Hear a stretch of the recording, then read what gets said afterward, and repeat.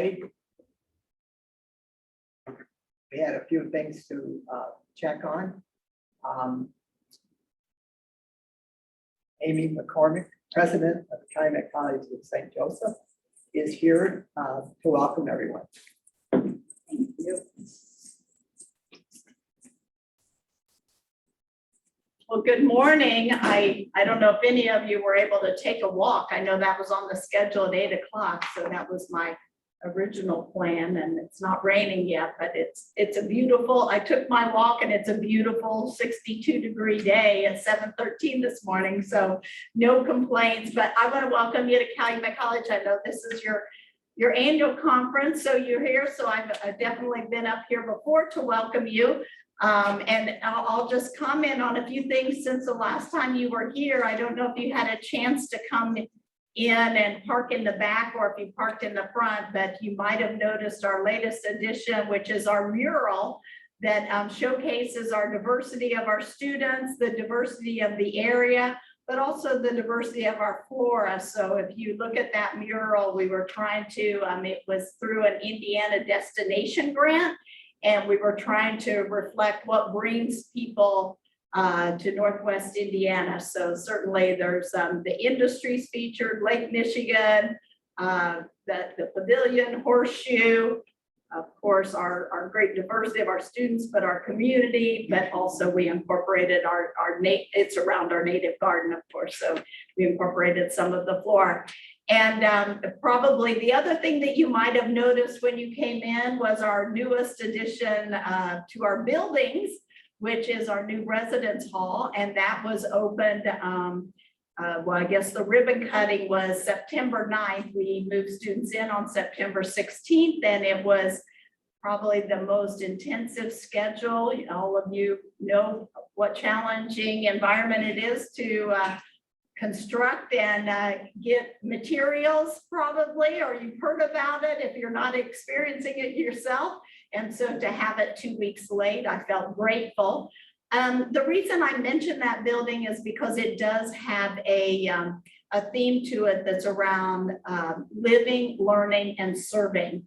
So we are trying to get our students out into the community and paired with non-for-profit. So I think about Ollie and opportunities in that way. Our first event is around Wolf Lake. So it's the 5K Girls on the Run. I don't know if you're familiar with that organization, but it's a girl empowerment organization where they run a 5K and pick a mentor, and that is one of our partner non-for-profits. And so our students that are living in the residence hall will be volunteering for that. It's in November, not this, 2 weekends.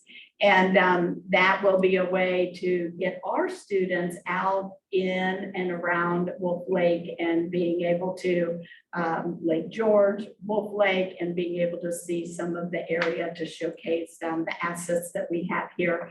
And so our next building that when it will be built is yet to be determined as demand justifies, but part of the theme of the first building is around sports, service, and recreation. So recreation, being out with the nature in the Indiana dunes and out in our natural environment. But our next building, one of the possible themes is around earth, wind, fire, and water. So it is an environmental theme, but it also obviously has a lot of theological symbolism that we can incorporate and aligns with the Pope's most recent encyclical, or Laudato Si, is all about a common home and water.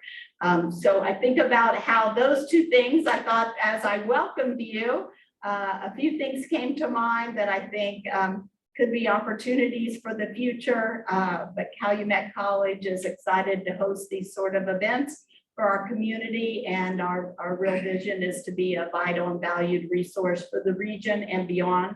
So to the extent we can do things like that, but also have our students out in the community and in the region is what we hope to do. So welcome. I hope you have a wonderful day. The mud puppies, it's always an interest to me. I watch a lot of nature shows at night, and a lot with our Living World and Blue Earth. So but I don't hear much about the mud puppies, so this is a good topic. So thank you for being here. All right. Thank you.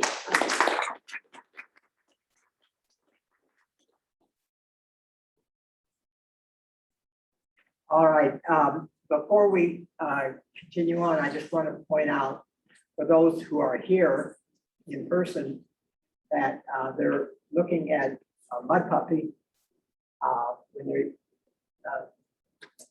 sat down this morning. And we're encouraging everyone here to take tabletop display home with them, so they can pass it on to their local public library or local school library or local science class.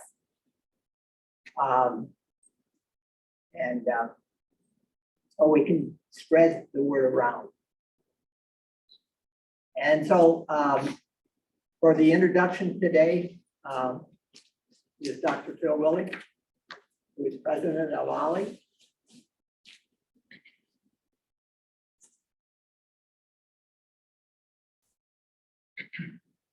Good morning. It's good to see everybody virtually and in real life.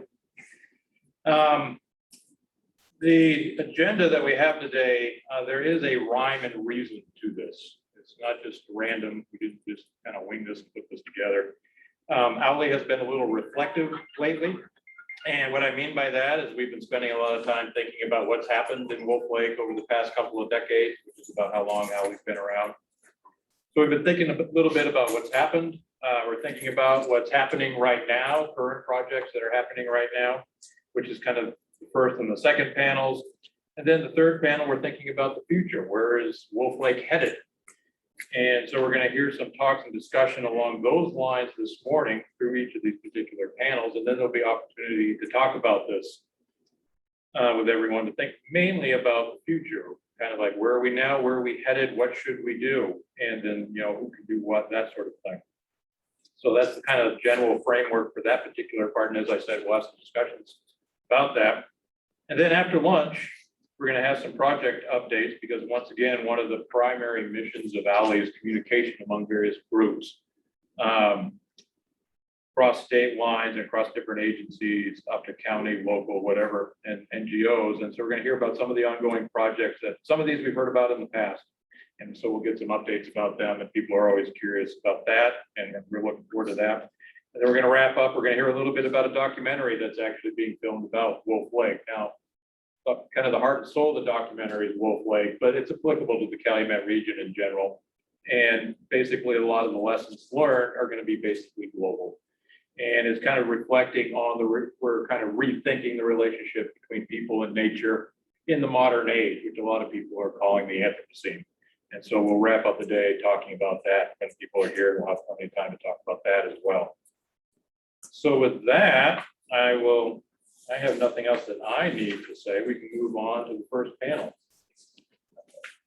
Thank you, Phil. The first panel is to talk about OLLI's past. And the first panel, neither of the first two panelists that we invited were able to come today, but I kind of want to take their place. Bob Robertson attended the very first meeting of Wolf Lake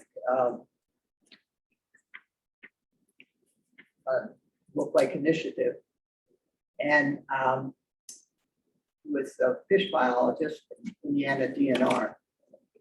And he soon joined our board and was on our board, I believe, for about 10 years.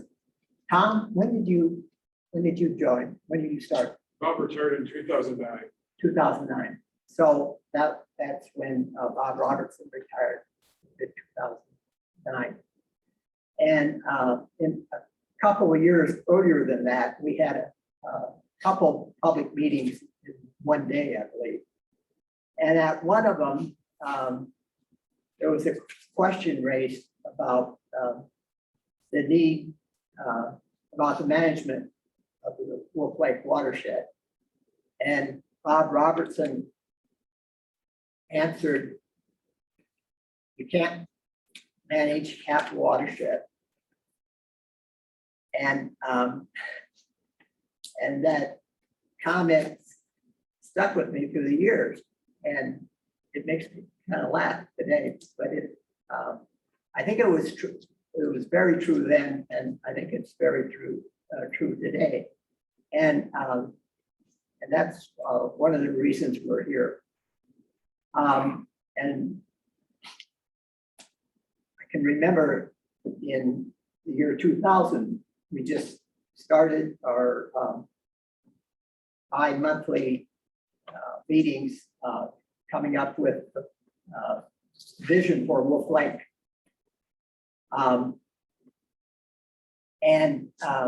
It was during the summer of 2000 that he and the fish biologist for Wolf Lake went out in the same boat and went out and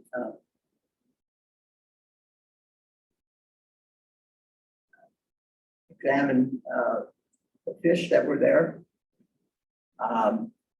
And they came back to a meeting the following month, I think it was, and explained that they were able to go out in the same boat and kind of we can do this. We don't have to do it by ourselves. We can get together and do things. And I thought that was kind of an encouragement, I think, for the meetings that followed. Frank Raldi, I wanted him so badly because he grew up on the east side, Cakewish areas, and so he grew up in Wolf Lake, around Wolf Lake, and I'm interested in talking to him about his connection as a youth and how he views the lake today. But I knew from early on, even though we invited him, that we were not likely that he would come. So I just wanted to fill in for those two folks. And the next speaker will be Durs Anderson from Open Land.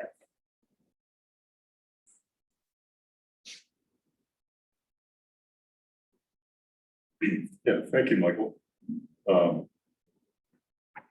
So I started working with Open Lands back in 1994, and within a year, first year or so, I started working on projects in the Calumet area and discovered Wolf Lake. I mean, I grew up in Oak Lawn, and I really didn't know the Calumet area well, but learned quickly through a lot of just really amazing residents, people, leaders, local environmental leaders. Met Mike, I think, within a few years.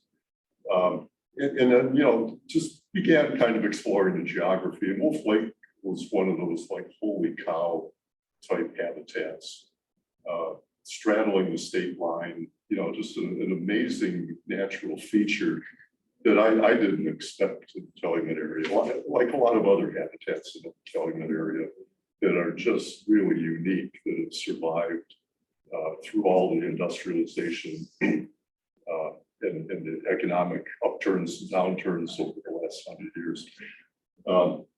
So when Mike got involved, in establishing all of Wally, that was great because every environmental habitat or every environmental niche needs a leader to pay attention, to get people galvanized about how important those habitats are. And Michael started playing that role. and it's not a one-person job, and he knew that right from the beginning. And that's really, I think, what motivated him to really outreach and begin to develop a core of people that would focus on like collaborate and think through what really needs to be done. And the tough part, has been getting governmental bodies involved, and that's always been a difficulty. Staff people in different governmental bodies, I think, who have participated in this conference through the years, show that they care about the lake, and they all have their kind of specialties and are trying to protect this lake and restore it. But as individuals, it's a tough step to move up into that governmental body and the leadership of governmental bodies to really make that commitment. And that's, I think, always been the hope of Wally, that sooner or later we would get something really formalized across state lines. So, it's difficult. In Indiana and Illinois, have a long, difficult political history with one another. And, that's reality. I mean, you can't deny that. But then, it got me thinking, what's going on around the country, because, these state rivalries are not uncommon. And so I just started doing a little bit of simple research on the web, because I know there are by-state commissions that are focused on environmental issues. I work on long-distance trails, and so one of the agencies I work with is the Bi-State Regional Commission in the Quad Cities. That covers both sides of the Mississippi River. Davenport, Rock Island, 3 or 4 communities there that, and as well as the counties on both sides in Iowa and Illinois. And that organization's been around for decades. They focus on issues, like in economic development, trail development, but they also focus on environmental issues as well. There's also, this is just simple research on the web. North Carolina is a member of 3 different river basin commissions that straddle state lines. The Catawba River, North Carolina collaborates with South Carolina. On the Roanoke River Basin, North Carolina collaborates with Virginia. On the Yadkin River Basin, North Carolina again collaborates with South Carolina. In New York, Long Island Sound, the large water body separating Long Island from the Connecticut, New York shoreline. There's a basin commission. The Long Island Sound Commission is totally focused on the environmental health of Long Island Sound.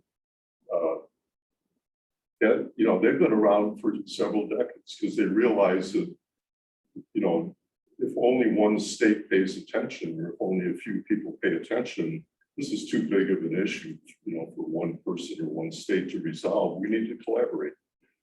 And then probably, one of the most famous ones, I think, that maybe we all catch in the paper every once in a while, is Lake Tahoe. Up in the Sierra Nevada, straddling the Nevada-California border. Beautiful lake, incredibly beautiful lake, incredibly sensitive lake. It's a huge growing area of population. And where does all the environmental pollution that any urbanizing area creates, where does it flow into? It flows in Lake Tahoe. And so as that area was growing, they realized across state lines, we have to collaborate. We've got to pay attention and work together if we're going to keep this water body in the best shape possible in the midst of all this growth that's occurring. They've been around for almost 50 years, collaborating on protecting Lake Tahoe. And so just because Lake Tahoe is enormous compared to Wolf Lake, there's really no difference. And so, why can't governmental bodies formalize a relationship around Wolf Lake? These commissions that I'm talking about usually are appointed by governors in each state. They're usually not regulatory, they're advisory, but they're collaborating, they're sharing stories and gaining trust in one another. And then because they're able to make recommendations to their state agencies, those recommendations, carry more weight because there's a collaborative backing effort behind it. I know Michael's vision was sooner or later, I hope we get there on Wolf Lake. And it's worth pursuing because sooner or later that has to happen. Instead of two states not wanting to work really closely with one another, we know there are staff people in both of those states with all of these agencies that care about this lake. And sooner or later, I hope we get to that point because a collaborative, committed governmental effort would really do wonders for the long range future of Wolf Lake. So thank you.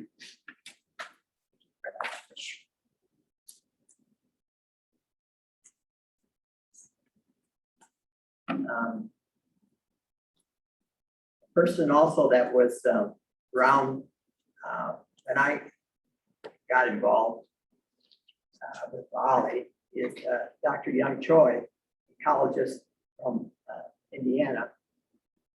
And I would like to hear his views on the history of Wolf Lake.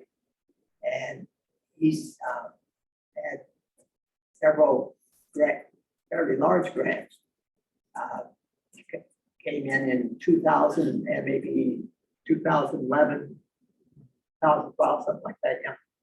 But could you kind of talk about your experiences with Wolf Lake?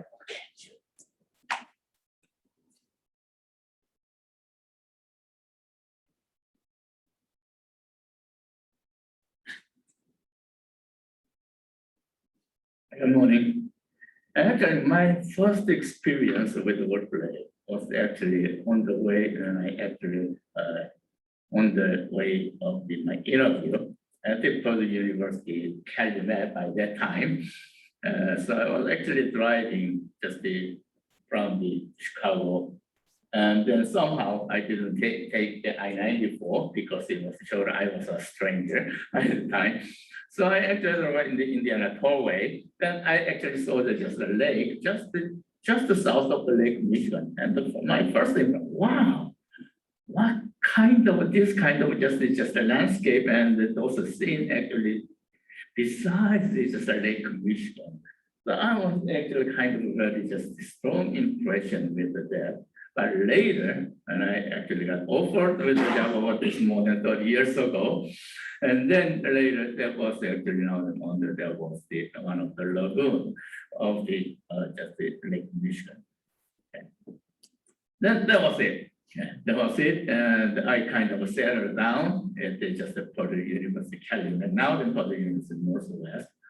But at around the 2000, I believe, right?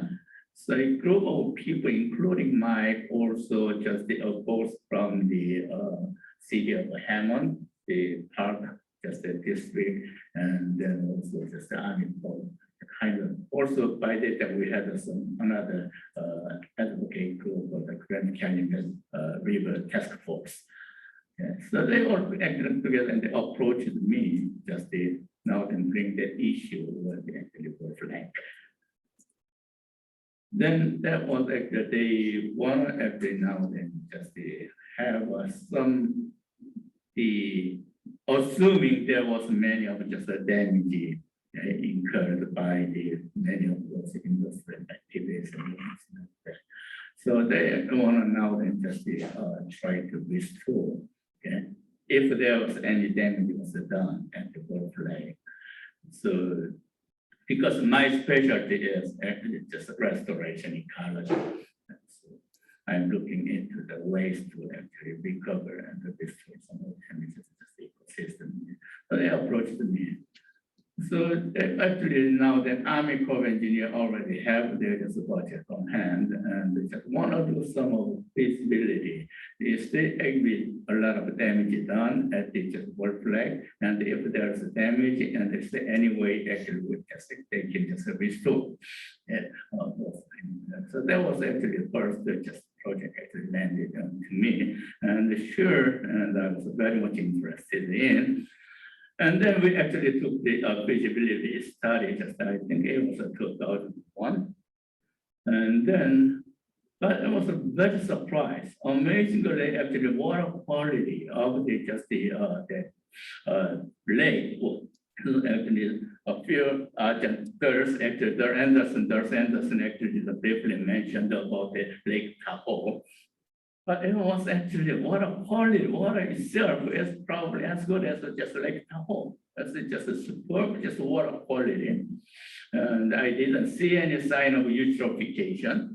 So it's relatively clear. It's kind of trouble because of some of the sand particles got suspended in the water, but I checked the dissolved oxygen and all that kind of indicator, just the organisms such as we actually found some of the leeches or the scud. They're all just indicators of class 1 or class 2. That water. So it was really just a high just water quality. So I was very impressed. That's a very impressed of that. But that is actually one side. But on the other side, and the student actually, it did not take me long to learn actually the lake was divided by the tollway. Okay? So that actually now then actually blocked the water flow.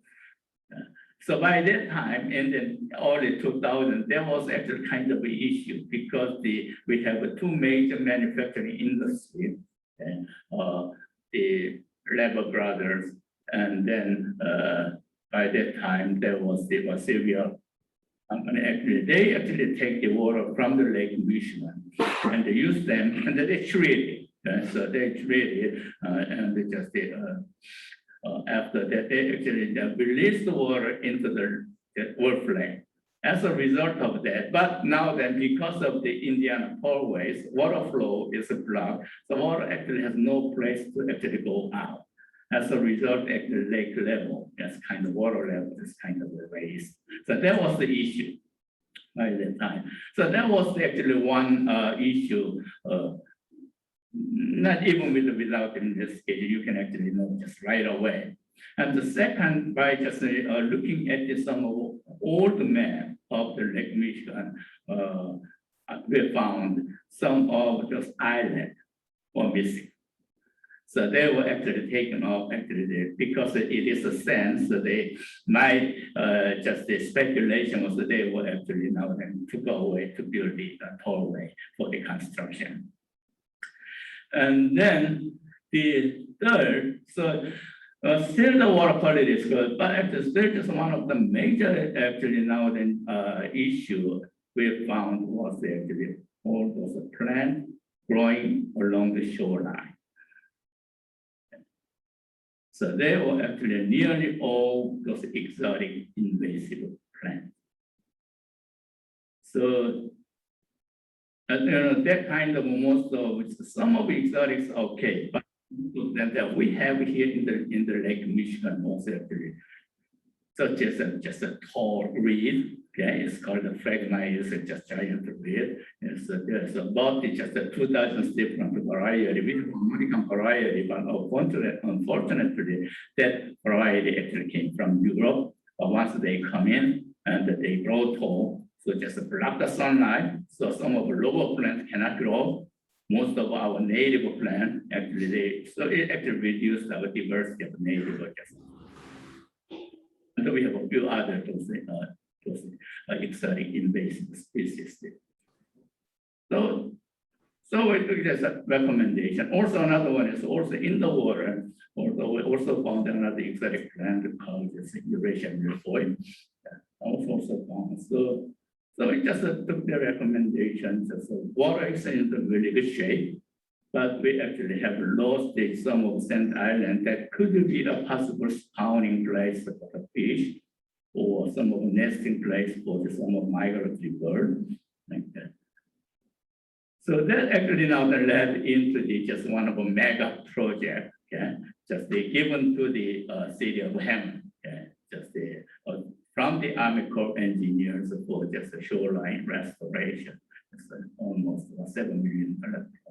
So this is what you see now. So they actually now sprayed all those just invasive plant and they reviewed just the sand island. So actually that project ended around 2010. That was beautiful. Okay. So it's beautifully done.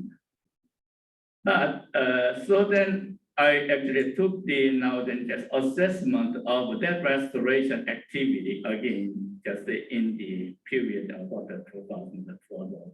And so how that things got actually changed. So by that time, actually now most of those invasive studies are done.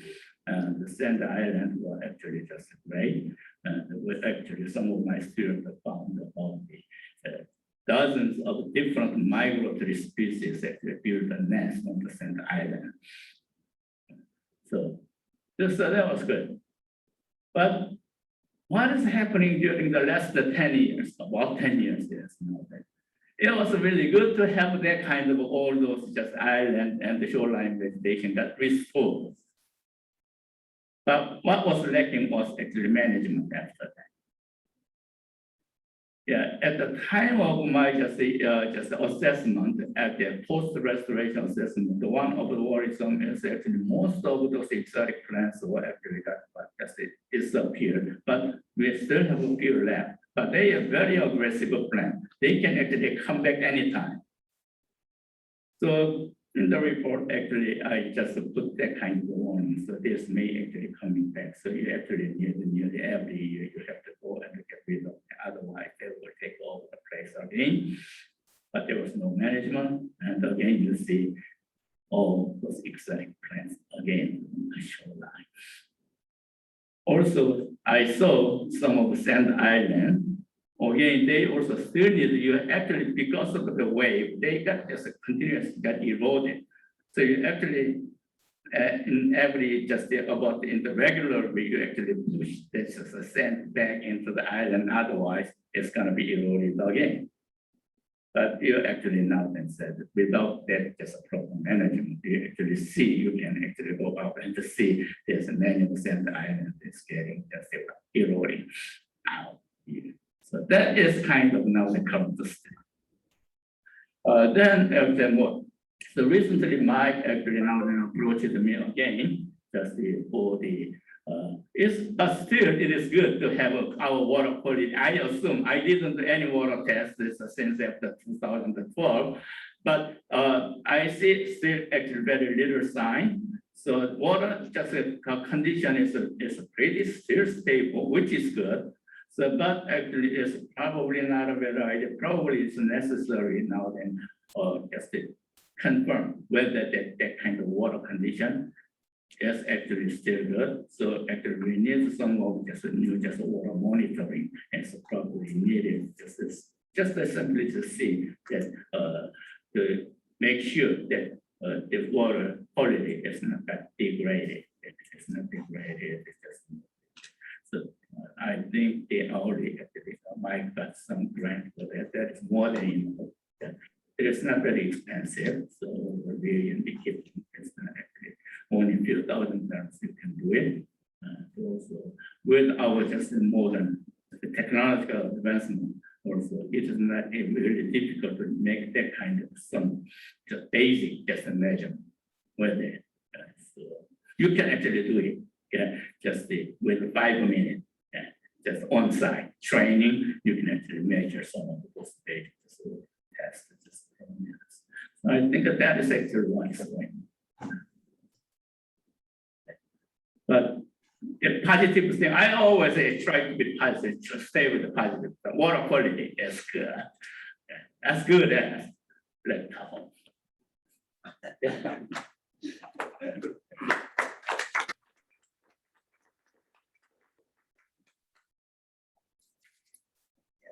The restoration of the shoreline was started out to be 8.9 million. Yeah. And ended up to be 6.9. Yeah. Why?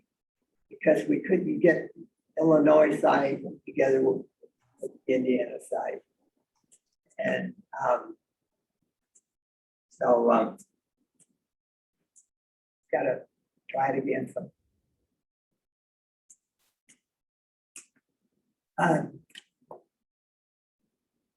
Dave Daverton, who is usually attends these meetings. He's on Zoom. Oh, is he on? Oh, Zoom? I'm sorry. I thought you said, yeah, Oh, he's not, yeah. no. No, I think because he's in court. And I don't, and I think it was out of town, so he couldn't make it today.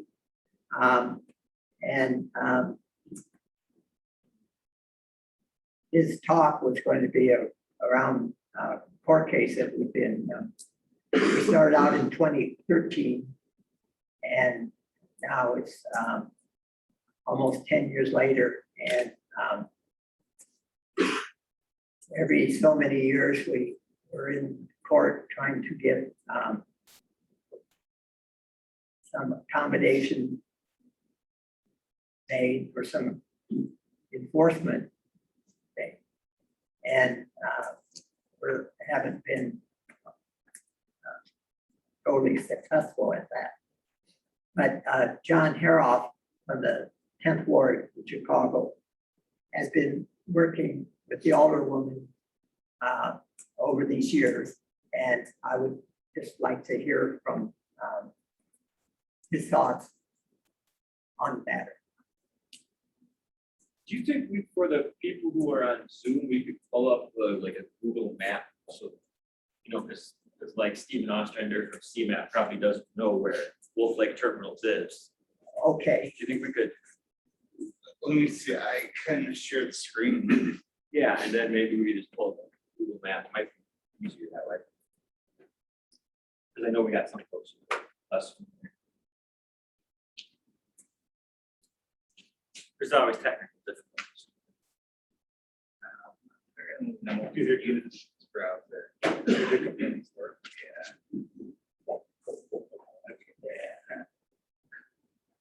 Minor.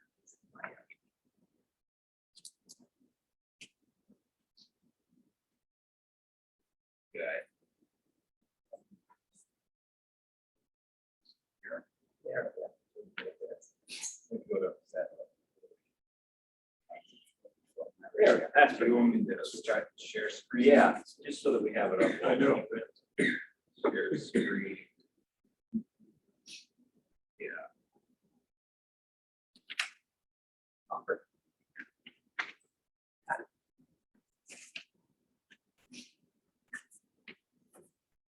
All right, good morning. I'm John Haff. I work with the 10th Ward Alderwoman's office. Like Mike said, this has been an ongoing problem predating 7.5 years ago when Alderwoman Garza was elected. You started, I believe, in 2013. On our side of the border, I know I first drafted a letter for the Alderwoman to the Illinois Department of Environmental, or Indiana Department of Environmental Management, objecting to the issuance of a permit in 2017. And I never received a response from IDM about our objection. When they went to renew, I believe every 5 years they need to renew their permit. And so this year, Wolf Lake Terminals, which is this facility with all the tanks on it, folks on Zoom. It's labeled there. Okay, excellent. They discharge stormwater and wastewater, and they receive a permit to discharge through the NPDES US EPA law, and their state are allowed to issue that permit. Part of the requirement is that, they get the permit discharge into a navigable waterway. However, if you look closely at the map, they do not border a navigable waterway. They discharge across the state line through a berm into the part of Wolf Lake that is in Illinois, which is the nature of the objection that Michael has had for years, the objection that we have as the Alderwoman's office. This year, when they applied for their permit again, I once again drafted a letter. I have not gotten a response to that letter either. But I also have the city's Department of Law this time trying to come up with a strategy. After I reached out in March 2022 of this year to the Chicago Department of Public Health and the Law Department, Chicago Department of Public Health and IDNR went out in July and August to inspect the site based on what I told them. A lot of people not come down to this neck of the woods a lot. So they wanted to confirm that in fact, there was no shoreline that Indiana could be discharged into, and they did agree with David and Michael's and I's assessment that the actual water discharge from Wolf Lake terminals does occur in Illinois and not Indiana, thus IDEM should not be issuing a permit. City of Chicago now agrees that this does happen on our property. However, there are always jurisdictional issues. So while this is technically in the city of Chicago's water, it is on the William Powers Conservation or Recreation Area's property. So it's state-owned property run by IDNR. So as the city, I don't have a lot of authority to go out there. I mean, I can get the inspector to go out and look. When they went out, they did one of the 2 times see an oily sheen on the water, which was concerning. But I can't just go out there and inspect the facility because that's across the state line. They did note that there are 2, you cannot see that really on Google Maps, but if you were to walk out there, there's a long berm right along the borderline.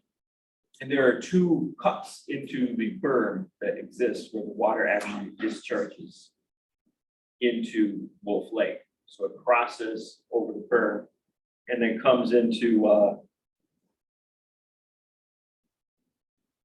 they able to see that? It comes into Illinois.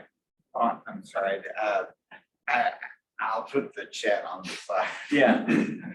But it might be good to zoom out a little bit so they can see in relation to the whole. Yeah. That's probably a little more clear. So as it stands now, I am trying to get a regular meeting between IDNR, the Law Department, and Region 5 US EPA. Individually, all of us have talked, but there's no regular standing meeting to discuss the issue yet. I just got a message from the mayor's policy team this morning while I was sitting here. They're hoping by the end of the month that we can have a joint meeting with IDNR, ourselves, US EPA, and Illinois EPA to discuss our next steps. There is a legal strategy, and then there are some other possibilities to address the system that I'm not allowed to talk about. They might call shoreline restoration, in which case then it would be hard for water to flow into the lake. It's shoreline restoration. But what it highlights to me is that just as in 2017, again in 2022, there is no group of governmental officials that you can go to discuss issues around the lake. When I did this in 2017, it took a lot of effort just to get IEPA to talk to IDNR, to talk to the law department. And aside from a couple others, nothing really came of it. And again, I've started over from scratch this year, trying to get various government agencies just on my side of the border to all talk to each other about Wolf Lake. And to me, it would really be helpful if there was a regular, even if it was just once a year group where we all got together to discuss issues related to Wolf Lake. Because right now it's very disjointed, and each time you try to have a discussion, you have to recreate a whole new committee from scratch, which is exactly what I think Michael has long noted as a problem, right? I think most of us here understand that is an ongoing issue. There's also no way to really share information.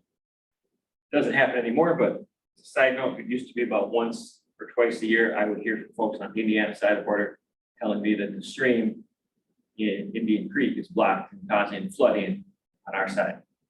I can assure you, although I think we have someone from US EPA who's going to talk later, but the stream this year was inspected. There are no blockages, so anytime there's flooding, it is not related to a slowdown in Indian Creek, because we actually sent someone out there with some equipment to go look at all of the tunnels and bridges that connect Wolf Lake to Calumet River. They're all open and flowing fine.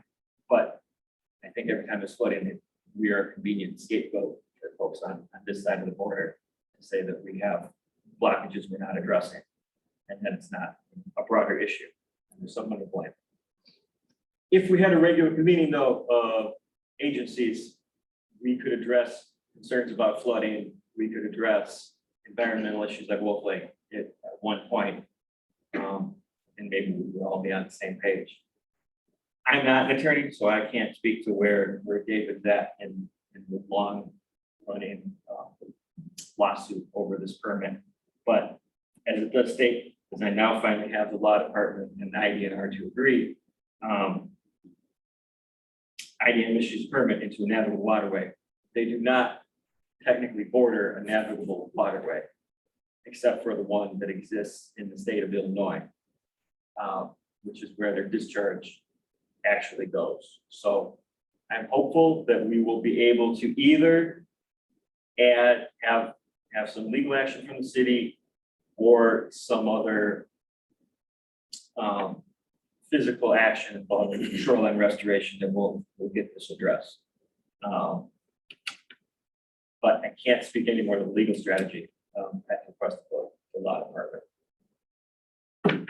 I don't have any questions about where we're at. Yeah. Excuse me, I have a question. So obviously, the state of Illinois owns William Powers, not the city of Chicago. But then Indian Creek is flowing through the city of Chicago. Indian Creek is entirely within the city of Chicago. And So yeah, it so starts coming out of Wolf Lake, right, in Yeah. IDNR's property. Then it goes through what was now declared a Superfund site, the Shroud property, which is, it's just the other side of Avenue O. Northwest. And then it makes a hook to go north to connect the river. And then it flows through a couple of technically privately owned parcels that you can't do anything with. And then it flows through between PBS Chemicals and Pico Pallet Corporation. And that part was restored to be a more natural wetland, 1999, 2000. Sure. So can the city make a case that the discharge from Wolf Lake is polluting areas in the city beyond the state park?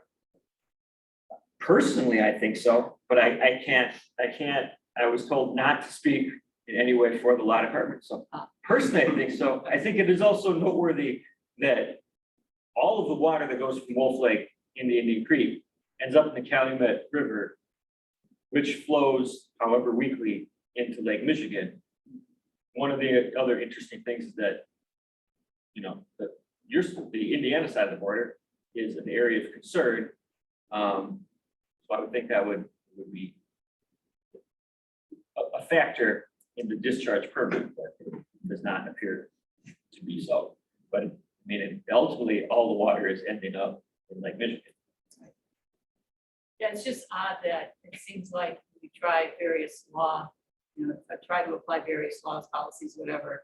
The answer is, well, it's really not in your jurisdiction. And when you're in the city of Chicago, try. I remember Rahm Emanuel trying to sue for Petco in Indiana. I think it was Petco, and being told, no, sorry, that's not your jurisdiction, even though it's all landing in Chicago. So it's just frustrating. Well, yeah, and when the city did reach out to IDEM about this permit this spring, response was, well, I don't know why this would concern you because discharge is in Indiana and it's not.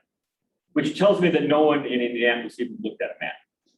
Right? I mean, even if I did agree, which I don't, but if I did agree that the water was be discharged in Indiana, the lake's on both sides of the border.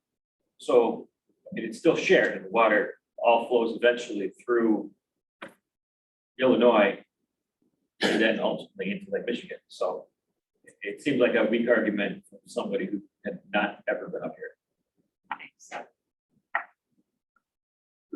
Can I respond a little bit? Yeah. So the US EPA has delegated a lot of its authority to the state of Indiana, IDEM, and the state of Illinois, IEPA. So they're supposed to solve these problems. But when it becomes a bi-state issue and one of the agencies decides they don't want to solve the problem, you're stuck, you know, and somehow you have to elevate it back up to the US EPA. Prior to the current presidential administration, we had a presidential administration that really didn't care much about environmental policies. So Region 5 US EPA, just didn't want to do much. And I'm not even sure they were approached by IEPA or IDEM. So now we have a different Region 5 US EPA. The fact that, there's some outreach going on, that helps. See where it goes. I think we're in a better spot this time than we were in 2017. I've had a strained relationship with Rahm Emanuel. I mean, he did, make some effort to address it, but I mean, at the time you had a Browner administration that wasn't particularly concerned about Chicago or pollution. You had a federal EPA that did not seem to be particularly concerned. So there was just very hard to get buy-in from Illinois agencies, even though I think people who work there were concerned. I'm supposed to get in with Indiana Environmental Management and Region 5 also, I think, was told to stand down. We're not in that situation this time. There are definitely some people interested, certainly administration Springfield is more concerned about environment now. Region 5 has Deborah Shore, used to be an MWRD commissioner and is interested in the Calumet, now overseeing it. So I think the wheels are moving in a more forward direction, but it is still painfully slow. Can I ask what sort of pollutants are we concerned about? If there were a release, what would they be? Well, I mean, there are releases. Primarily what happens is they clean rail car tanks there. I mean, they have oil containment tanks and they have a system to transfer from the oil rail cars to the tanks. I'm not a scientist either. I'm not particularly concerned about that. I mean, they have separate permits and OSHA regulations they follow there, but the tanks themselves get washed down and those pick up oil too, just from, of course, transporting oil. On the Illinois side of the border, if you are cleaning out a tank like that, all of that wastewater has to go to a separate containment pond to then be treated. There is no containment pond at Wolf Lake Terminal. So when they wash the tanks off, whatever's on the tank just flows down and then as stormwater runoff goes out through a couple of cuts in a berm into our side. So, I mean, there's two issues. There's the legal issue, right, of whether or not it really should be able to issue a permit for the discharge in Illinois, but also there's a concern over the way Illinois EPA would handle it versus Indiana Department of Environmental Management handles cleanup tanks is very different, right? We wouldn't allow you to clean a tank that way on our side of the border. But it's oil leak sheen. And the second time that CDPH went out this year, they did note some oil sheen on the water. So, although I guess the water quality overall is good, right? All right, thank you. If anybody else has questions, right, I'll be around. Okay. Do we have anything on chat? The only comment so far is just more, they wanted more information about who John was. So I just said he works with the older woman. But let me add in that she's the 10th ward, right? Let's put my email there too, so that if anybody in the chat, if our virtual friends need something. Oh, okay. What's interesting is Wolf Lake Terminals in 1992 was heavily fined for what, I don't know, but they were heavily fined. In the year 2000, when we were holding meetings to come up with the Wolf Lake vision, they were fined again. And so they have a history.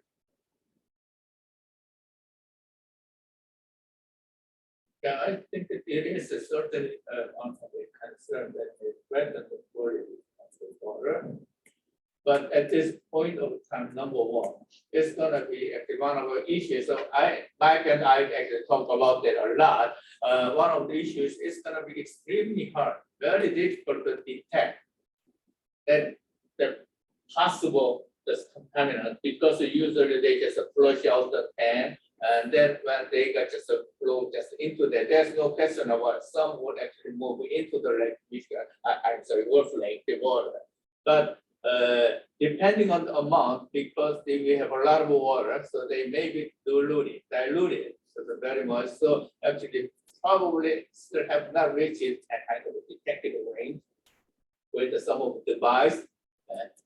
And also, there's kind of a very lengthy and expensive process actually. So whether it is not clear for at this time whether even they actually move into the lake and is that kind of a level of those contaminant activities reached to the detective level, or actually have reached that state standard or EPA standard. We don't know. Doug? Yeah. I would think too that the petrochemicals and all the other chemicals that are flowing off of the Indiana Tollway into the lake, you know, are mixing in with what's flowing out of the terminal. So I'd be interested in your reaction. That really almost the installation of a continuous automatic monitoring device just on the Illinois side of the Wolf Lake terminal discharge, so that you can catch it when it happens before it intermingles with the rest of the lake. That's probably the only way you're gonna really catch the Probably the data. only way, but actually now again, but it is allowed actually permit on issue. So whether also it's not also just clear whether that is really just a violation of the Indiana state law. So that is certainly just a potential threat. But so far, we didn't see any just really just clear and the harm actually is evident.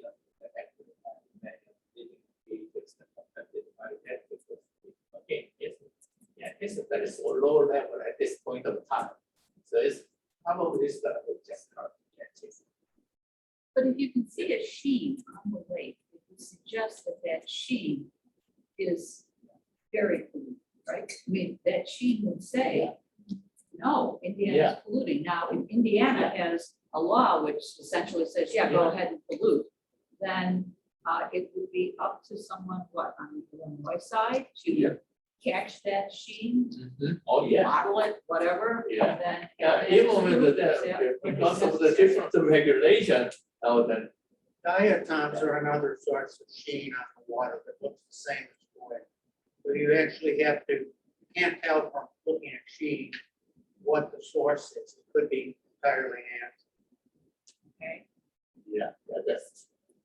This is what all the environmental scientists in Illinois told me too. It's really can't determine because, I mean, I know from you know, there are natural things that cause things to look like a sheen. I'll normally kind of look at some different oil. And so it's what you would be actually saying. So yes, there's a potential, but it's still very tricky. That is tricky. Okay. Joe Kruschek was planning on being here, but I don't see him. But he's attended previous meetings, just about every one of them. And he says, I'll volunteer. And some of you have probably here know about him. But for those who don't, he and his nephew over the past 4 years have were able to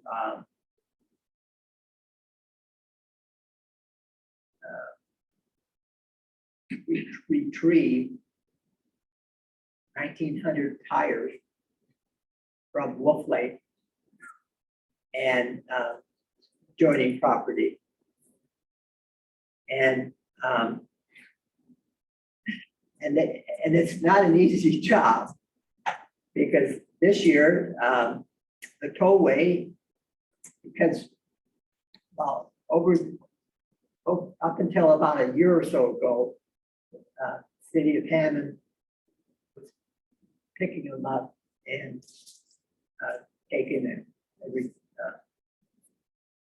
But about a year or so ago, they told Joe that they couldn't help him anymore because they didn't have the funds to do it with. So Joe thought, okay, so he took him up to the tollway and dumped him along the tollway, and the tollway personnel came by and started retrieving them. But then it became kind of a, they kept coming up there. And so the tollway folks said, what's going on here? And so he said, well, you're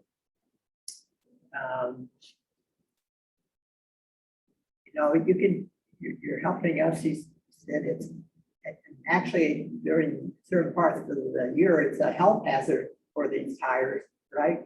Be around. And so, so they had an agreement last year. Well, this year, they started sending them up along the tollway. I mean, they have to take they had to kind of carry them. Or they had a little wagon that they would put the tires on, and then they would haul the tires up to the tollway. I mean, that's quite a bit of work.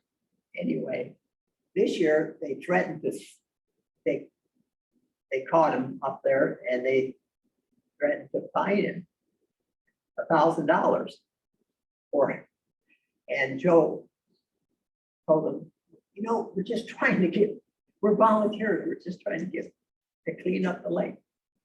And, but anyway, they finally reached an agreement, and so he wasn't fined $1,000. But one of the problems he's had is getting owners of properties surrounding the lake to help him out and help him haul away. And so he, on his own, he went out and they kind of over the phone contracts with all of these landowners. And I've written a couple letters on his behalf. And so he's been very good at getting people to do their job, live up to their responsibility, including the railroad. And but it truly isn't easy being a volunteer. I've concluded, and I think he's concluded as well. Okay, this is break time, so let's take 5 or 10 minutes to stretch out, and then we can begin with our with panel 3.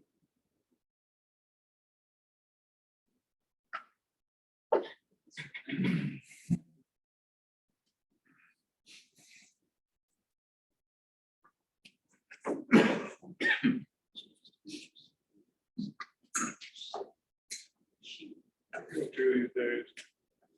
Are you actually retired or are you still? Yeah, so it's definitely that. Solid truth. Wow. But I enjoy it, you know. I thought that was huge.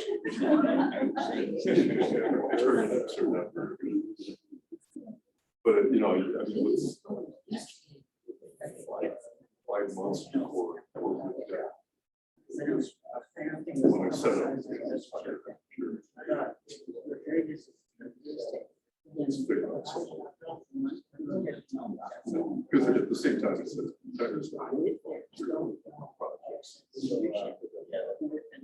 still have contractual. So I knew it was.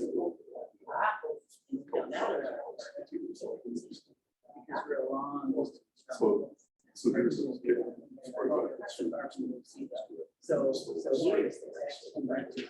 But I don't, yeah, this is before COVID. I said, well, then COVID.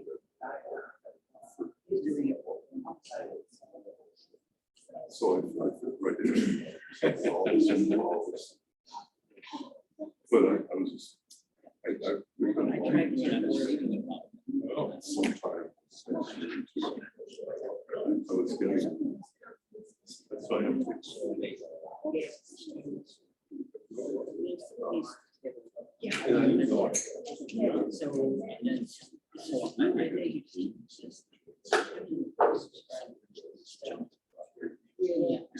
I started.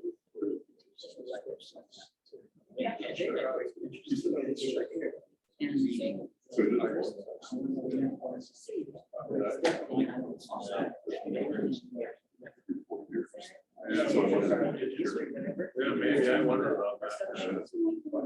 So it was interesting.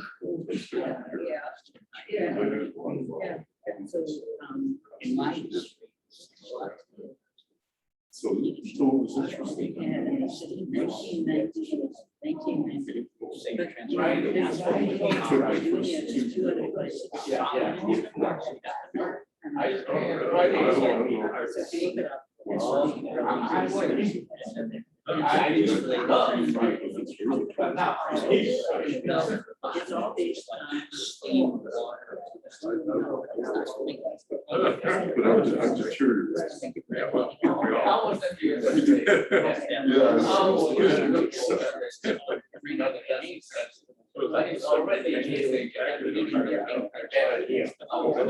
I guess it's a lot of different. Yeah, I was really surprised.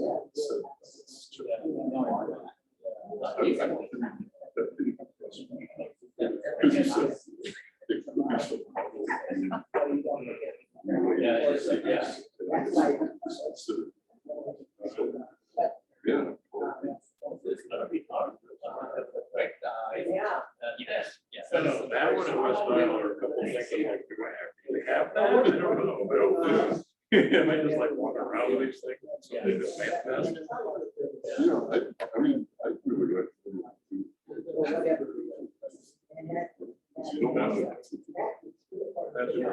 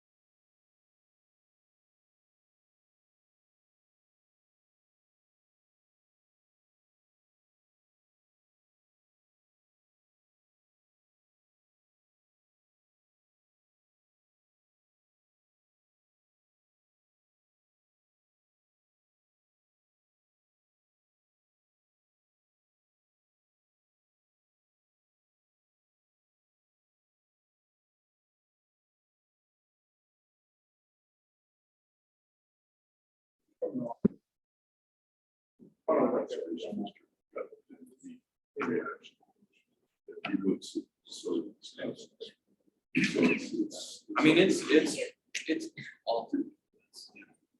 Okay, let's begin panel 3. Watersheds. We looked at the past, we looked at the present, and now we're going to kind of look at the future. And we want to talk about watersheds next 2 decades with primary wolf lake managers and other state regional planners to shepherd the future. What are the advantages? What are the challenges? And when I first tried to do this, I thought, well, we have to get all 6 managers on board. And otherwise, you can't do this. But I've been thinking about this a little bit more.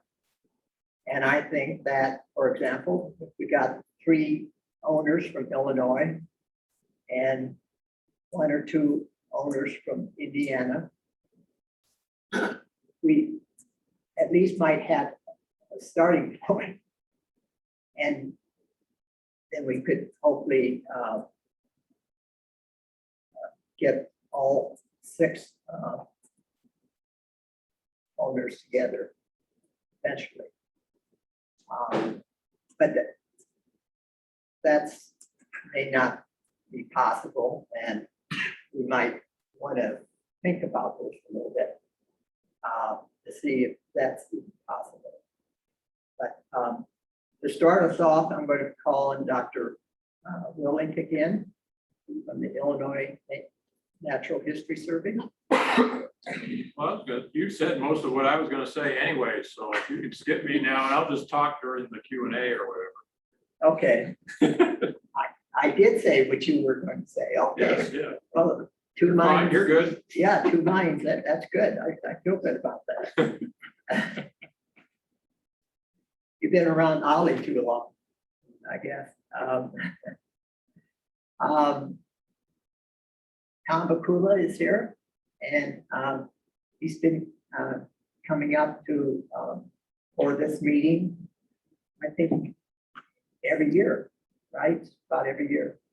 And so what do you think about how Illinois DNR might be involved in this? Did you have something that, did you want to come up here and say? Probably able to hear you better.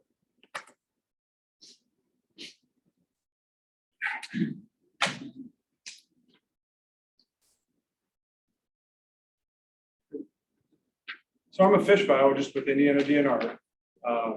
So with that, I mean, it's a pretty limited scope in what I do, but with coming to these meetings, trying to, if there are issues within the Division of Fish and Wildlife specifically, I pass those along to the biologists who need to know and try to work towards building that collaboration with others.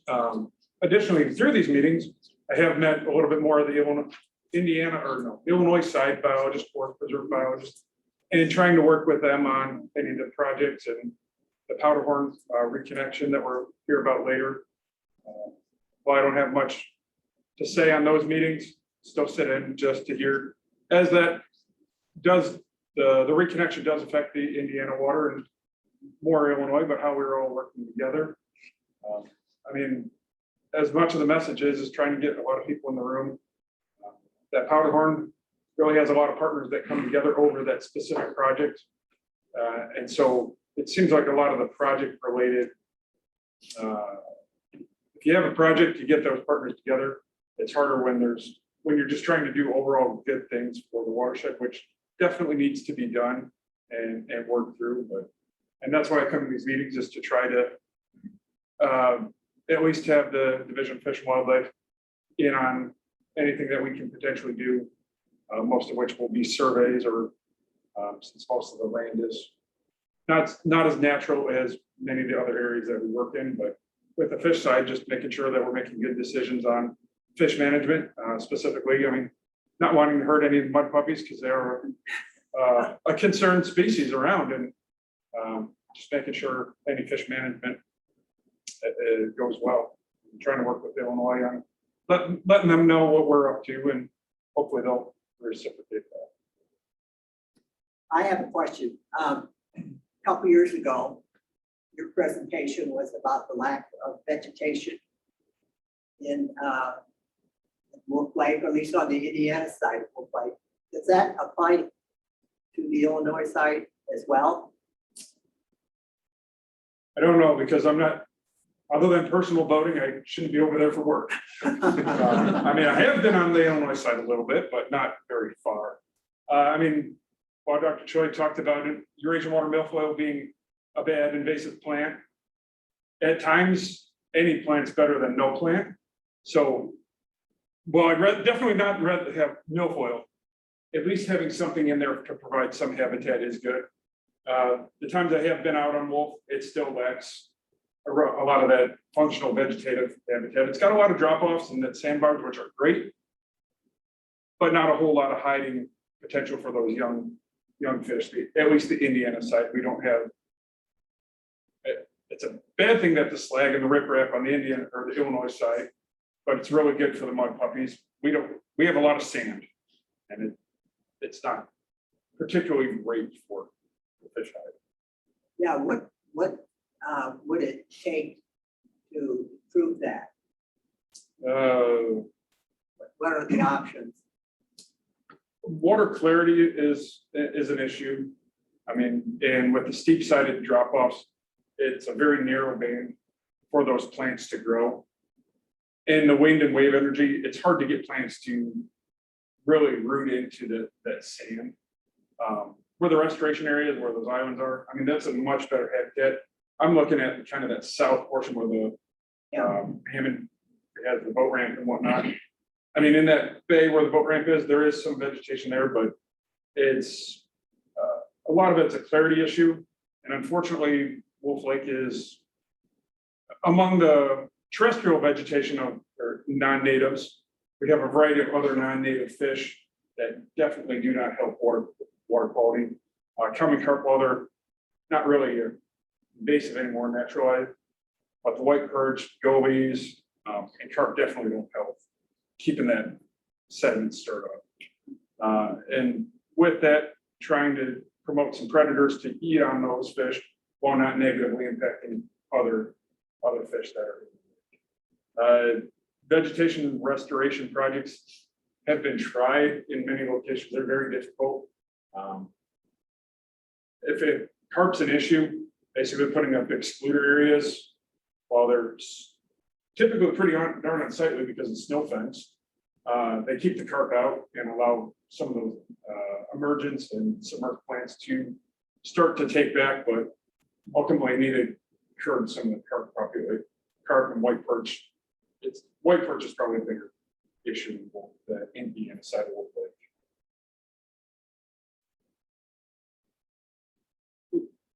Would it make sense to provide structure for the fish to, when it's frozen over, haul out some, cut down trees, oaks or cottonwoods, whatever, just drop them?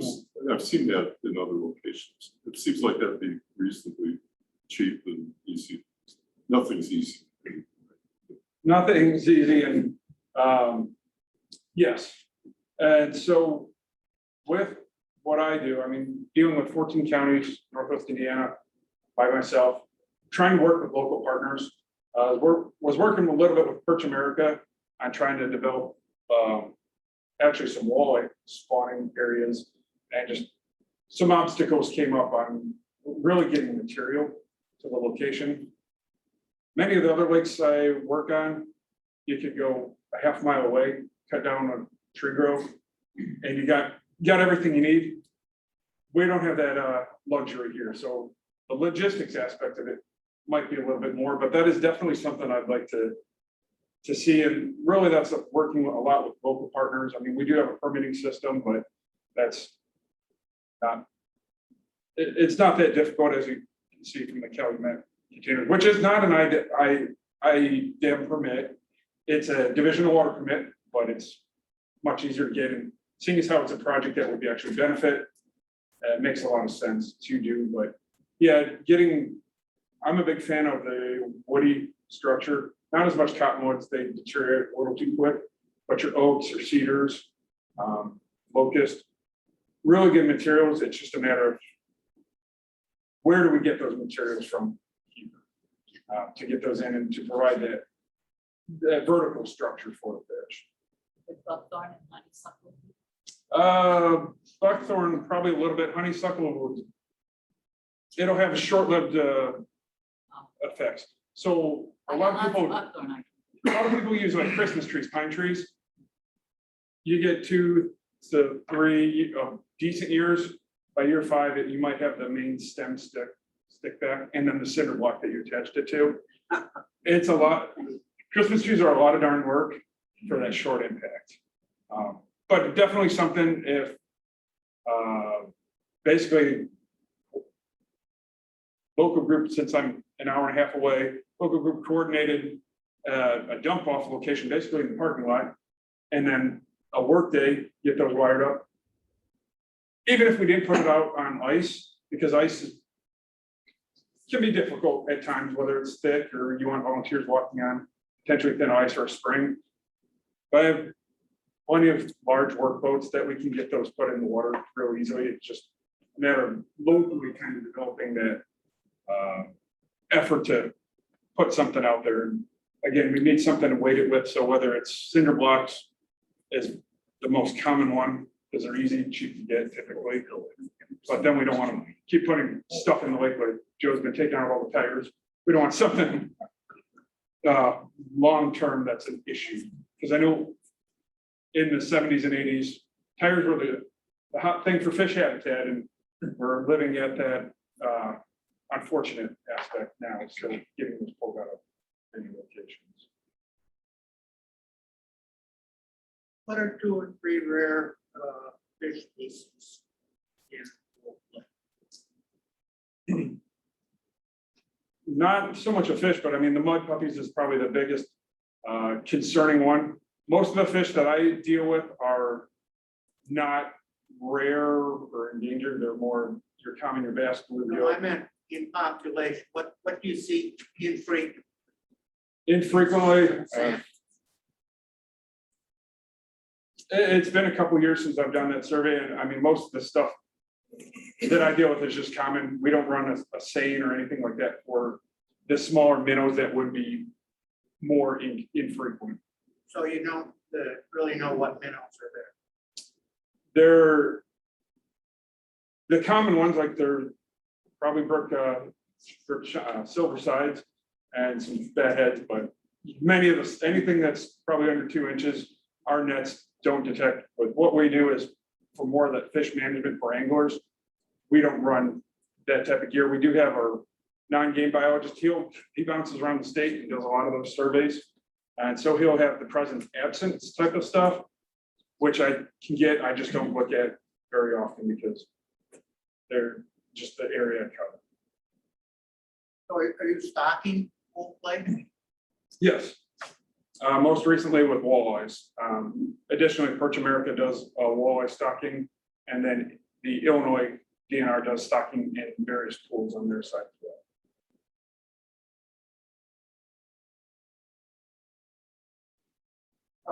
I'm gonna add to the fish conversation, Yeah. but similarly, we're not sampling a lot, we're not doing seines as part of the monitoring of the connection, so.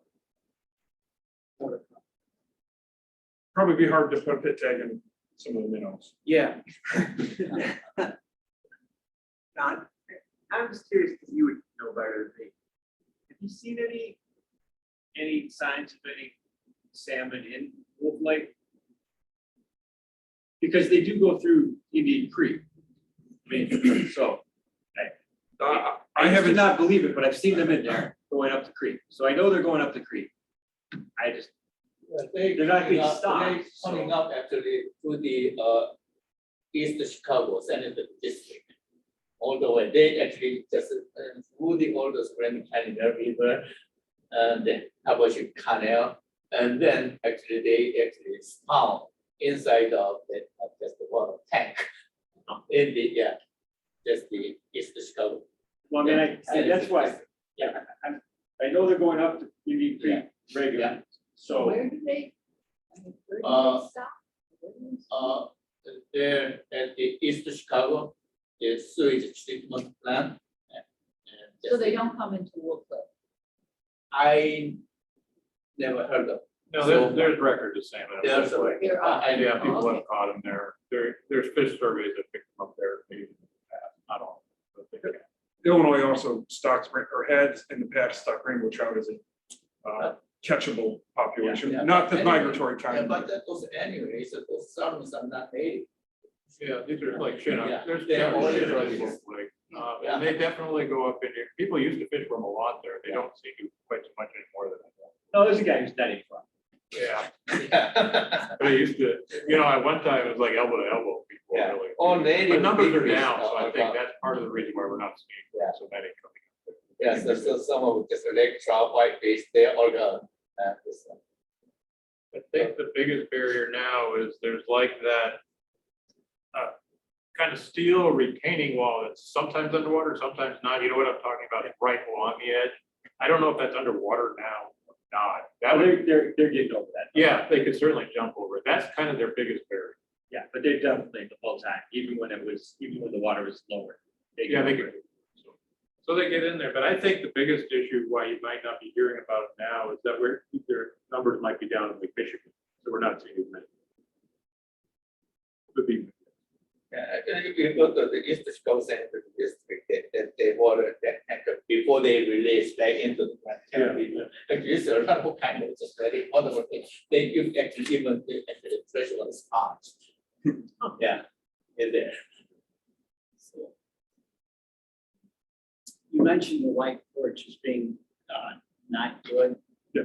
Why, what does it do that causes it to be?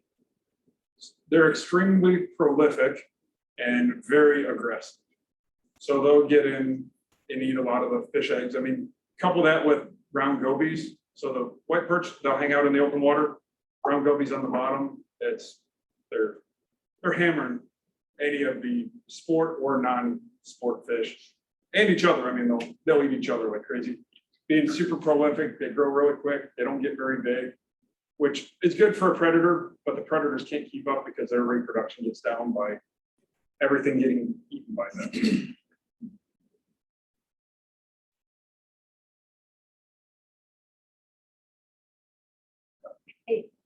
Thank you, Tom.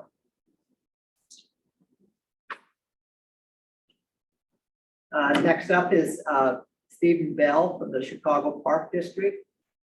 And we're looking at the next 20 years. And what are your thoughts on this, Steve? Yeah, good morning, Michael. Can you hear me okay? I hear you fine. Thank you. Okay. Yeah, I always have a little bit of trouble trying to to do Zoom calls from my office here at Big Marsh. So I don't have my video on. I hope that's okay. Yeah. I mean, I think I don't think I fit squarely into this this discussion. I think it's worth my saying that my role with the Chicago Park District is as the center director at Big Marsh, and managing Big Marsh and the center as a hub for Chicago Park District activities at our southeast side location. So on the Illinois side, we have Steelworkers Park and Marion Burns and Big Marsh and Indian Ridge Marsh and Hegwish Marsh, Whitford Pond, and then Dead Stick Pond. So most of those sites are what I would consider post-industrial sites. They're damaged sites. There's in general, they all have some level of contamination that needs to be addressed, either through materials that have been dumped there or materials that are leaching from neighboring sites or properties, or and or from slag that is a remnant of obviously we all know from steelmaking industry.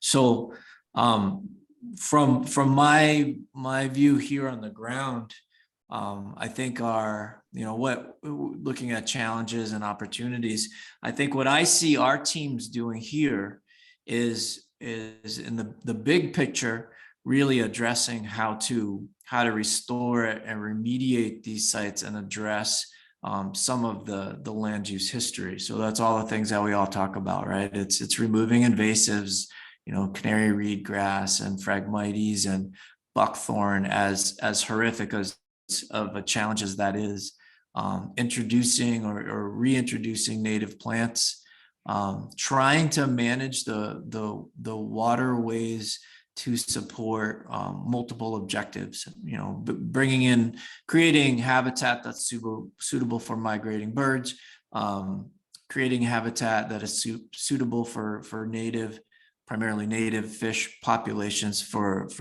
breeding and nurseries and feeding, and also looking at these spaces as community assets. So we're managing for flora and fauna, but ultimately we're trying to create spaces where people are able to come in and engage and enjoy and benefit from being out in nature. So that's kind of what I'm doing on the ground. I think from a Chicago Park District perspective, we work very closely with a great set of partners and collaborators whose expertise is in managing wetlands and waterways, and those include the Wetland Initiative and Great Lakes, Audubon Great Lakes, the Nature Conservancy, and Field Museum and others. IDNR and EPA and others are involved, obviously, and that those partnerships and relationships and history, because those partners have been working together for a long time now.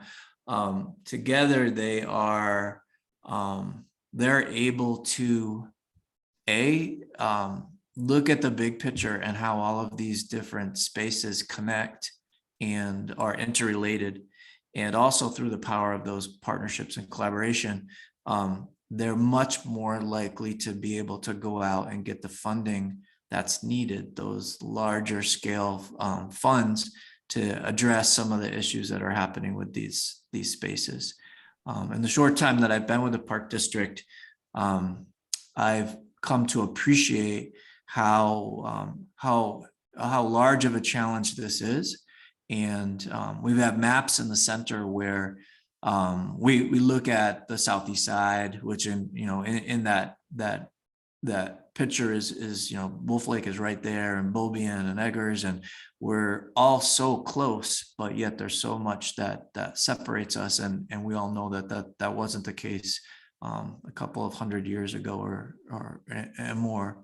And with those maps, one of the things that is very striking is that all of these spaces, particularly the blueways and the greenways, have so much potential. So that 20-year look, Michael, I think is continuing to understand and chip away at the connections in the watershed and how we all influence each other and can benefit from these interconnections.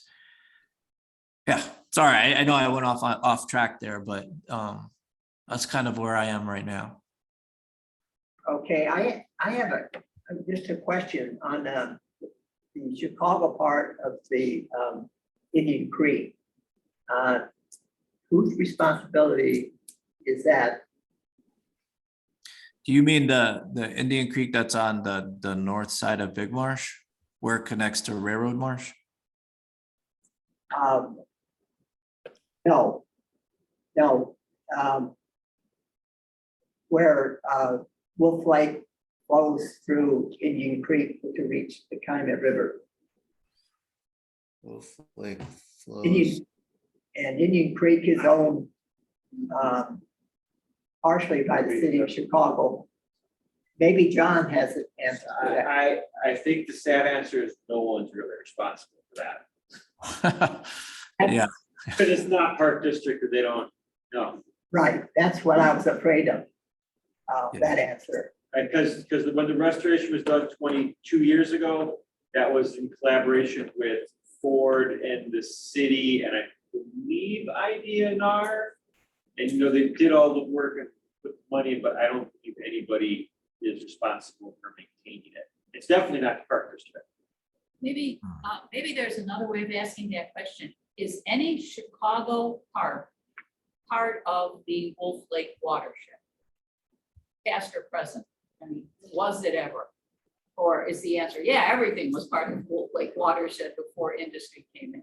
But is there anything currently that is, like Eggers was part of the Wolf Lake watershed, then was cut off by the slag dumping. Right. Where the power lines are, but is. I still consider it part of that watershed, Thank you. despite But what is man any has done. Chicago park like? That would be No. part of the watershed. Watershed's very poorly defined because the land is very flat, but the Calumet River is a dug channel. It's a natural channel that was altered to really change the whole watershed. And Yeah, I don't think so. I don't believe so. I would just comment that I go to Headwich Marsh and Indian Ridge Marsh. Chicago Park District's doing a great job, in my opinion. Yeah, thank you. Thank you. They especially, sorry, I just moved the computer out so I could look at my big map. So that's why I'm a little echoey here. Yeah, the work that in the past 2 years, I know we had one pretty sizable grant for Hegwish, and I'm, fingers crossed we've got another one that is probably coming in. And I know they just put, I don't know how many thousands of they're called rock socks, which are basically these I don't know what the substrate is. I'm assuming that they're rocks. There's some kind of gravel substrate, and they're in a mesh material, and they're impregnated with marsh seeds. So they've been launching those all throughout the marsh. So it's looking really good. Hegwish is really coming along.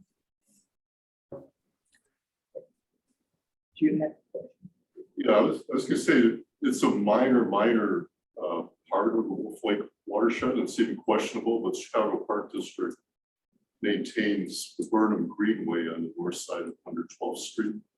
Oh, yeah. Any part of that were to drain in Wolf Lake, that'd be relatively minor, certainly not a park, but I'm not sure if it's a we call Man Park. Man Park. Yeah, Man Yeah. Park. Through stormwater No, drainage. no, but Man Park would.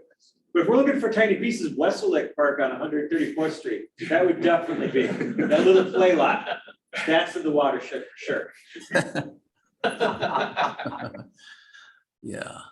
Of the park district. Pretty minor, but. Other questions of Steve? Okay, well, thanks very much, Steve, for helping us out. Yeah, I wish I could provide more, but thank you for inviting me to be a part of this. Yeah, and good luck. You got 20 years to go, so. Yeah, yep, I'm gonna stick with it.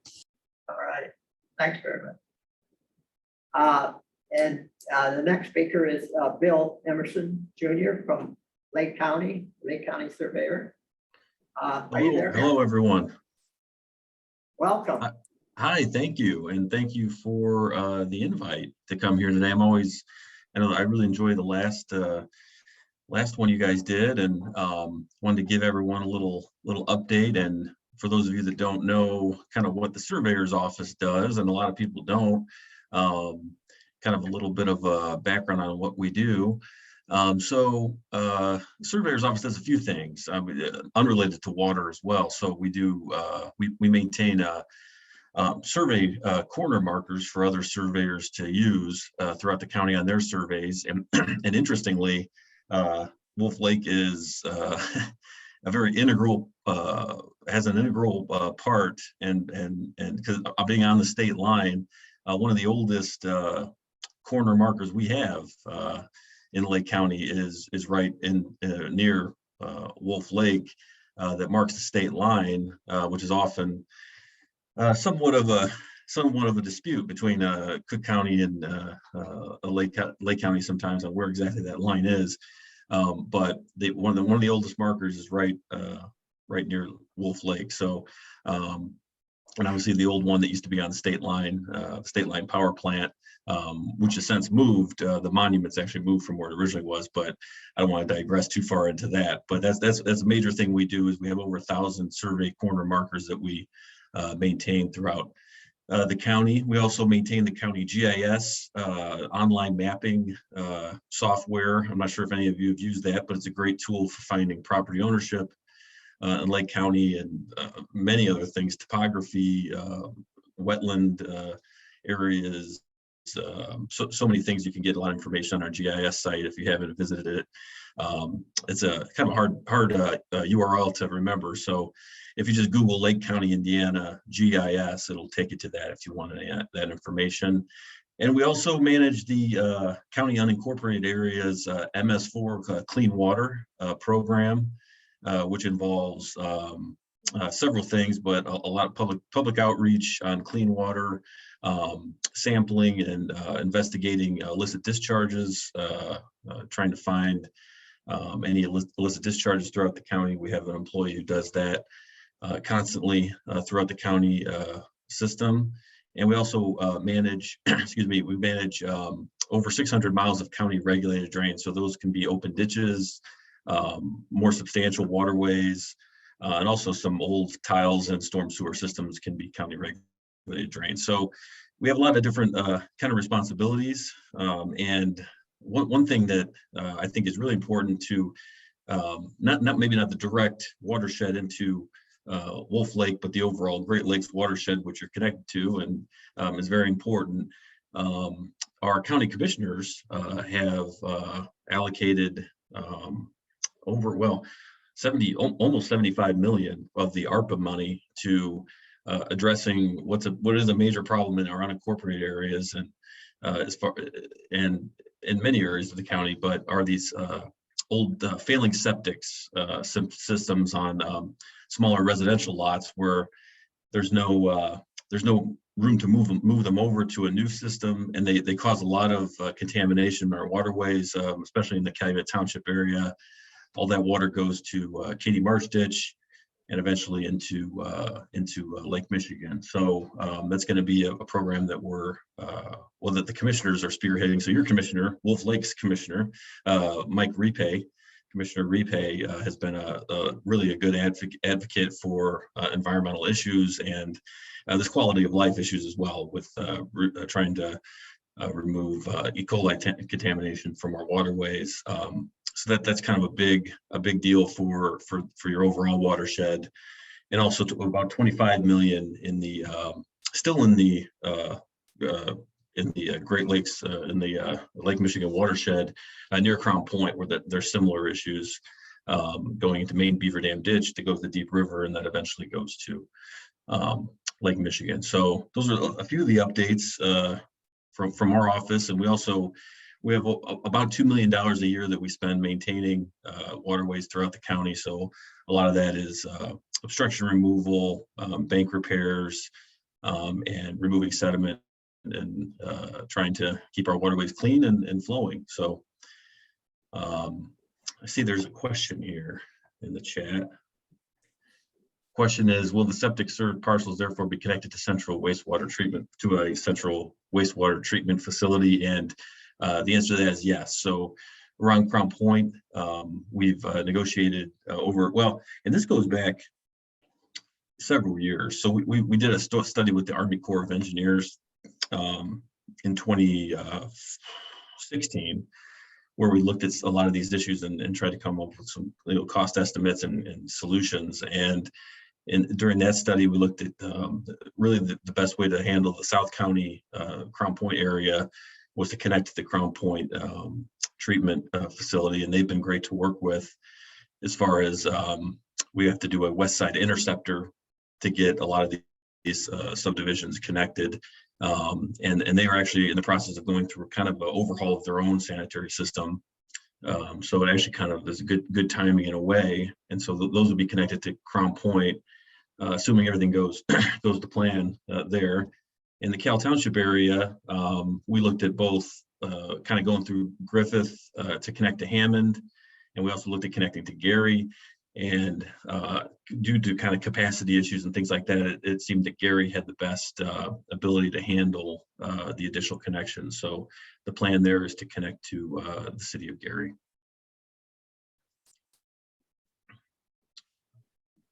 Any other questions? Hopefully,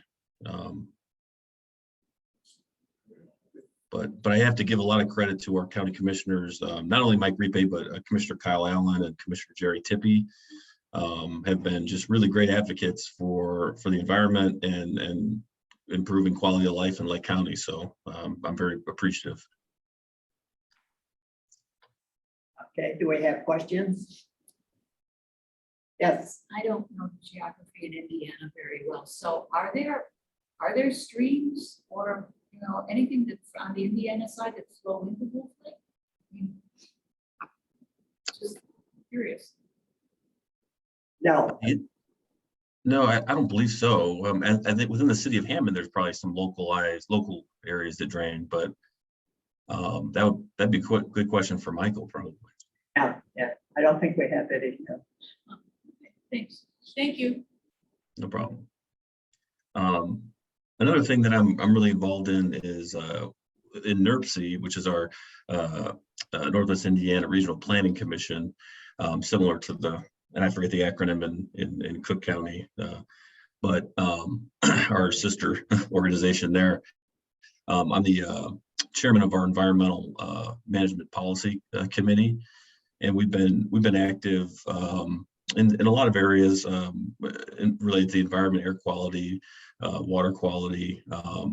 We did get involved a bit with the U.S. steel chromium spill into the lake a few years ago, and we passed a resolution with that, and as well as notifying communities when those things happen, because there was a little bit of an issue with that on our end.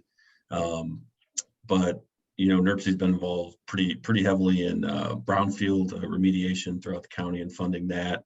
The studies, I think the studies to the investigation into them, and also the actual remediation. So that's another area that I know we're working hard in Indiana on.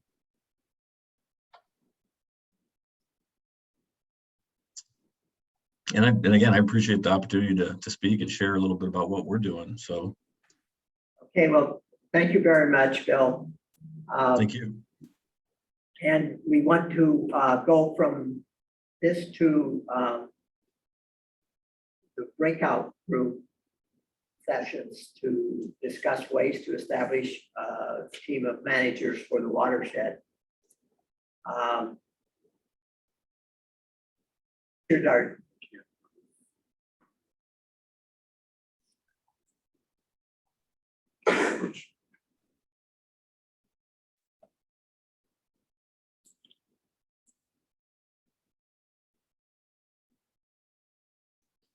So that beat was just when the comments come in. okay. There's a comment.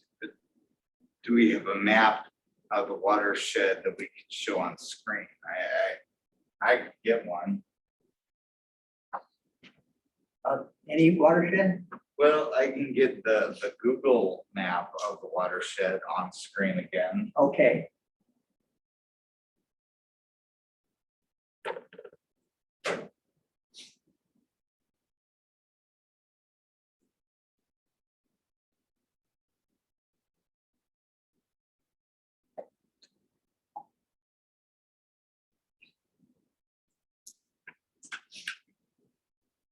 Okay, and I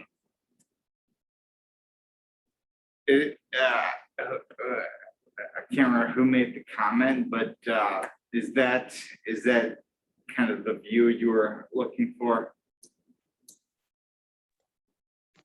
Yeah, this is Holly. I work at the Chicago Metropolitan Agency for Planning. And I've been kind of following you got this group for a while, sir, and I'm happy to finally be able to sit in on one of your annual meetings here.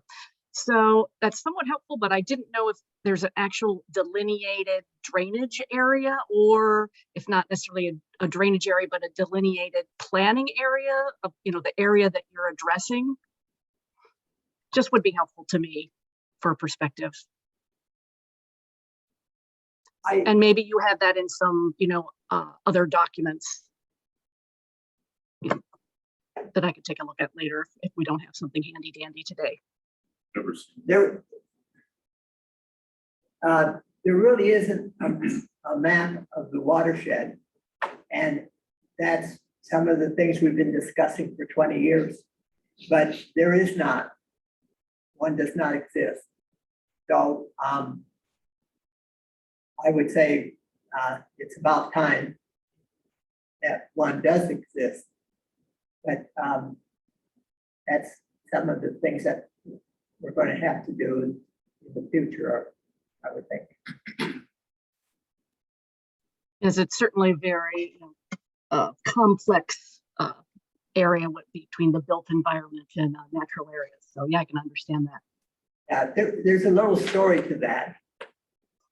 20 years ago, when we held our first meeting, I think it was in Chicago, we were looking for a map that contained both the Indiana and the Illinois side of Wolf Lake. And one did not exist. We ended up going to the city of Chicago and getting a satellite map of the area because none existed. That was 20 years ago. And it's just amazing that we don't have the watershed, a map of the watershed today. I mean, well, so part of the issue is there's no clear watershed because of all the groundwaters moving around from Lake Michigan. So it's very squishy type of thing. There's not a lot, and it's too bad Young left already. And we don't have the streams that Mary Ann talked about. So we don't have a traditional watershed that looks like that. And we'll hear a little bit more about Powderhorn where you're trying to draw this connection, but the historical connection was a wetland where water could go back and forth. And of course, historically, water went everywhere anyways prior to all this. And so it's always been hard to define this as a watershed. And then of course, the surrounding area is all residential or industry has been built up. So that's all changed. So you kind of have to, if you're going to define a watershed, it's going to be based on sewer systems, if anything, which is not exactly ideal. So yeah, so we talk about Wolf Lake watershed, but the whole Calumet region really didn't have a watershed. It was all a watershed. We sort of semi-arbitrarily broke it up. But traditionally, when we think about it, we think about Wolf Lake, Eggers, which has the ponds up there, and George Lake, and then Powderhorn, and just whatever's surrounding that. And then the barriers are oftentimes roads and railroads and things. Because Holly, I know what you're looking for, and I know what you want, and the answer is we don't have it here for a lot of reasons. I don't know if she can hear what I'm saying. Yes, I sure can. Yes, totally understood. Totally understood. Right. So that makes the area intriguing and frustrating at the same time. You bet.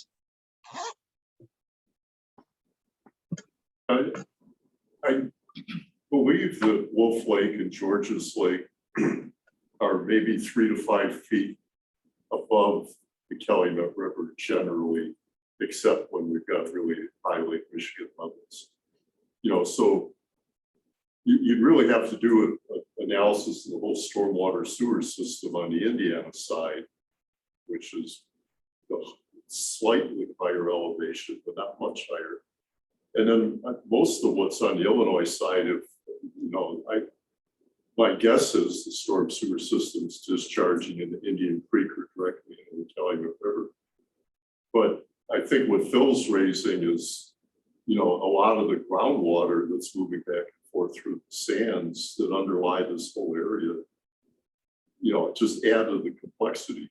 But if you're looking for stormwater runoff, then looking at the storm sewer systems would be a big start. And as far as I know, that exists. I'm sure the city of Hammond has a good map of the stormwater sewer system, and it would be easy to tease it apart and find it. But as far as I know, we've never done that yet. And that would find it the Illinois side as well. Yeah, and I'm only guessing on the Illinois side, storm sewers probably are going into Indian Creek or Calumet River rather than Wolf Lake, but I don't know that for sure. I'm not aware of any storm sewers discharge into any of those. It does, the basic thing, they pump to the southwest treatment plant. That's west of the Bishop Ford, or north of 130. Yeah. So there's no storm water discharge that I've ever seen. Okay, Dave? If you go to the north end of the channel on Wolf Lake where Cargill is, after a rain, there's a fence and you can see all the litter from Indianapolis Boulevard is just plugged up against that fence because I think there's a building here, a brick building that's got a mural painted on it, sea fish. I think that discharges into Wolf Lake. Isn't that the pump? And I hate to say it, it's rather disgusting after a rain to go look at it, to see all the articles unimaginable that are in that fencing. And then if you go in the midstream of the Cargill Channel in Forsyth Park, you'll see another yellow brick pump house. And it has a discharge into this lake. If you go by the boat ramp on the south end of Wolf Lake up Calumet, there's another brick building, and it appears it has a discharge that goes into Wolf Lake. Right, those are the three pumps on the north channel of Wolf Lake. From Ham. In Indiana. Yeah. Any other questions, John? I just want to say that there's no storm sewer or overflow into Indian Creek. All those are at 92nd and 130th on the Calumet River, but we still have combined sewers for the most part. So generally, there's no discharge, but if there is an overflow, it's at 92nd and roughly 130th. Yeah.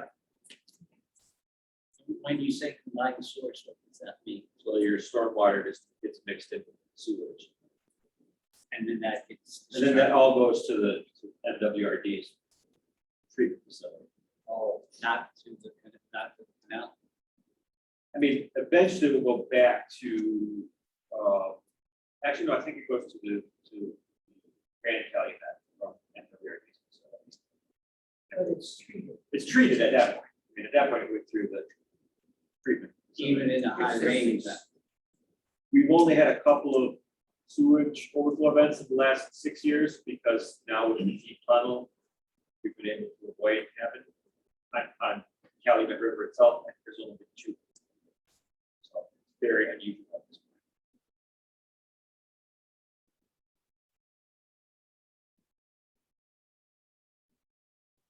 point. Okay, are we ready to break out? Richard, how are we going to do this?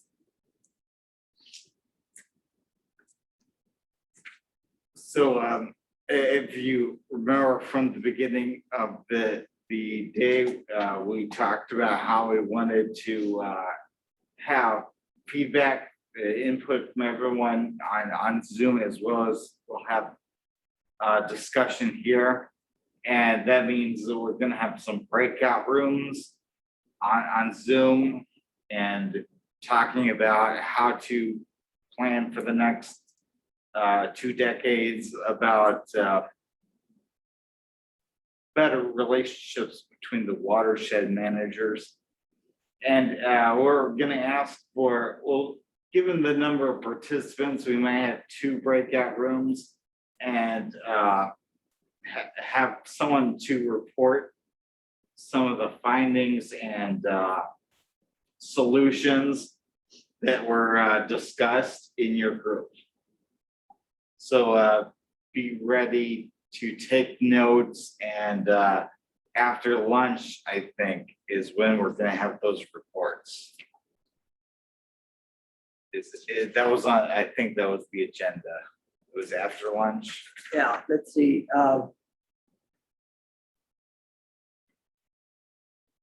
Yes, and then at 1 p.m. That portion ends, and then we'll try to seek a consensus on feedback from the different groups. Okay, so the reports are the reports right before that, or for lunch?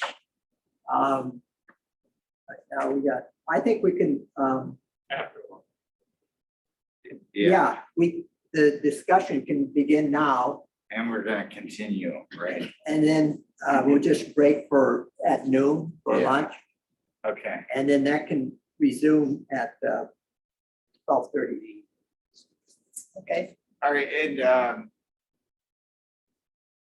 we can set a timer for each breakout room. Do you want to set it for like 25 minutes, or should be shorter than that? the initial one, we could would be maybe 40 minutes, break for lunch, and then do you want to, Well, I don't know, 40 minutes, if that's too long. well, they don't report out till 1 p.m. So we want to, we continue through till 1 p.m. They can break themselves for lunch. Yeah, but I mean, the exact breakout room, the way when it's set up, you have to give a time. Yeah. A time for it. How much should that be? Half an hour? Yeah. Okay. And then we'll break some lunch. And then Okay, so we'll yeah, resume it at 12:00. just say it's gonna be about half an hour for the breakout. Yeah.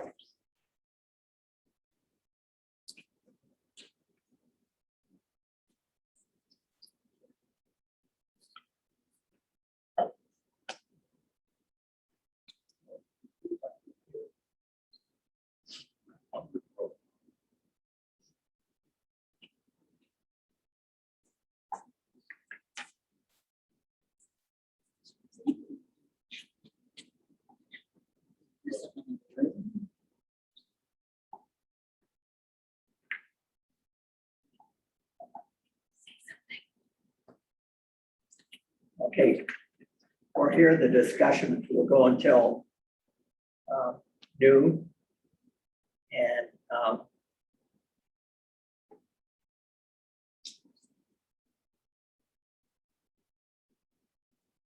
what's a good way to start? We'll get it wrong. Yeah. Actually, one of the better things is if we could, this side could just bring their chairs around. We could always just scooch over that way. Yeah. Okay, why don't you will. So we're almost over then.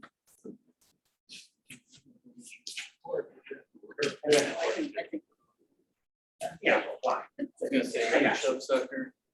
Have you got? You got at least one. Okay, so that's, I haven't seen one in 2 years. I'd say that's where one. I haven't picked up a killifish, but that's a sampling space. We got it like about every day when we're doing the genetics. Right. I would garter. Rare one, but not rare one. Have you got? Oh, no, anyway. Yeah, but not like the numbers in. Our, Yeah.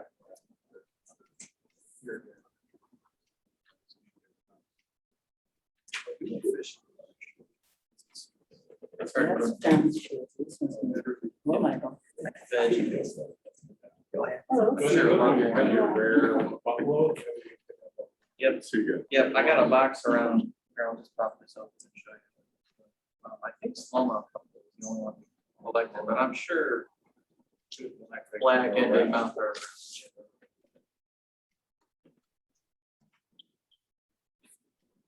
Salmon can be there. That's a Like they good don't one. necessarily wanna hang out there. No, those are more. They migrate to the water. Where am I?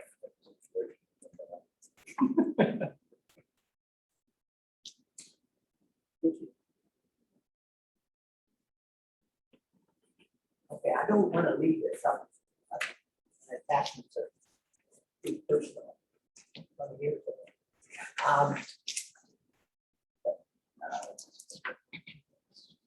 Bill is very good policies. What's your basic question? My basic question is, how? This is an advisory committee, right? Who are we advising? And if we can find the answer to that, then we, that's a start. But one of the things is, I'm not sure that the land managers talk to each other, even on the area only side. They don't talk across the lake. But I don't even know if the three land managers on the Illinois side are talking that. I think they.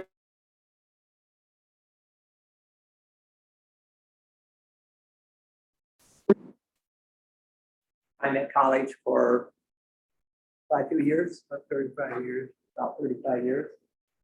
And anyway, so it's just, pretty active in environmental stuff in Chicago, right? Because I used to run into you at meetings around, right? So anyway, we haven't seen. I'm on Mike's list. I get his emails. I was supposed to be here at 9. I was over at Cleveland Cliffs the other day trying to, because I just gave us some money. And so wanted to go over and thank them. And I, I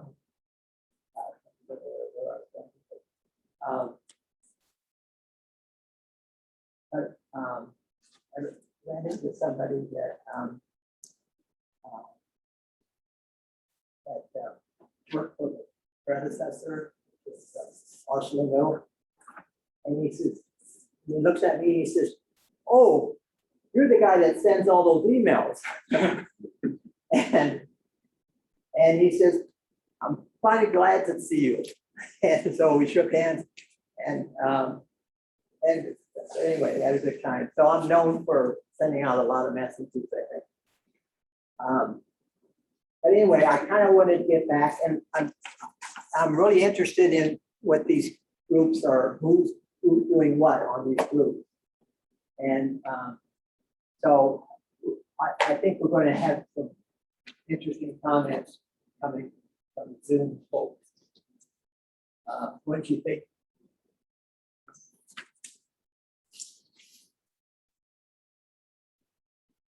So anyway, where did we leave off? What was being said?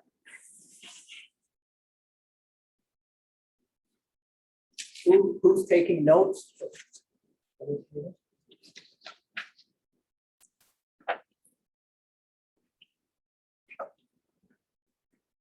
So we were thinking of getting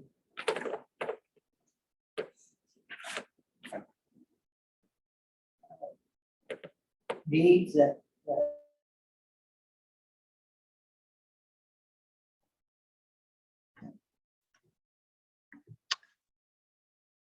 Hey, Michael, would you want me to give a little recap of what we talked about? yes. Okay. Yeah, Holly Hudson from the CMAP and I were kind of in a breakout room talking about watershed, future watershed management and groups that can be, I guess, looked at and can look at the issues that Wolf Lake faces. And we kind of went back to the previous comment from the first session of how, it's a little difficult to determine the watershed, and that may be a good first step to actually determine and a lot of it might be, sewerage and figuring out where, which inlets actually go into the lake and where, the best management practices and, green infrastructure can be maybe installed to help manage, the quality of the lake and the watershed itself. And also looking at plans, and Holly's much more versed in what, funding is available to create these plans and to determine, where the watershed is and what needs to be done. And I'm a voting member on NERC, but I'm not always the best at figuring out which federal funds can be used for what and how related to transportation it needs to be and things like that. So I went ahead and called Kathy Luther over at NERC, who's kind of a regional planning all-star, in my opinion. She's just very knowledgeable, and she jumped onto our breakout session. Unfortunately, she had another meeting she had to jump onto, but she forwarded us a previous plan that was done several years ago. I'm actually just opening it now, and I forwarded it to Michael, to you and Holly.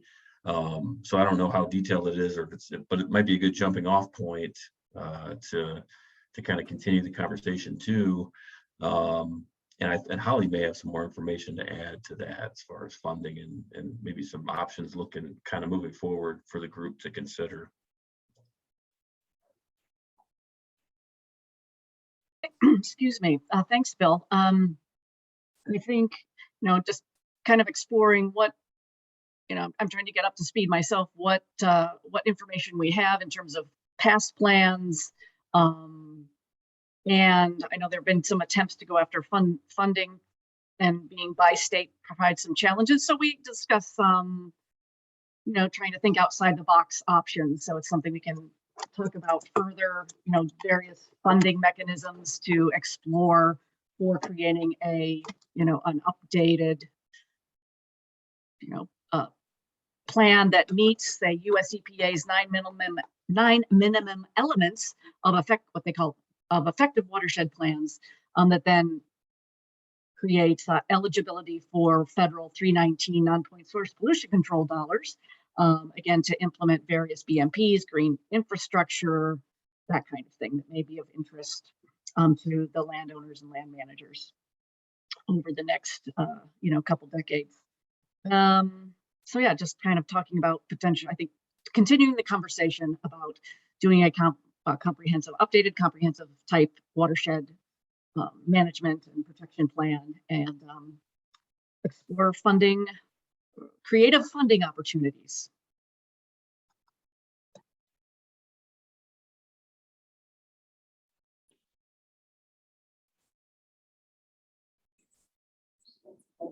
Okay, we were thinking about pretty much the same. Ollie? They're off to the side.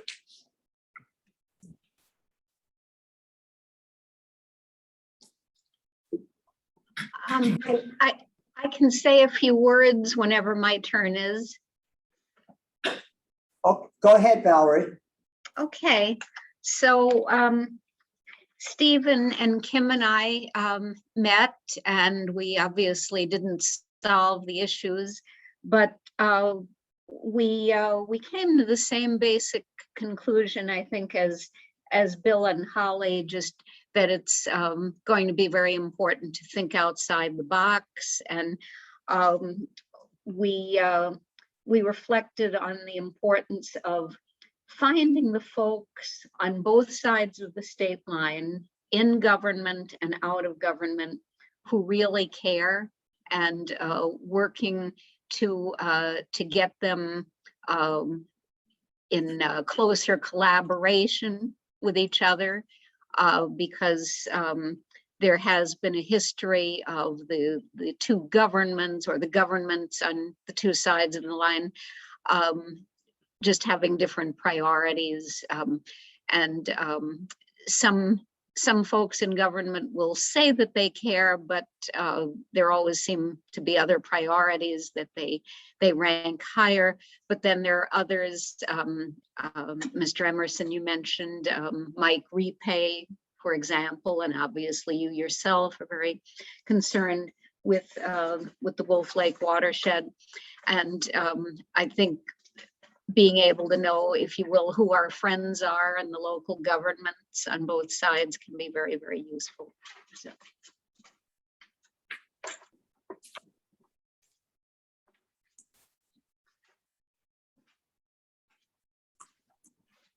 Okay, thanks, Valerie. So is that the all three? There are two. There were just two. Yeah, so I don't know if when Phil will come up here, I know you were on there as the moderator. Or, yeah. Did you give a rundown of what we said? They were, no. What did we do? Bill?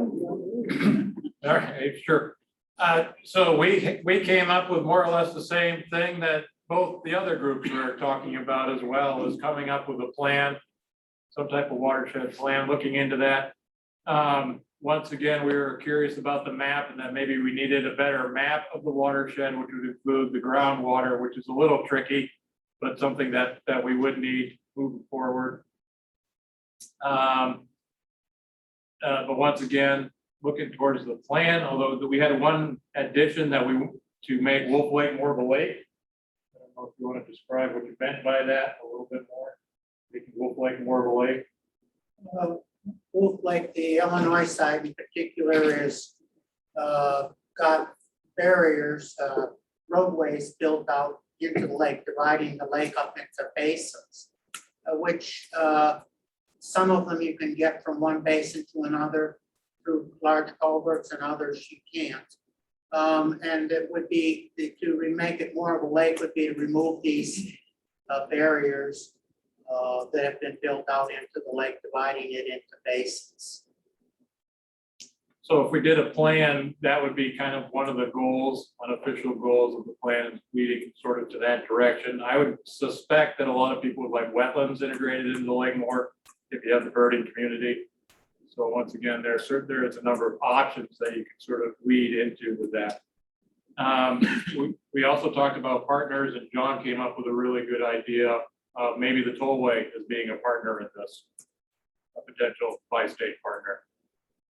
That may, I've never dealt with this particular tollway. They may be interested in this from a mitigation credit sort of point of view. Other roadways typically are, but I don't know about the Skyway. Did I miss anything? Pretty thorough. Like, which tollway group would it be? So it'd be the Skyway, which is independent from Indiana. It's independent from Illinois. It's its own. That's good news. Yeah, could be, or maybe. No. For Wolf Lake, I think it's the Indiana Toll Road. Oh, is that the toll road right there? Yes. So it is Skyway Indiana. ends at the Illinois-Indiana border. But it's not Hammond, which is not showing any interest. Right. Which is really the key. So I'm sorry, if I could just add really quick, I know the Indiana Toll Road is now their own they have their own they're an MS4 operator, clean water operator through the state. They have their own permit now. So I think that just happened this year. So they may be interested in looking for opportunities to collaborate on that.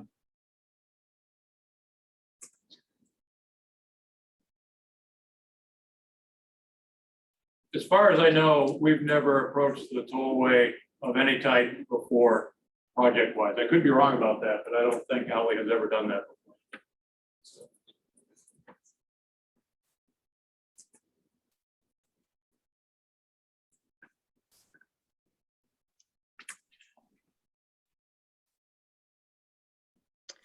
Oh, I forgot to mention as well, what we were talking about partners in education.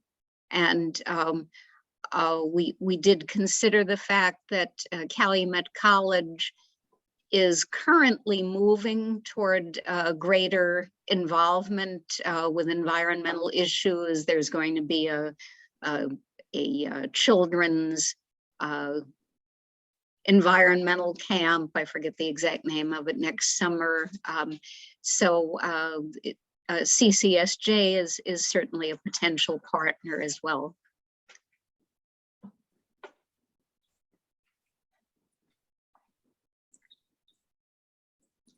Valerie, thanks for giving the notes on that. Appreciate it.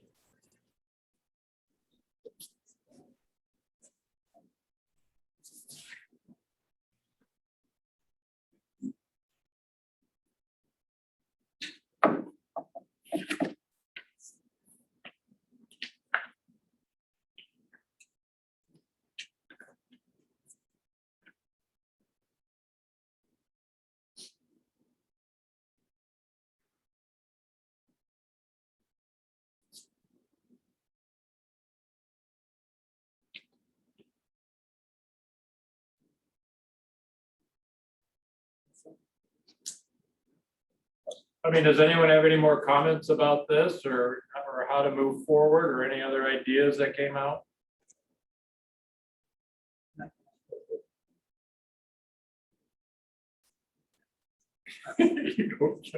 Horrible thing.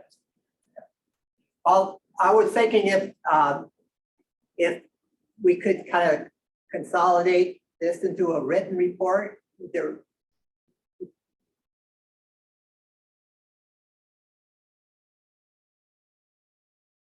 Is that asking too much? Well, or you're recording? Did you hit record? Well, Yeah, you're recording, so we can this recapture all this. discussion, the reporting after the lunch, that was. That should be enough. Yeah, I forgot. Okay. So unless there was something that was not discussed that, that you'd like to just mention now that was off to the side, that'd be great. But otherwise, everything that's come up in this session, we do have a recording of, so that'd be covered there. Actually, Phil, Yeah. what yours had said about funding, I found pretty helpful, and I don't know if yours, if you repeated that for the other two groups, they might have some comments on your comments. Sure. I brought up GLRI funding that would seem to be totally geared to projects in locations like Wolf Lake. And my general feeling is if we had some type of advisory commission that had a fair amount of stature, and one way of doing that could be asking the secretaries of each state DNR to appoint 2 or 3 people to a by-state commission in effect. And then have that, because then once you have an organization like that that's actually by state, and I'm sure they can identify projects that would make Wolf Lake healthier and more sustainable over time. And we've talked about a number of those projects, potential projects already, from the Tollway Authority, the Phragmites, to breaking up some of the road corridors, the old roads, haul road corridors on the Illinois side, connect the lake again. I mean, there's all kind of projects. But if a commission with some stature that would support those projects for GLRI funding, I would think the federal government would rate that kind of a project fairly high, because it's extremely difficult to get by-state projects. Those tend to be the ones that are ignored all the time. Every state has its own projects that it's going after. But Wolf Lake deserves GLRI funding. And when I talk about Wolf Lake, I'm talking about the whole watershed, from Powderhorn, probably down Indian Creek, to the Calumet River, the whole system. We've got a lot of issues, habitat issues, brownfield issues, stormwater issues. It just seems perfect for GLRI funding, of which there is literally billions of dollars.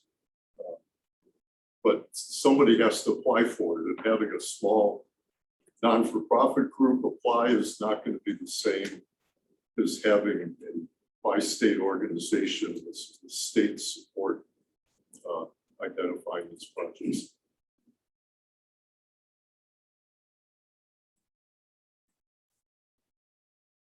And I think my closing comment on all that was that I can't imagine any secretary of an IDNR turning down a multi-million-dollar GLRI grant opportunity. Why would they want to do that? You know, it seems like that's exactly what they want to have happen.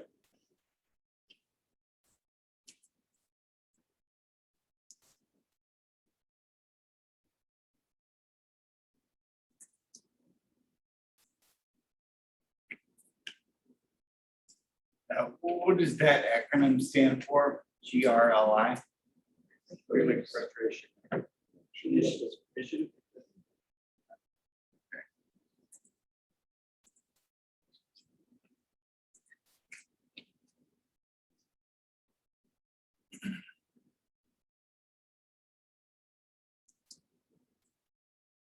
Well, we've exhausted this subject.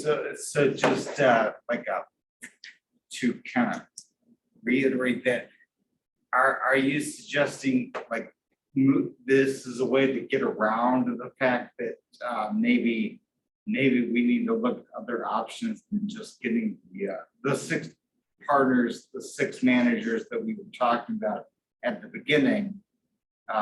You know, they might not have by themselves a big incentive to do a lot of collaboration because the money is not there.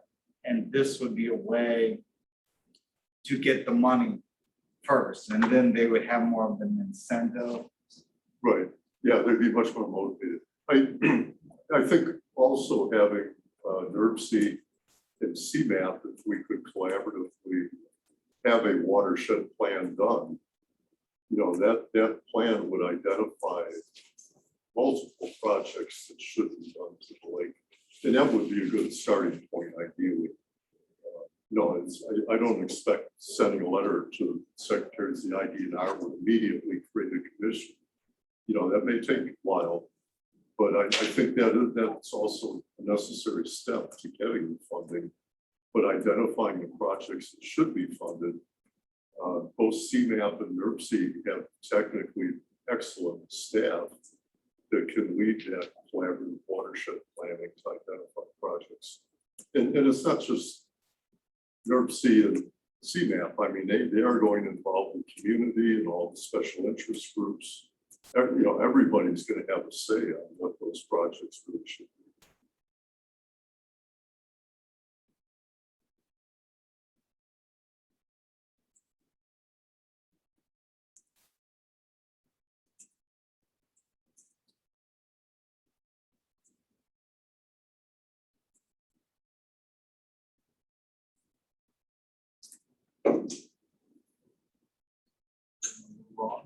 Yeah.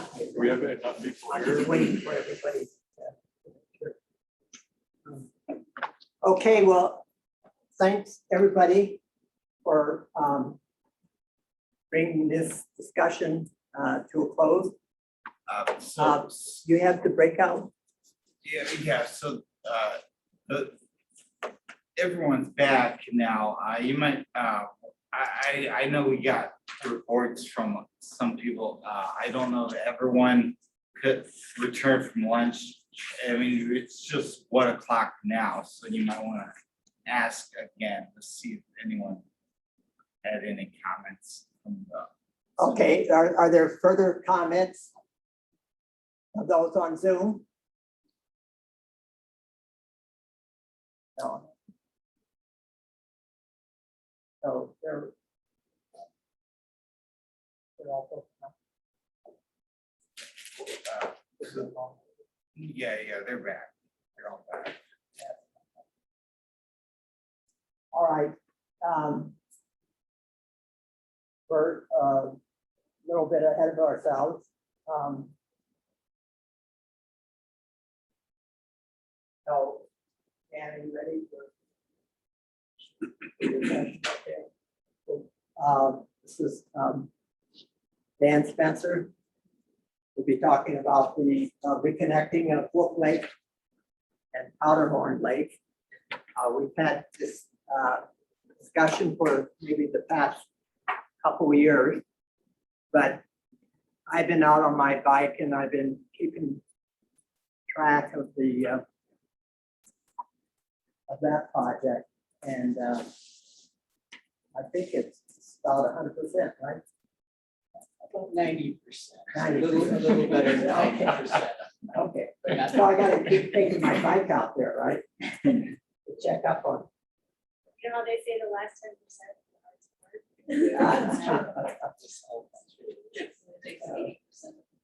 Yes, exactly. Okay, thank you.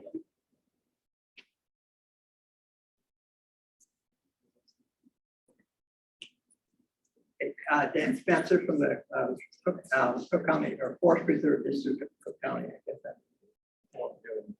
We, Oh, Richard. Oh, yeah, yes.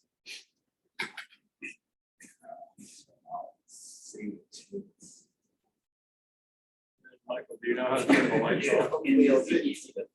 Yeah. Okay, my It's like this. You want-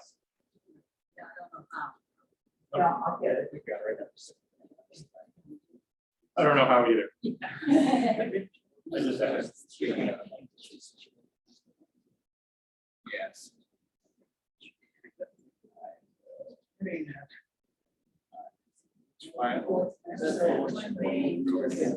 Yeah, I know.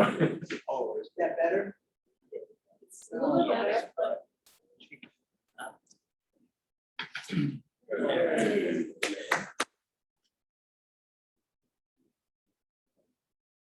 Better without the light.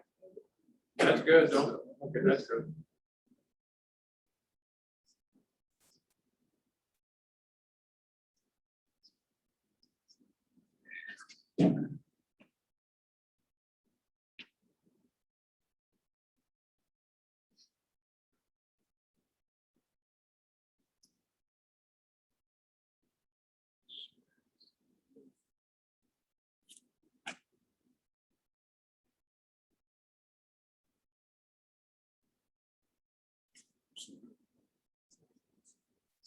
So if you want to just kind of wave at me when you move it forward, does that work? You can stand over there and I'll. okay, so. Just out here. So my name is Dan Spencer. I'm the regional ecologist for the southeast part of the Cook County Forest Preserves. And so I'm just gonna give a little brief overview of the Powderhorn Restoration Project. Oh, would it be better if Dan's good at the microphone? Or the, speakers on?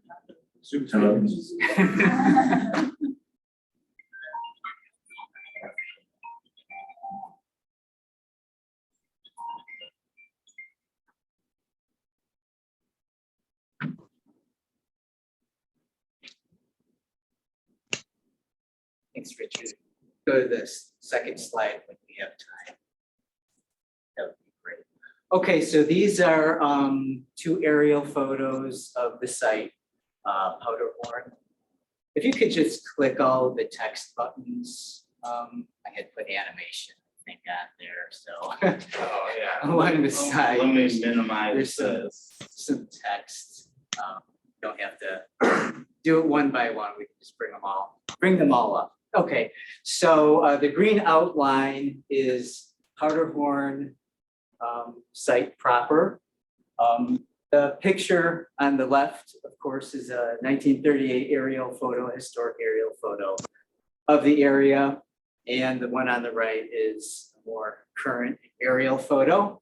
And the square-shaped parcel directly north of Powderhorn proper is a site that we are using various names for at this point, Powderhorn North or Square Marsh, but I will refer to it as 135th Street Marsh, even though it's probably easier to say Square Marsh.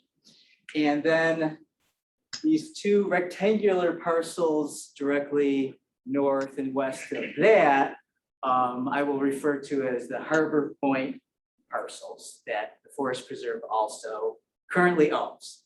Okay, so Powderhorn proper is about 192 acres in size. It's the majority of it, 130 acres, is a dedicated Illinois nature preserve, dedicated in 2007. Basically, the majority of the site, with the exclusion of this fishing lake and the recreational parking lot areas, are dedicated Illinois nature preserves. It's a high quality site, one of our higher quality sites, particularly within the Calumet region of Cook County, Illinois. The very northern end of Powderhorn is within the Chicago city limits. Majority of the site is Burnham. And I'll just point out that this fishing lake here is artificial and was excavated in 1958 for recreational purposes. It was stopped decades ago. It supports a very good game fishery. It's a popular fishing spot in the Calumet region.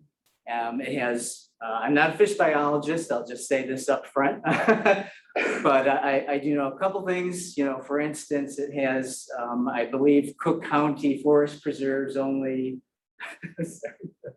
I'm afraid to say something. Is Frank here too? No, I can text him if you want me to. No, please. I believe though it has our only, not naturally occurring necessarily, but a self-sustaining population of northern pike. It does have also some conservative non-game fish, Iowa darter, banded killifish, other things like bowfin have been recorded there in the past. Okay. Oh. Go back to that. Someone joined, so I Oh, sure, make yeah. to admit them. Anyway, so in addition to the fishery, Powderhorn is dune and swale remnant topography for the most part. It consists of, oh, this is perfect. You know, these tan areas on the map basically equate to the sand ridges, and the blue areas to the wetlands, of course, percolating. And there's, you know, depending on who you talk to, 6 ridges that go through.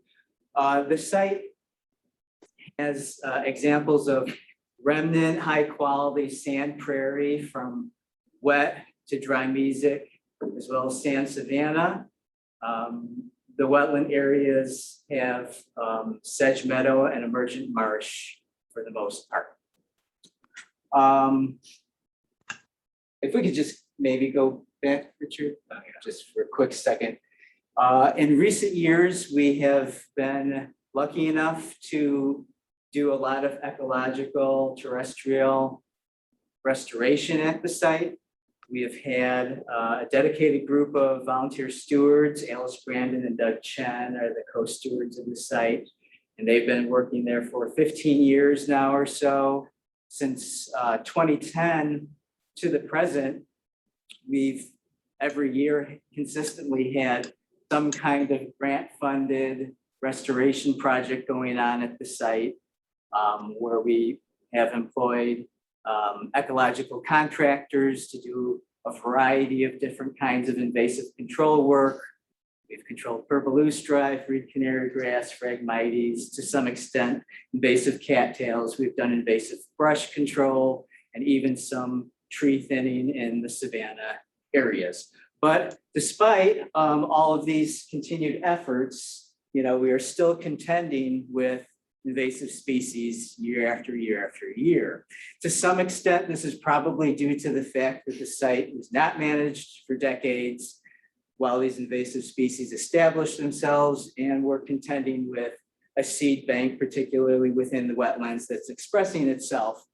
But of course, this is a picture close up of purple loosestrife before it's in flower. I'll just point out real quick that some of that herbivory on the leaves is due to Gallirusella beetles. The state of Illinois introduced the Gallirusella beetle as a biocontrol back in 1994-95. But by the time I became acquainted with the site in 2010, the site was basically overrun, the wetland swales with purple loosestrife. So we've had to, use herbicide means to control that as well as prescribed fire. Anyways, so around 2015, 2016, we started to talk more seriously internally about what these hydrological issues were and what we could do to identify them and perhaps even resolve them. We had some fruitful discussions with the Army Corps of Engineers, Frank Feraldi, Robbie Slawinski, an ecologist with the Corps at that time, gave us a lot of good advice and direction. And we were also able in 2016 to get grant funding from the Illinois Coastal Zone Program to hire some hydrological contractors, Hay and Associate, who are consultants. They did hydrological investigation at the site. Initially, we thought perhaps the site was receiving a lot of polluted water input overground from areas surrounding it. It's surrounded by railroad on the north, and on the east, by roads and industry, on the west, residential areas, beyond that, more railroads and roads. So the site is basically dammed in, right? So it's not surprising that we came to the conclusion with the help of the consultants that, basically we're dealing with a water impoundment situation at Powderhorn. It appears to be a groundwater and precipitation driven system, not receiving a lot of inputs from adjacent areas.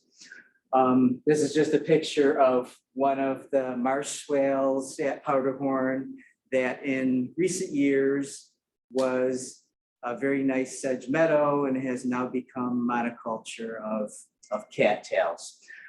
Now, this picture here, I'm sorry, maybe we skip back. During the initial hydrological investigations, one of the things we discovered or rediscovered is that in recent years, there actually was a weak hydrological connection that was created by the city of Chicago in response to a bad flood event in the residential areas to the north of Powderhorn, 2008, 2009. And what the city did is they realized that a lot of the water was seeping through from the railroad track ballast here. So they installed a small culvert under a service road. This blue line represents the sort of weak hydrological connection, passive. And they dug a stormwater drainage ditch to the west of the railroad tracks that then emptied out under very high water conditions into Wolf Lake.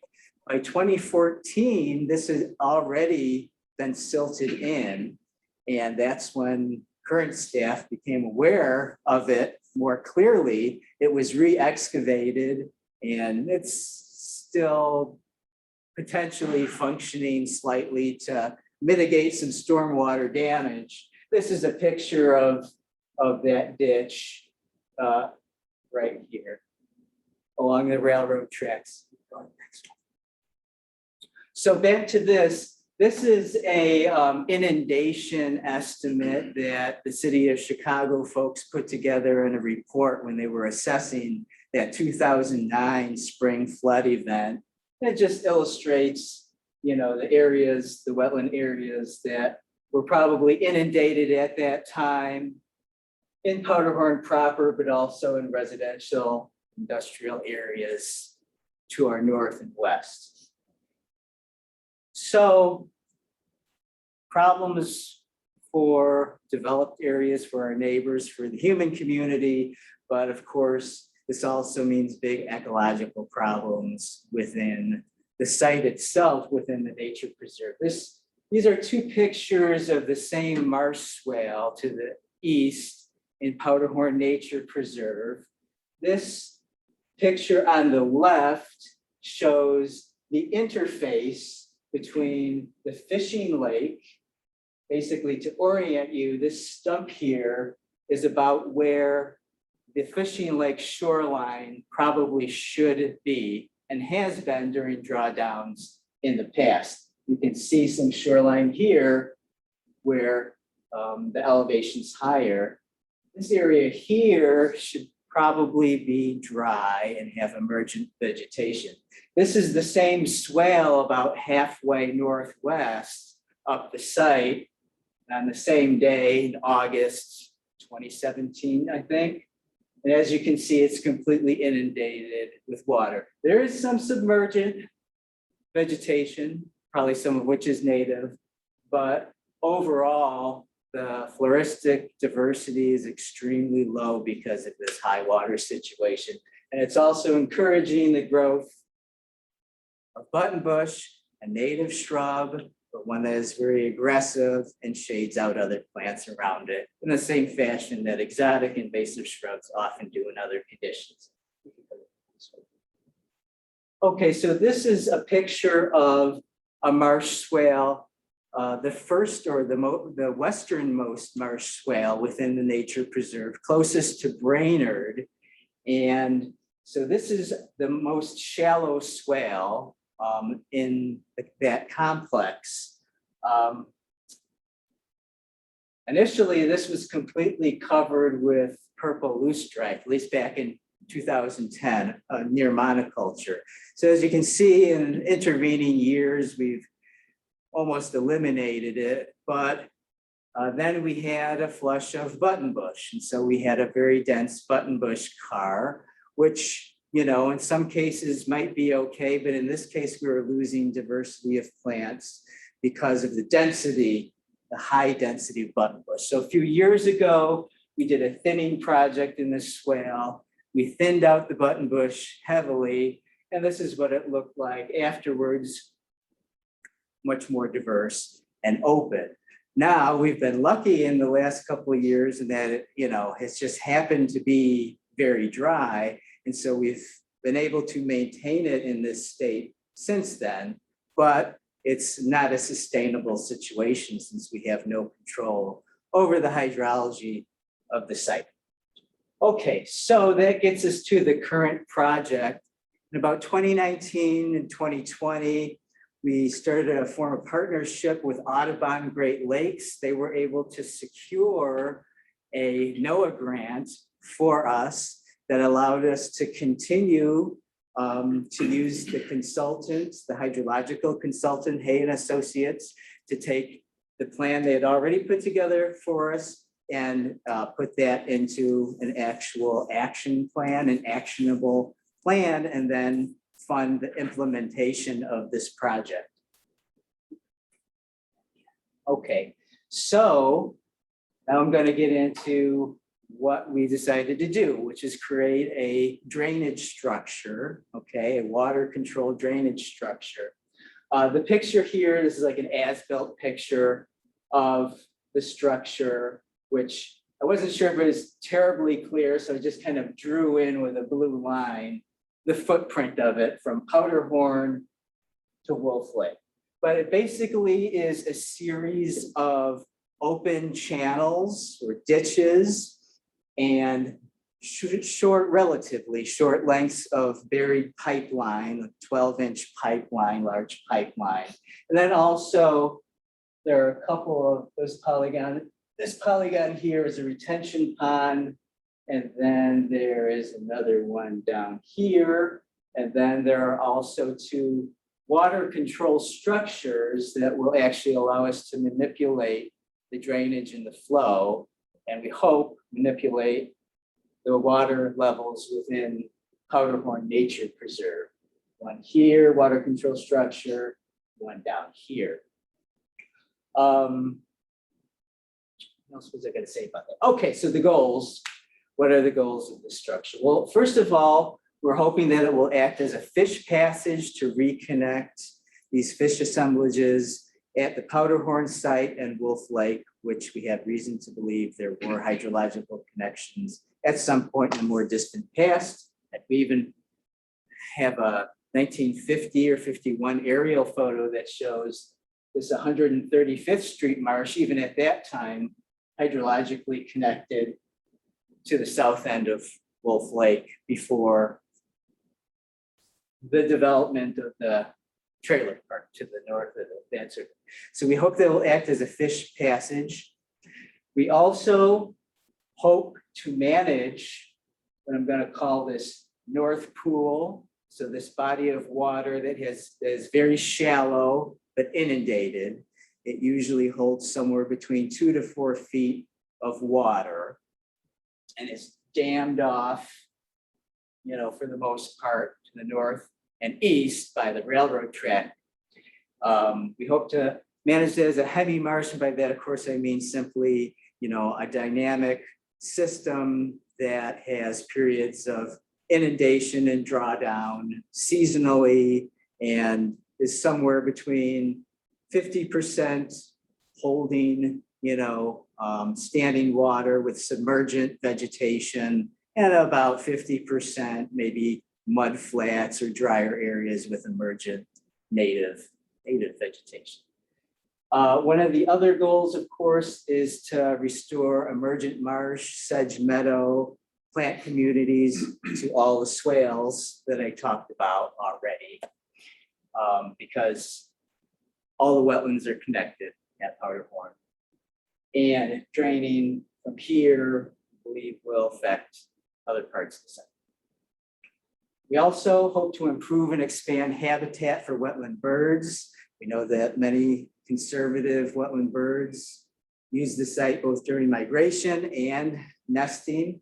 We're lucky enough to partner again with Audubon, Great Lakes, and other Calumet organizations on the Illinois side back in 2016 again, and this continues to this day on marsh bird monitoring, which is being done on both sides of the state line, of course, by Audubon at various natural areas. So we're able to get some better quantitative data of just, what the avifauna has been in recent years at Powderhorn. And it's good, but we believe that with this project, we can either expand the amount of habitat or improve the amount of habitat that exists. And, lastly, it will, we believe, have benefit to human communities in, mitigating floodwater problems. Okay, so what does the structure look like so far? This picture, I'm going to start from north to south. This picture is the boat launch at the southwest corner of Wolf Lake, north of 133rd Street, where there's a parking lot, as I'm sure most of you are familiar. Okay, so this area here is where the outlet of the structure is currently submerged. There is pipeline, as you can see. We had to cut through the nice new parking lot and then repave it, buried underneath. This then leads to a small retention pond. We added those retention ponds just to sort of break up the amount of buried pipeline for the purposes of it acting as a fish passage, and hopefully have an area where there's a little more aeration of the water too. So that's the retention pond that was built.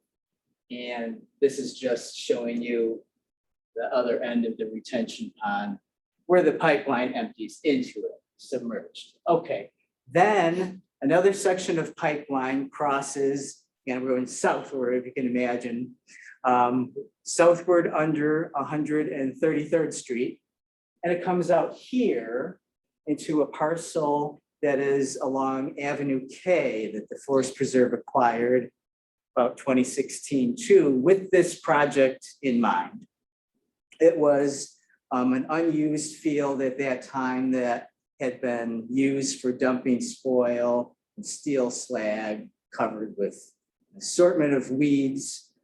So what we've done is we have dug a channel, slightly meandering channel, you know, with gravel and riprap and things like that to stabilize the banks and create a slight degree of riffle and pool to make it better fish passage habitat. So then this continues south to 134th Street, at which point it becomes a pipeline again underneath that street. And that pipeline then opens up just south of 134th Street into the northwest corner of 135th Street Marsh, the next parcel south, that we also acquired relatively recently with strategic this idea in mind, right? And so this is the water control structure, the main water control structure that we have in place so far. And it, you know, consists of a series of removable boards. This is the bottom board in place to give you a sense. The boards go in these slots on that side facing this channel here so that hopefully we can manipulate water levels. And then it also has this valve here so we can just open the whole thing up if we wanted to, if water levels were exceedingly high, and just let it flow full flows. Okay. So as you can see, this pipe and water control structure then empty into another open channel. This picture is facing eastward on the south side of 134th Street. It runs parallel to the north edge of the marsh, and then it makes a curve and empties into the marsh itself. So we have incorporated that 135th Street marsh into this drainage system. And then, so that's the marsh, 135th Street marsh right here. And then this is the south end of 135th Street marsh. It becomes a buried pipe again. Then I just added this map again. It's hard to explain. It'll empty into another little retention pond again, another little water control structure. And then the last leg, which this is the part that's not complete yet, a buried pipeline where the inlet will be in this north pool of Powderhorn, running under the railroad tracks into that, you know, that's Powderhorn's north pool. So the one thing, if you could just go back for one quick second, Richard. So like I mentioned before, we're about 90% or more complete. One of the little bumps in the road that we've run into, construction began, by the way, back in November of last year and has been going on intermittently since then. And so one of the hiccups we've run into more recently is that there, in addition to the last leg of the pipeline, or first, you're looking at it, it's the inlet, going under the railroad tracks, there's also a BP petroleum pipeline buried just north of the railroad tracks. And that has been a bit of an issue. BP would like us to bury that pipeline deeper than the plan calls for. So we're in negotiations. Hopefully we'll get that resolved and everything turn out the way it is supposed to. And yeah, just to go back to the last slide. So this is that north pool during probably a typical high water period over the last 10 years. This is actually it this year, because it's been such a dry summer, much closer to what we're hoping it will be. Nature has been helpful to us in that it's already gotten us, in some cases, where we might, close to where we might want to be hydrologically in the shallowest west swale, a little bit in this north pool, but hope to do much better. So that's basically the nuts and bolts of the project as it is so far. Does anyone have? Yes, Terrence. So the 135th Street marsh, 40 acres that we bought, had some bad brownfield aspects to it. What did the Forest Reserve District do to clean and polish the cross? Is it? Right, I don't know about costs, but that's a good question. If we could bring it back up, maybe I could point something out real quick. So along the south end of the preserve, north of the railroad tracks, we've had contractors clear out a large swath of invasive brush and also some trees too, to open up the area. They were advantageous trees. And then at the northeast corner, so just south of 135th Street, we are hoping to have a parking lot there to have access to the public. Also, another thing related to this is that when we were digging the channel along Avenue K that I mentioned had slag and spoil pile, the contractors dug up some very large amounts of slag and construction debris. I think more than they thought there would be. And what we've done, since there are some cost prohibitive issues with removing that from our property, we've actually stockpiled that adjacent to the area where we hope to have a parking lot. And we've covered that with topsoil and erosion matting and cover crop right now. And we're hoping to use it in the future as an observation sort of mound as it looks onto the marsh property. Yeah. So I believe Diana had her hand raised on Zoom. Do you want to Sure ask her if she has a question? Hi, yes. Hopefully you all can hear me. I have a question again. Thank you for following up on that. I had a question specifically about the 133rd Avenue K segment. What was that process like with the Forest Preserve acquiring that land? Was that who was the owner of that land before? That and thank you for expanding a bit more of like what he did with the collection of the slag. I'll be honest with you, Diane, that's a little bit outside my area of knowledge as a field botanist. But I can find out for you from our planning and development department and get back to the group that information. I believe that it was an OSLAD grant that helped us to purchase it, but exactly who the owner was, I am not certain. Sorry about that.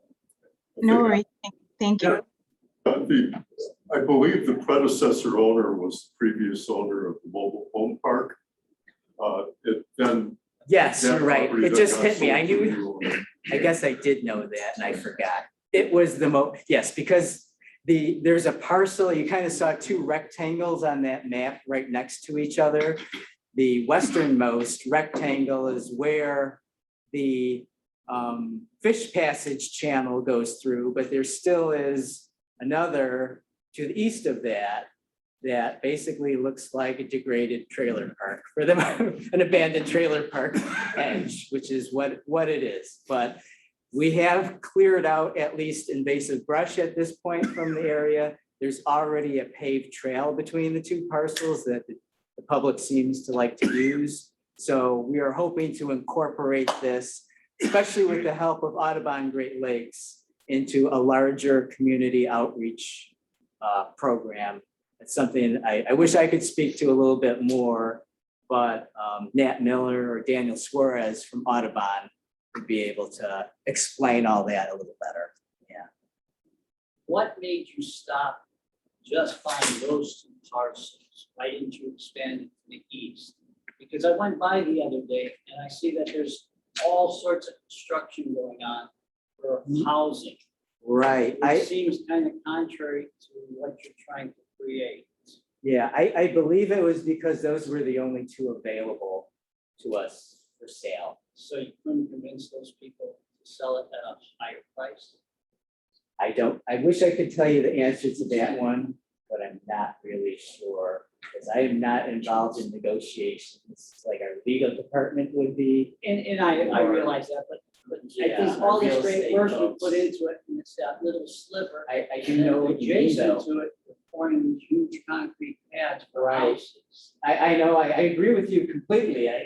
My sentiments are exactly with yours.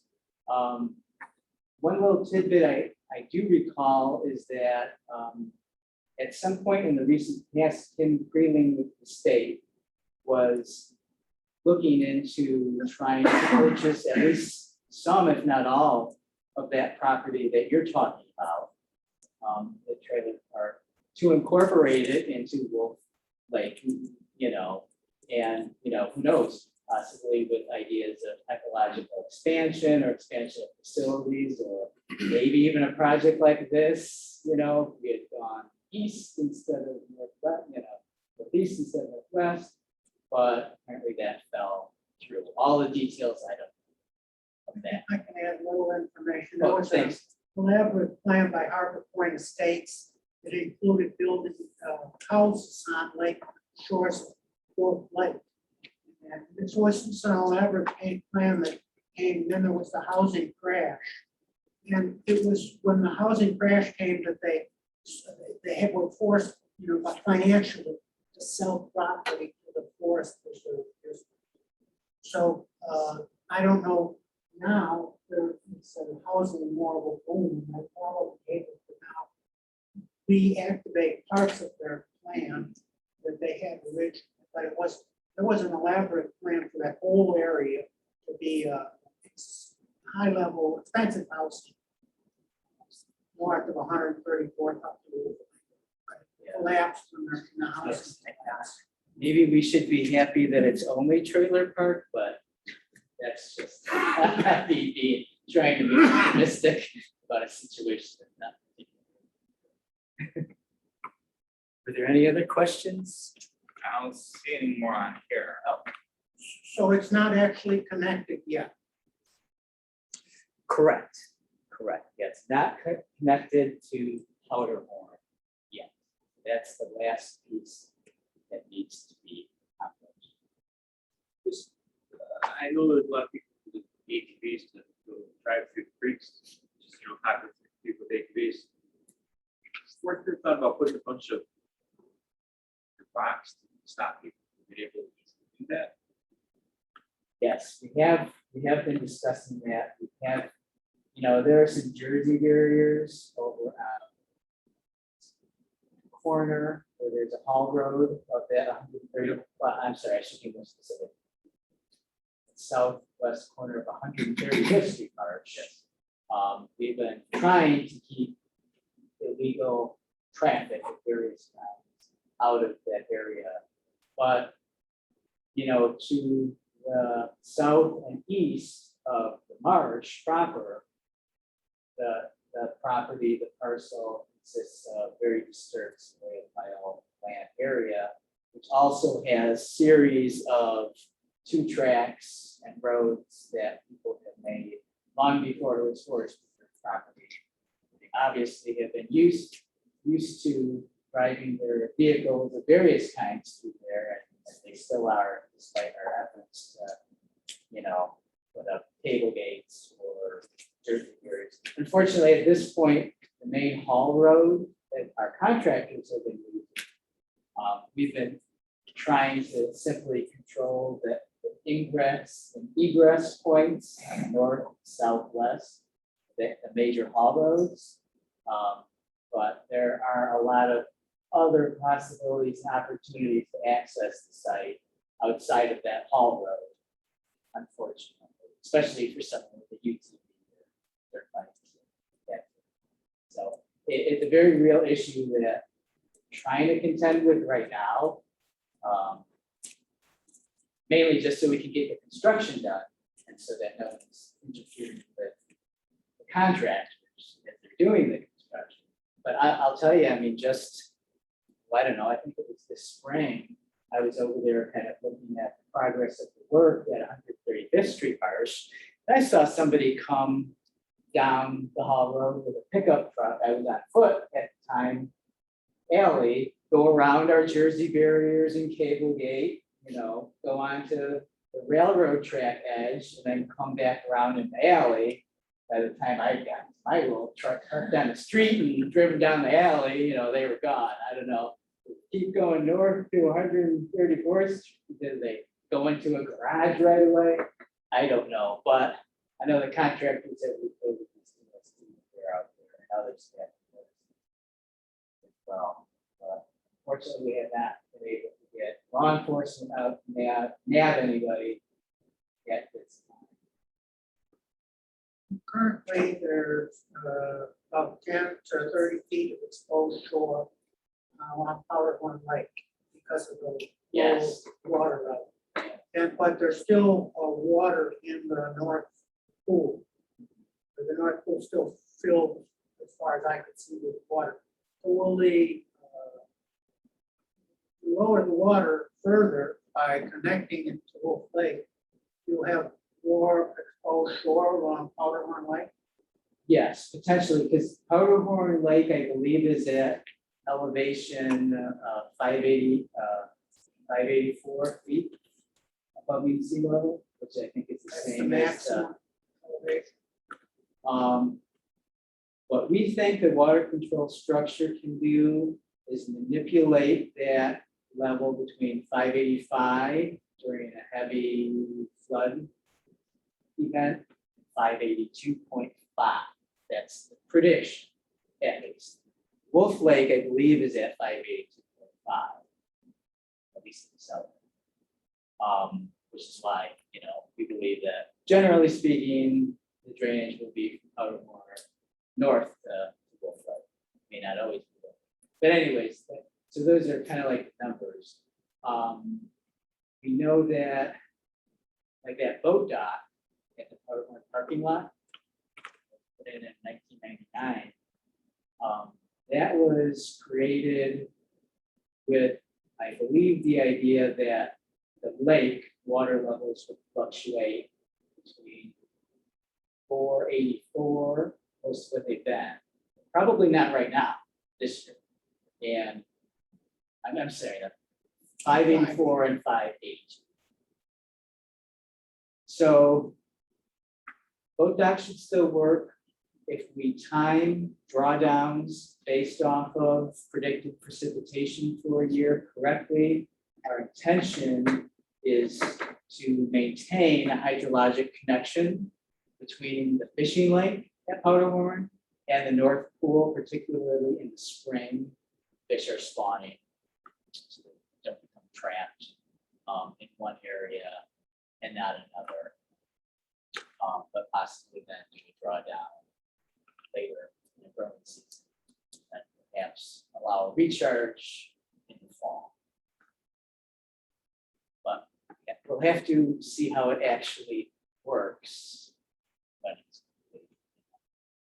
Is the west ditch that the city, I guess, had created along the railroad tracks, is that still going to be active? It's still going to be active, yeah. I mean, it's up kind of outside of our control, you know, our authority. But the reality is that once the system is complete and functional, if we're doing a drawdown, it's unlikely that that ditch will actually, that water levels will be high enough in the North Pool for it to seep through into that ditch.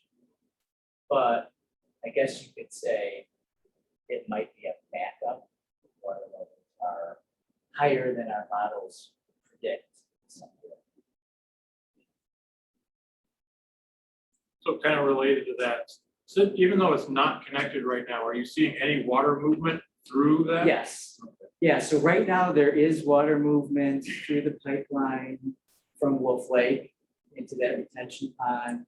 And then south of 133rd Street, there's water in that little meandered channel. And then a little bit of water in that channel that runs south parallel to 134th Street. And I have seen fish in there. I don't know what they are, but there are fish already using it.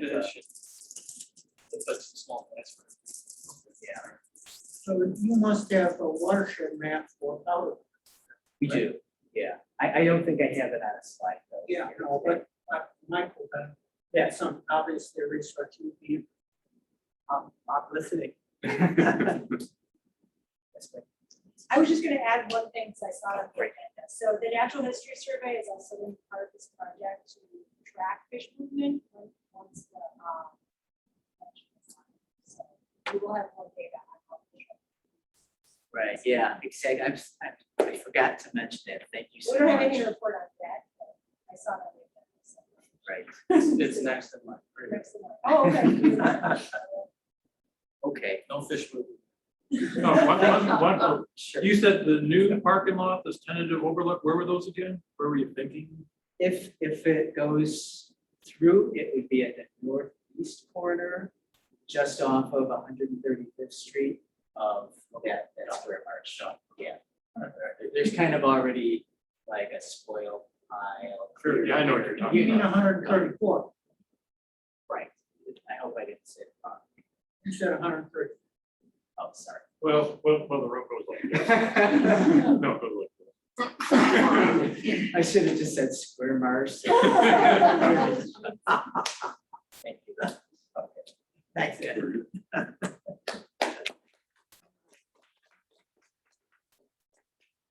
And to continue. Pardon? Oh, yeah. Slides. Yeah, I'll just say next slide. Yeah. I'm gonna look at it. All right, you go. Only just- comments. Give that- That'll work. Sure.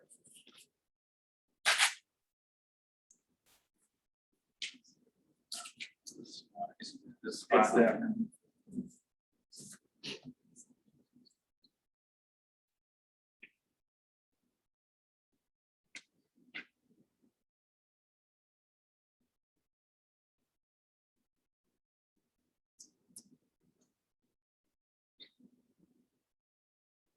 This one seems to have like, you know,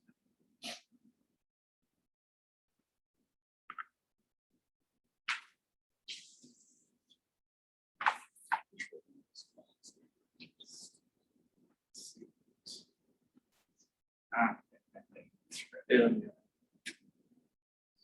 chart.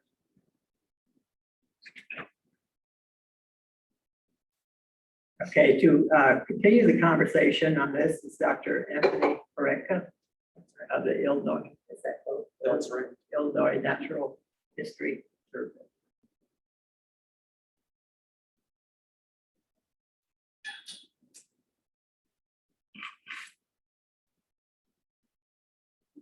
All right. Yeah, I can take this off. okay. I just wanted to my, Yeah, that. and that'll from work. That.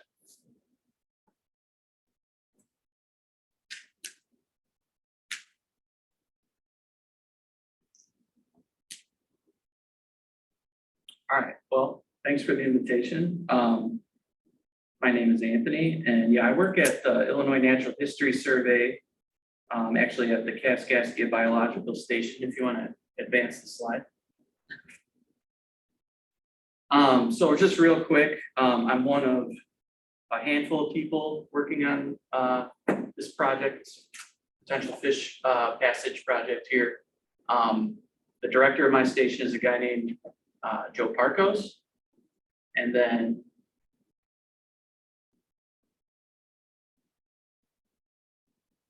sorry, that's all right.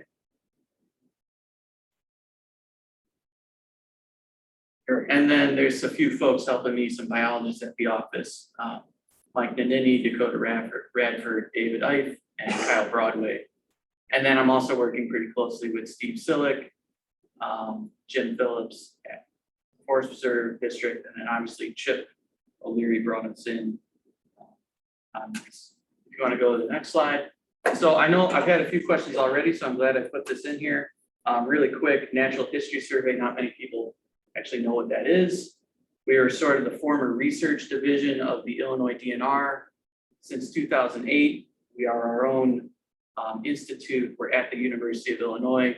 We still operate in the same capacity.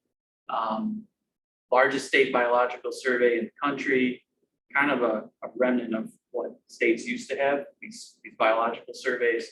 And so it's a group of researchers, we investigate kind of all aspects of ecology, life history of the flora and fauna of Illinois. In 2020, we got involved in this project. Some members of the Forest Preserve District, which I've been working with on another project, reached out and said, hey, we'd like to figure out how to characterize fish assemblages between both of these lakes. There's a plan to reconnect them and then look at fish passage. And so that's how we got involved. You want to advance? And so we developed a scope of work in 2020. It had these 5 objectives that we're still working on. The first one was to assess water quality before and after reconnection. In my realm, or in when I'm talking about water quality, I'm purely just talking about things that affect fish populations, not exactly like, ecotoxicology, but, productivity of the system, potential for algal growth and, nutrient limitation or excess nutrients. We also think, we know that because the system's going to move water, plankton are really, really important to look at. So any feebly drifting, passively moving particle, whether it's phytoplankton or an animal. So we know that zooplankton, so small crustaceans, are going to move through this system. I'll get to a slide later. They're not the same between the 2 lakes. There's similar players, but different numbers of each, different taxa. And then obviously a big thing that everyone's interested in is fish reproduction. And so early life stages of fish are planktonic larval fish life stages. We think there's a strong possibility of this thing's moving water. Those passively drifting animals are going to move through there as well. And that's actually objective 4. Objective 3 is just to, again, understand the status and abundance of the fish communities, of the fish species in each lake before and after the reconnection, and 4, quantify reproduction, and then 5, that's the sort of big one, is assess functional connectivity. And so that's just a fancy way of asking, do fish move through the system? This just real briefly, I don't want to dwell on it. These are our sort of sampling schemes. This is a cartoon. So we're working in the Powderhorn fishing lake that we heard about. It's just too difficult to run a lot of these gears in that shallow marsh. And so like the index site where we're sort of continuously sampling things like for water for nutrients and plankton, along with some other sites for plankton, is about as far north as we can get on Powderhorn. But our Wolf Lake sites are basically concentrated in that southern basin. We do look for fish. We have some netting and some electrofishing occurring in the middle basin as well. But it's just kind of concentrating these areas near connection points. So just kind of getting into this. This is all from, we were out in 2020 with the idea that, hey, this is going to be done in 21, early 22. And obviously we're still waiting for that. So we're going to jump back out and do a lot more work, hopefully next year. But we were out monthly from, the plan was May through September, and we'll be out May through September again. May of 2020 was a big sort of holdup with COVID and university restrictions. So we did not get out May of 2020. But to characterize water quality here, we're looking at things like Secchi depth, which is that black and white disc you might see on signs, at around lakes, but we're using that to measure. It's a surrogate for turbidity, but water clarity, temperature and oxygen depth profiles in each lake at a consistent reference site, and then total phosphorus, which might be limiting, might give us an indication of what trophic status of the lake, and then chlorophyll A, which is a surrogate for algal abundance, phytoplankton abundance. And then we're also doing some bathymetry mapping of Powderhorn Lake proper each month that would be compared to a post-connection period. And so I'm just going to kind of go through these, some of these things pretty quickly here. This is what some of the typical depth integrated temperature and oxygen data look like. Powderhorns across the top, Wolf Lakes on the bottom there. the areas of Wolf Lake we're working on, Wolf Lake's really shallow. We don't have, even at the deepest point we're using for an index site, it doesn't stratify. And so by that, I mean, there's no sort of that big curve where oxygen will fall out or temperature gets a lot lower with depth. So it's just kind of continuous, top to bottom. Powderhorn Lake has a deep hole in it. Actually has some depth in both those sort of two parts of that kidney shaped basin there, but it stratifies. The take home here is there's suitable temperature and oxygen conditions for fish in both lakes, and we don't anticipate that changing, obviously. You want to advance to the next slide? Here's a question about what do the red and blue lines mean? Oh, I'm sorry, if that's not on there. Temperature is on the red and oxygen is on the blue. So I apologize for that. I'm stealing a lot of the images you're seeing are from the report that's on the website, the Wolf Lake website. Okay, you can go to the next slide. So yeah, again, this is coming from the report. So a lot of tables, which I don't love for presentations, but it's what you would see online as well. As far as the chlorophyll A and the phosphorus values, as we heard earlier, it's good water quality. I wouldn't say it's always not eutrophic, at least in certain parts of the summertime. We see numbers with both phosphorus and the chlorophyll A values that would be considered eutrophic, especially in July. But those are probably just indicative of, that time of year, a lot of algal production. In general, Wolf Lake is a lot lower on all these values than Powderhorn most of the year. If you want to advance, this is a really crude thing. Anyone can buy this auto chart. It's cheap, like homeowner style for fishermen.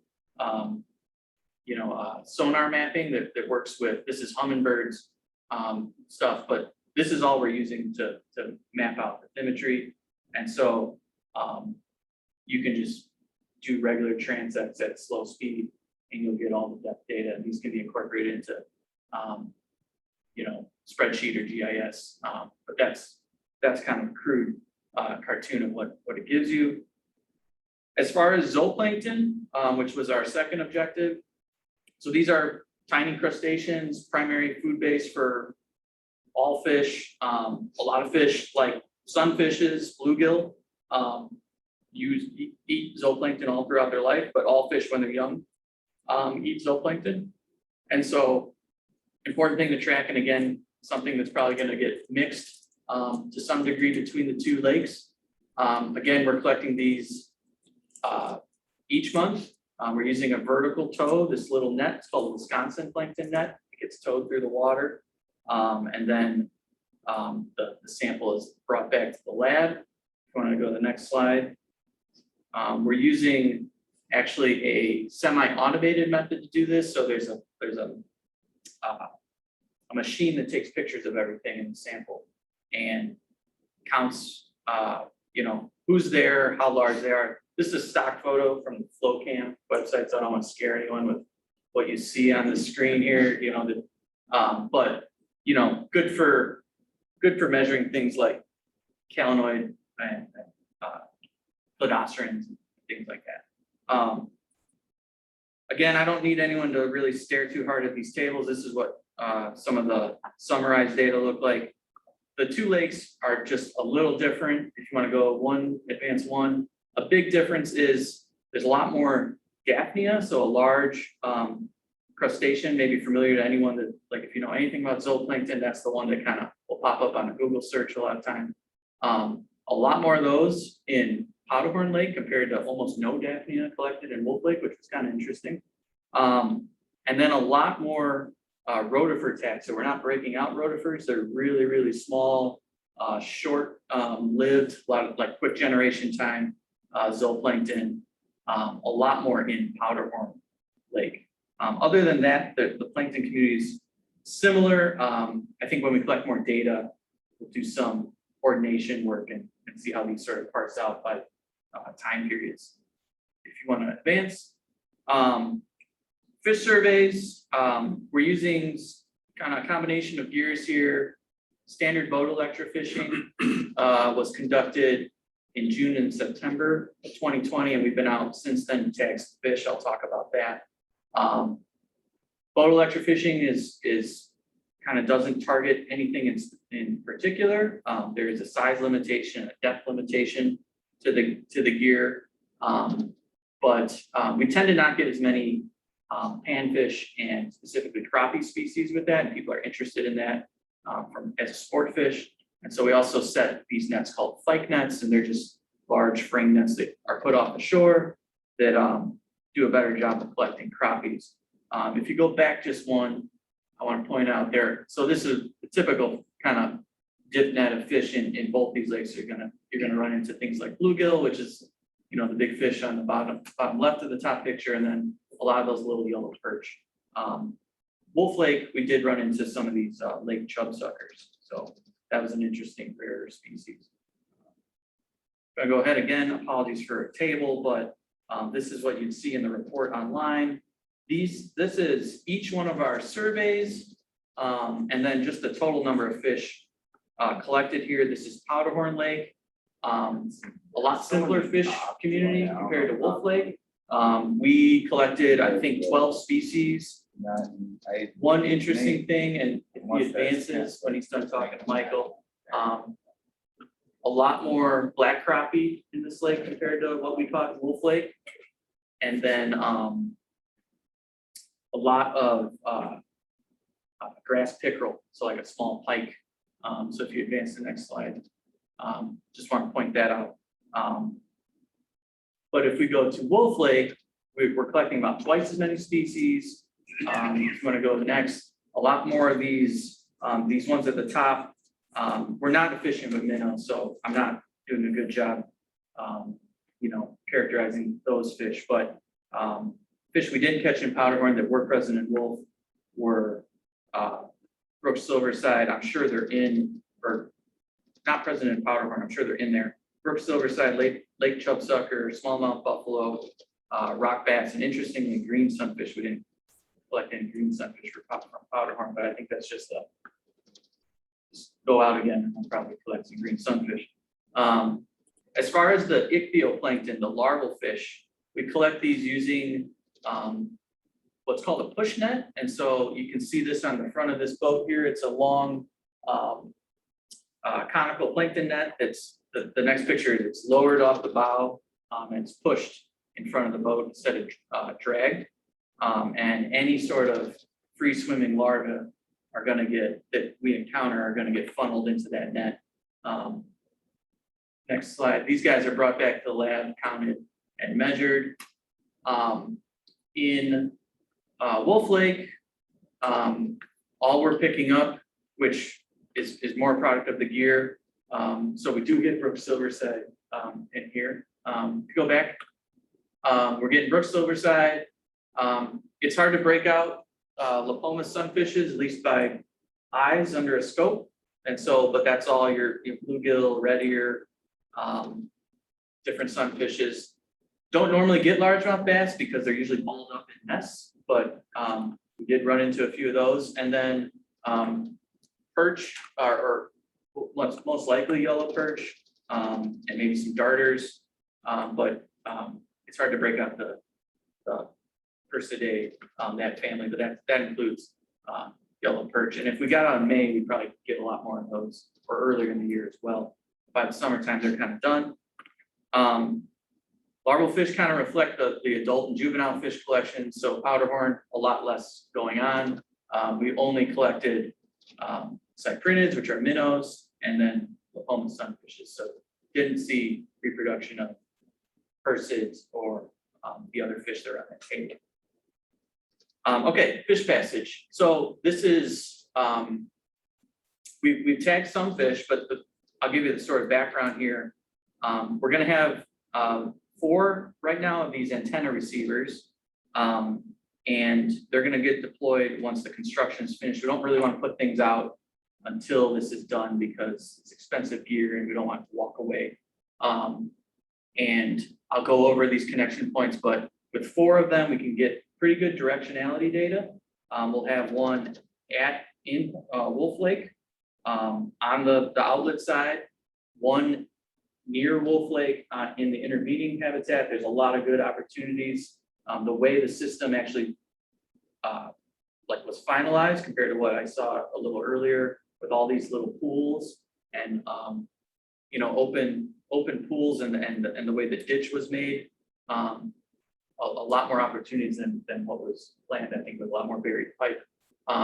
And so there'll be 2 points in between, and then there'll be a point on the Powderhorn Marsh side. And so the fish are gonna get tagged with pit tags. I think this group has heard a little bit about pit tags because the mud puppies have these tags. So that stands for passive integrated transponder. And basically it has no battery. They're uniquely coded. They're excited or energized by these antennas that have their own power source.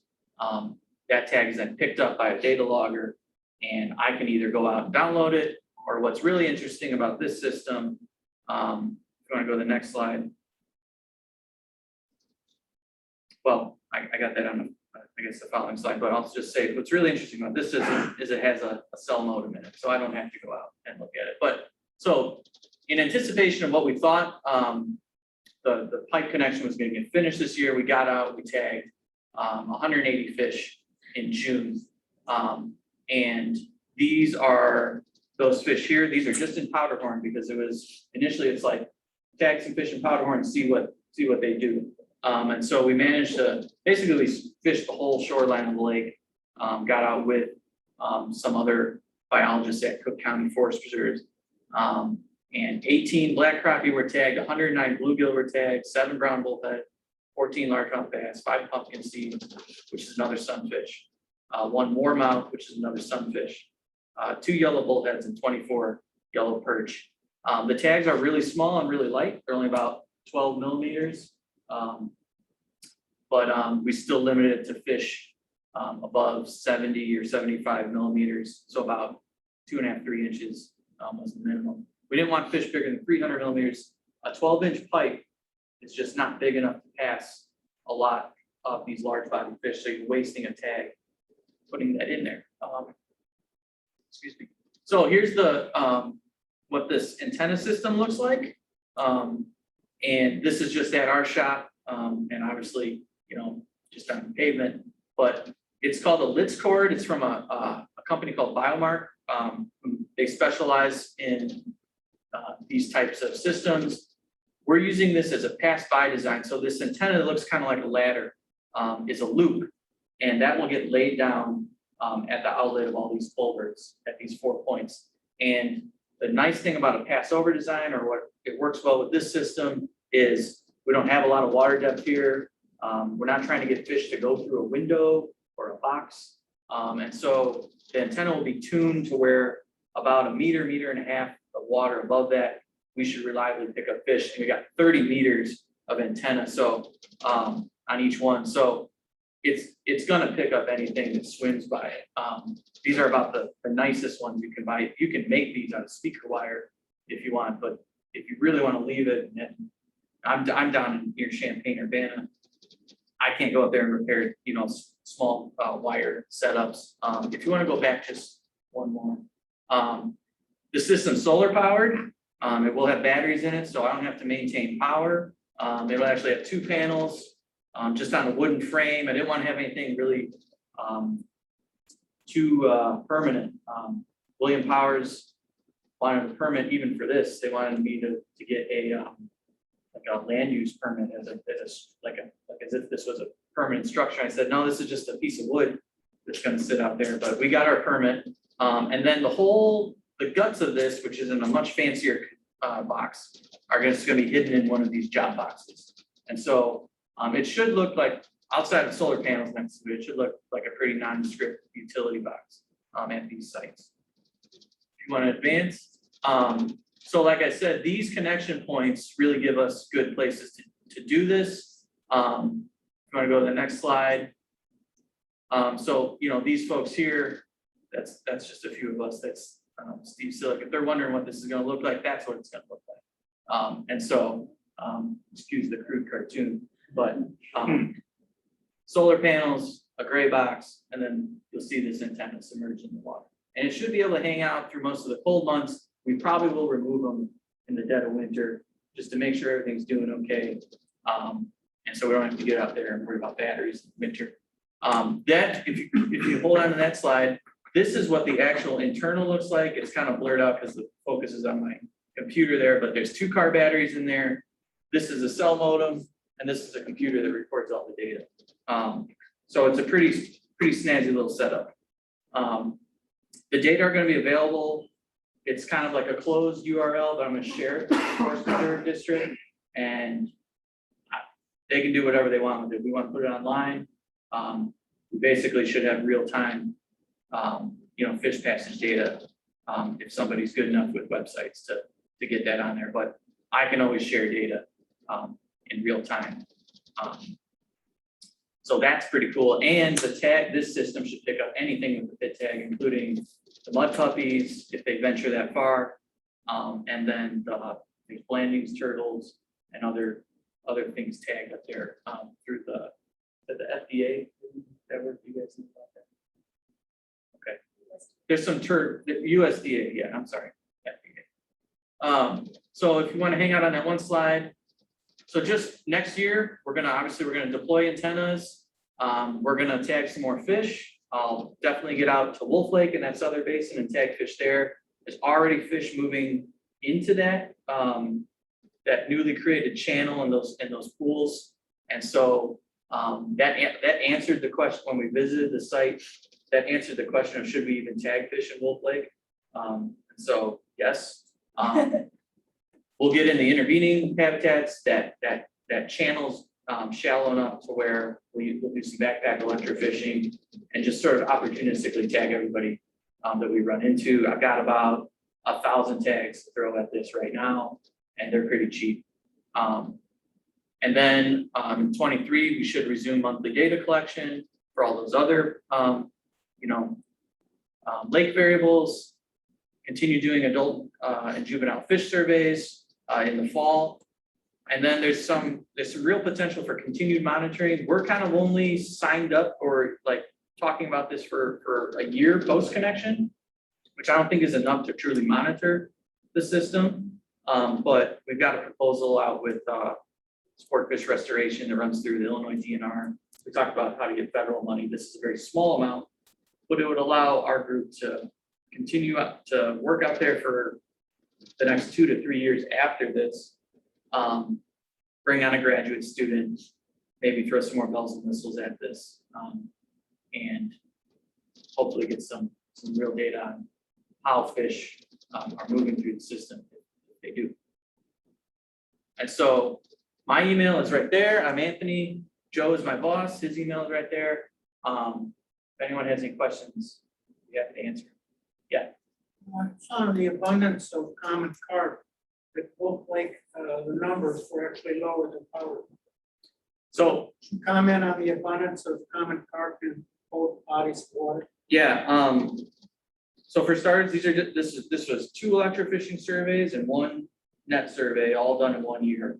So not a whole lot of replication there. I haven't worked on the lakes for very long. I think there's probably a decent number of carp in Powderhorn and in both lakes. We didn't remove them. I don't know anything about their population size. I mean, they're there. But there's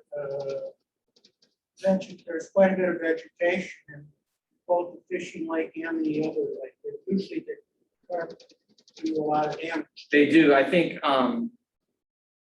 there might just be too much vegetation in Wolf Lake to really, at least on the Illinois side of Wolf Lake, to really be affected by that. I don't know. It's not all native, but I think certainly the Powderhorn's a lot more turbid, which is a combination of factors, but carp are probably contributing to that.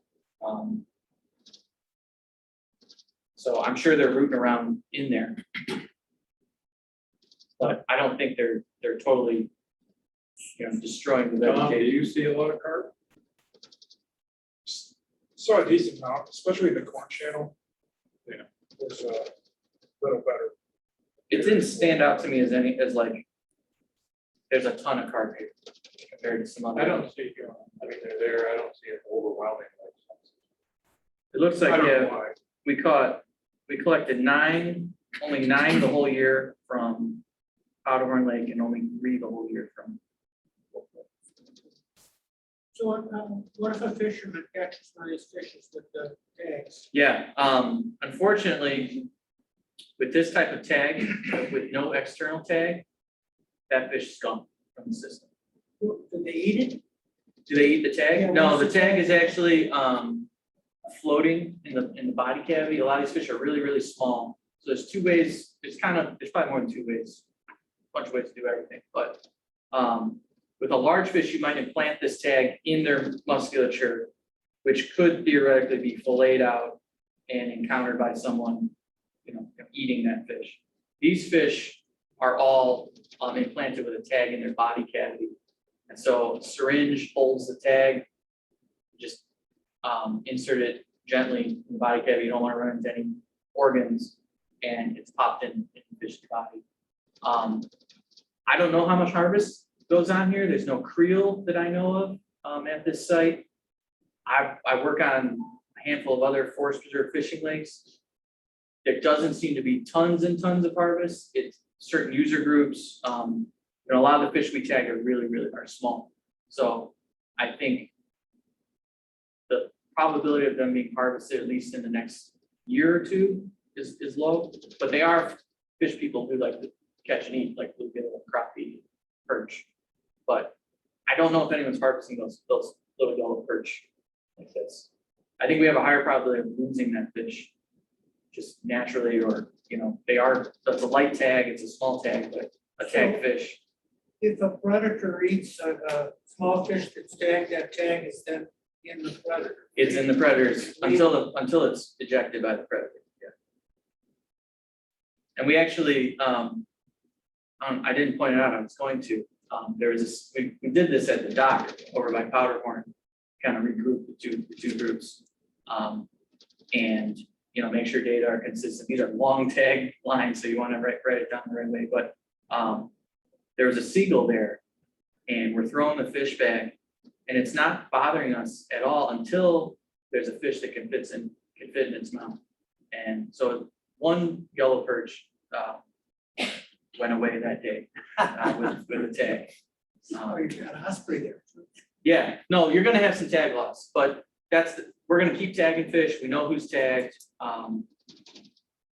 We'll see who we recapture in the fall, just in the lakes.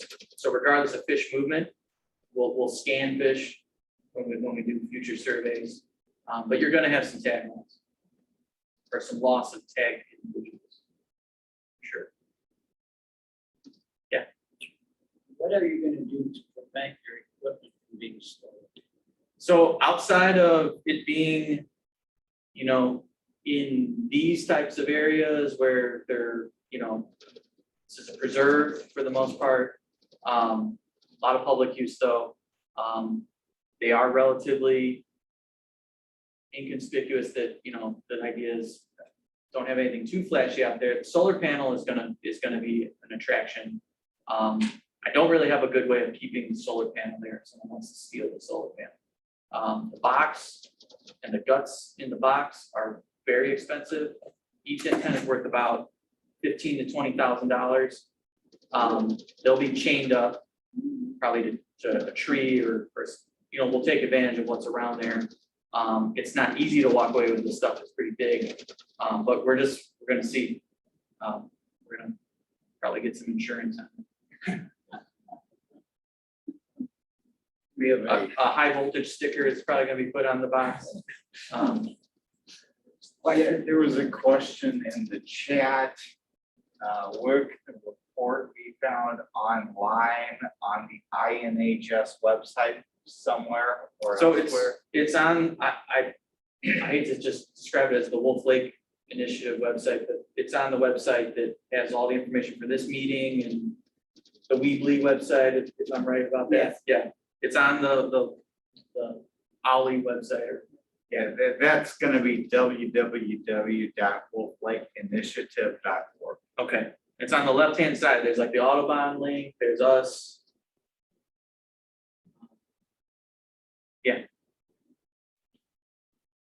Is there another question? What's the name of the report that they can look for? I believe it's just called, I have it up here. I believe it's just called the INHS Wolf Powderhorn Annual Progress Report. You have a question? Yeah, I didn't quite get a look at the issue. We didn't, so we did not collect any round goby. I'm sure they're in there, right? Again, I think with continued sampling, maybe we'll run into them. Some of these fish you're just not going to get very regularly with electrofishing gear. We set some minnow traps or other things to collect small-bodied fish, which we've talked about. I really wanted to get in the intervening, the square marsh habitat, but it's pretty treacherous. It's kind of sinky and deep, and you don't really just want to step in there with waders.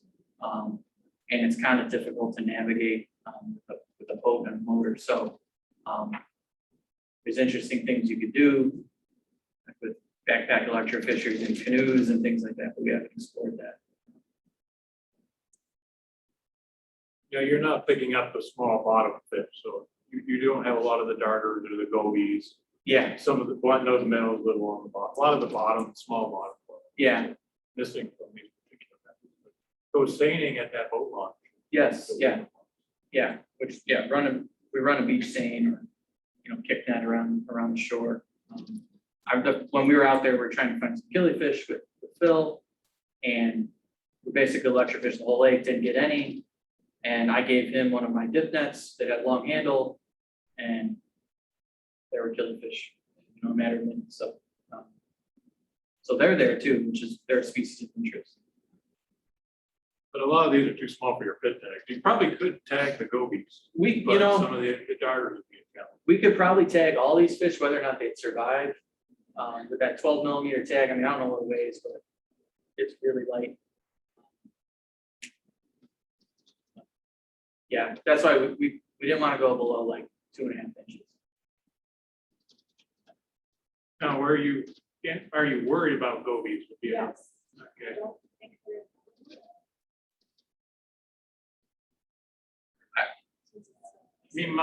My suspicion, and I'll jump ahead, whatever you're probably asking yourself. I would suspect that gobies would not do well in powder water.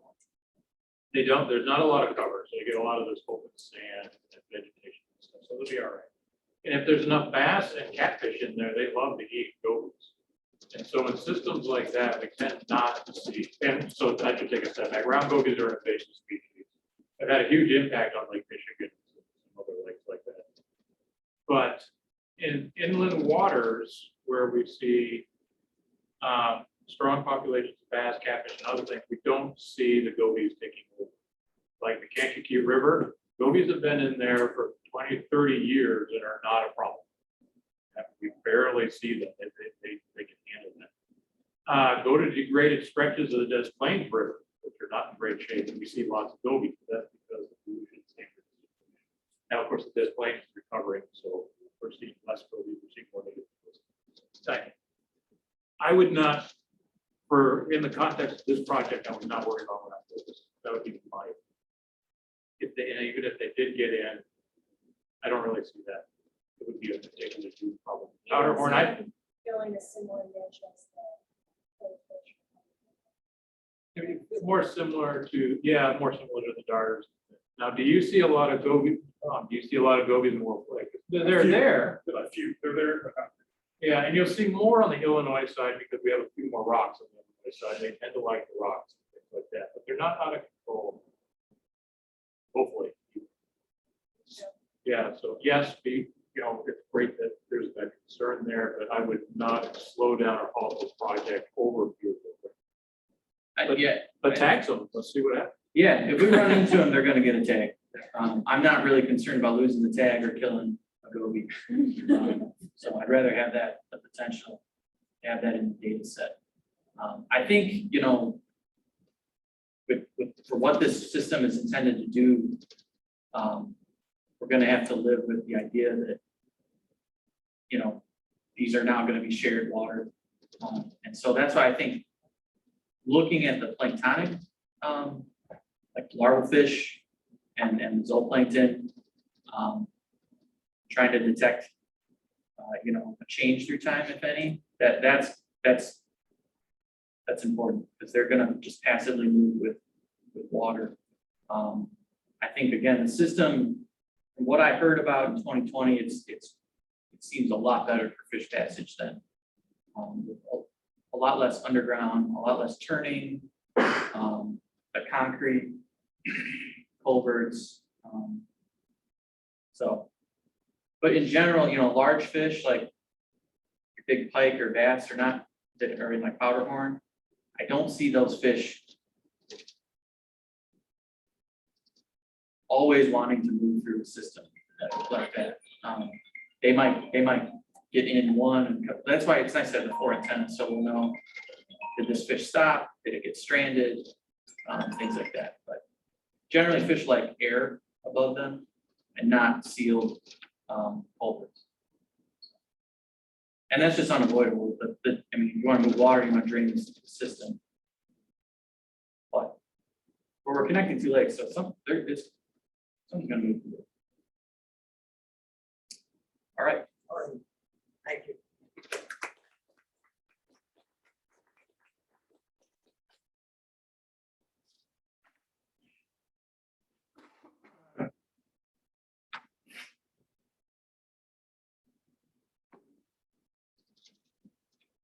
Update on the Indian Creek Superfund site by Lauren Bubba.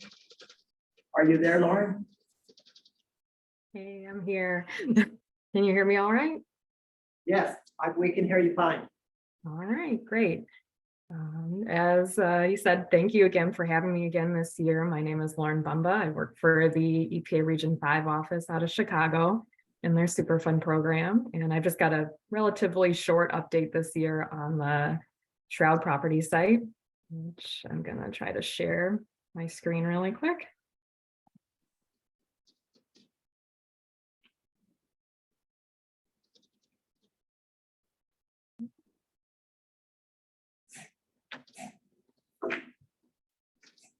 All right, so I think you're all pretty familiar by now where the site is located, but just in case you're not, it's tucked in right here between Wolf Lake and Indian Creek. This is Avenue Wall right here, and it's basically this entire yellow outline portion. So these are just kind of my brief updates for 2022. You may have started to see a little bit of action out there on the site if you happen to drive by or walk by recently. As kind of I think the Forest Preserve update alluded to on their end, we've kind of been struggling with a similar issue for the Shroud property site for a number of years in terms of trespassing on the site, ATVing, people, you know, hanging out on it and, you know, kind of stirring up a lot of dust. So one of our big to-dos this year was starting to secure the site. So from January to about August of this year, we kind of did 2 phases of an initial barrier system along the northern boundary of the site, which is just south of Indian Creek. So we've got some pictures of that, and you can kind of see it progressing through the winter here. We did kind of the initial grading and clearing in January and February to kind of level out that area along the south end of Indian Creek where the bunker blocks were being placed. Just to make it as level as we could. So during this time, we placed about 154 bunker blocks along this stretch of Indian Creek to try to just keep a barrier system, continuous barrier system along the north end of the property, targeted mostly keeping those vehicles off and from driving through, you know, the wetlands to the north and the creek to the north to get onto the site. So this was completed in February when all the blocks were kind of placed, interconnected, and then anchor pins were installed into the ground to keep some of those vehicles from trying to remove the bunker blocks by tying them to their vehicles and whatnot. So they're all pretty secure. They're the biggest size bunker blocks we get, I think. So hopefully they're going to stay put for a while to kind of cut off that access point from the north side of the site. Then this past August, we had a fencing contractor come out and they had to do some more clearing again. You can see it's a little bit different looking than the first round of work, but they did some clearing to kind of just clear the area to place the fence. There's a chain link fence on about a quarter of the portion of the bunker blocks. Really the goal here was kind of just to block off the main access points for the trespassers. I've got a better map here in a minute to kind of show where the fence is, but just try to keep people from, going over the bunker blocks, trying to prevent people from, bringing, like a dirt bike or something onto the site as well over these bunker blocks. So this was completed in August. And you can kind of see here, this is just kind of a general outline of where in the yellow the bunker blocks are now. And then the fence is the red, which is on top of the bunker blocks in these areas. While this is kind of going on, I think John alluded to this earlier, our on-scene coordinator just kind of did a quick visual inspection of the 3 culverts that are under the main access road to the Shroud property site. You can see kind of left is the north and right is the south and center is the center pipe. And,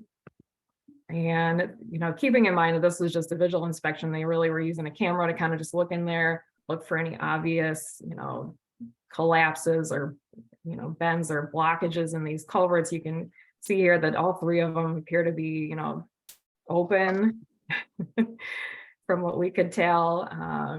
We did kind of do a walk as well of, the creek near the site, just to see if there's any obstructions that we could spot from basically these culverts to the east, which we didn't see anything, but we couldn't get close enough to the passageway under Avenue O to really get a good look of what's going on in there. But this is just kind of a preliminary, making sure that there's nothing obvious going on under these culverts and that nothing got damaged as we were bringing some equipment, nothing particularly heavy across these culverts, but we wanted to make sure that we didn't, inadvertently damage anything with this fence construction as well. So that was kind of the first update for this past year, was completion of this fence and bunker block barrier. The big other activity that's been happening for pretty much all of 2022 was the contracting process to begin the remedial investigation at the site, which is really where I come in and do a thorough, effort to investigate all the different contaminated media at the site. And the I guess biggest accomplishment this year is awarding this contract, which means that we have the funding to begin and complete a good portion of the work that we have planned at the site. So this is about a $2 million contract that was awarded in August of this year. And we're just, getting going right now with the first site visit with the contractor, which was in October. And a lot more to come, I think, on that end. But that's a kind of big milestone for the site, is, having the funding to move forward with the investigation at it. So along those lines, for 2023, these are just a couple of kind of our big planned activities for the year. And, we are happy with the progress on the north side in terms of the access barriers, but we're also coordinating with the city of Chicago to install kind of a similar barrier system on the south side of the site. The city is going to be installing that hopefully in the next year to keep people from kind of going through the south side onto the site as well through the neighborhood. And with that, we're also going to be installing some security cameras on the site to hopefully really try to cut down on these ATVers and users of the site during this time, and then also complete a gate on the site once all the barrier work is complete. This winter, I'm going to be reviewing several work plans for the first phase of the remedial investigation. And as long as everything goes to plan, we should be beginning field work in the spring and summer of 2023, which is going to include kind of the initial surveying effort of the site, and then on-site soil sampling, monitoring well installation and sampling, and then also some surface water and sediment sampling, which is going to be primarily focused on Indian Creek and the Hyde Lake wetlands around the perimeter of the site. And that's all I've got for this update. Like I said, keeping it short and sweet this year, but if there's any questions, I'm happy to answer those now.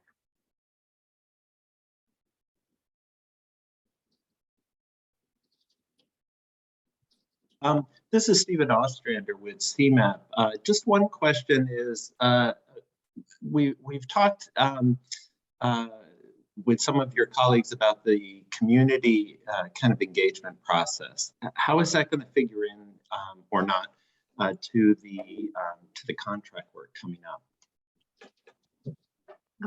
So I think in terms of the community engagement piece, we're definitely looking at doing, a lot of outreach when the sampling gets started. I think it's a little bit soon right now. We've kind of been going back and forth on timing on that aspect, but I think that's going to be a big piece of what we're planning in the spring, kind of once we have those plans developed with the contractor to kind of go over with the community and make sure that, they're aware kind of like what's going on at the site, what they may be seeing in terms of the work coming up, and then also kind of just begin that engagement process so that they're aware, that the remedial investigation has started and there's going to be, a lot more to come in terms of, the reports and whatnot after that. Great, thank you so much. Yeah. Lauren, are you planning on any hydrology work in the area? Great question. So yeah, we've got kind of an initial effort planned as part of this phase one to start looking at the hydrology of the creek in particular. I think a lot of it's going to be driven kind of by some of our initial results of seeing kind of where the site contamination has made its way to. We still kind of are trying to get a good handle on that. And then I think there'll be more to come on that hydrology piece as part of, this either this first phase or, a second phase of the investigation as well. All right, thank you. Why wouldn't the EPA have community engagement before they built up barriers to the site? I think we have, to the extent we could. I think during COVID we did a mailer, I think in January of this year, to a lot of the residents that are near the barrier system. We've briefed the Alderwoman's office several times, I think, on that. And then, in terms of, the website as well, we've got updates on there just in terms of the progress, at the site as well. Was there something in particular you had in mind, though, that we could have done better? Well, I would say talking to the immediate neighbors involved isn't really community engagement. Well, it's very limited community engagement. Right. So do you think there'd be a bigger interest level in terms of having, kind of a community, meeting in terms of the barrier construction? Many meetings that involve change are held at the Headwish Library. Right. Right. Yeah, we've kind of gotten that location flagged for sure. What kind of contamination was found? So most of the contamination we are looking at is waste from the Republic Steel operations and LTV Steel operations, so primarily metals.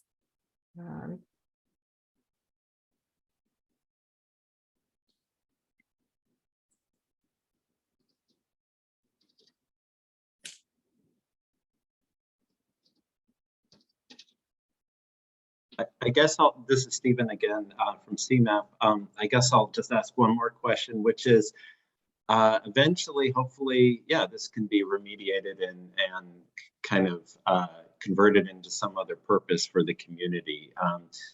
I guess I would say, is that really just the next phase, or is there any planning that you know of to start thinking about that?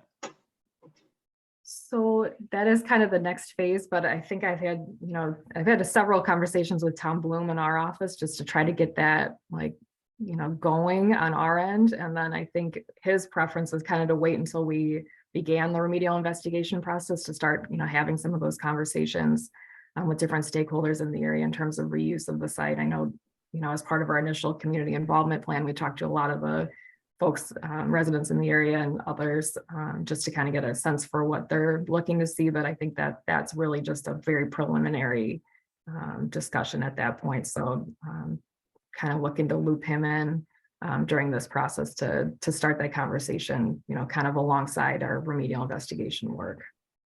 Great, thank you. Yeah.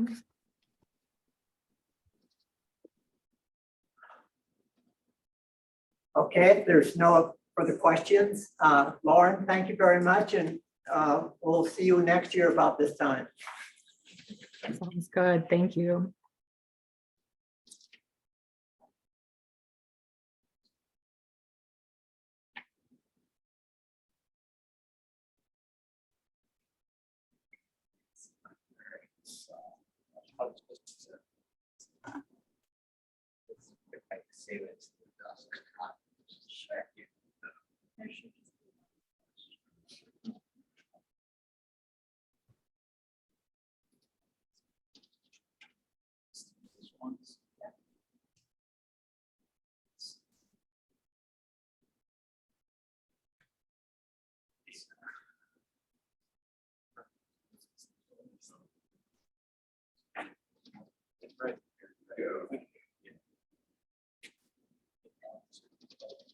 Okay, okay, we're moving a little bit north to Eggers Grove, and this is Becky Collins, senior ecologist with the Forest Preserve District.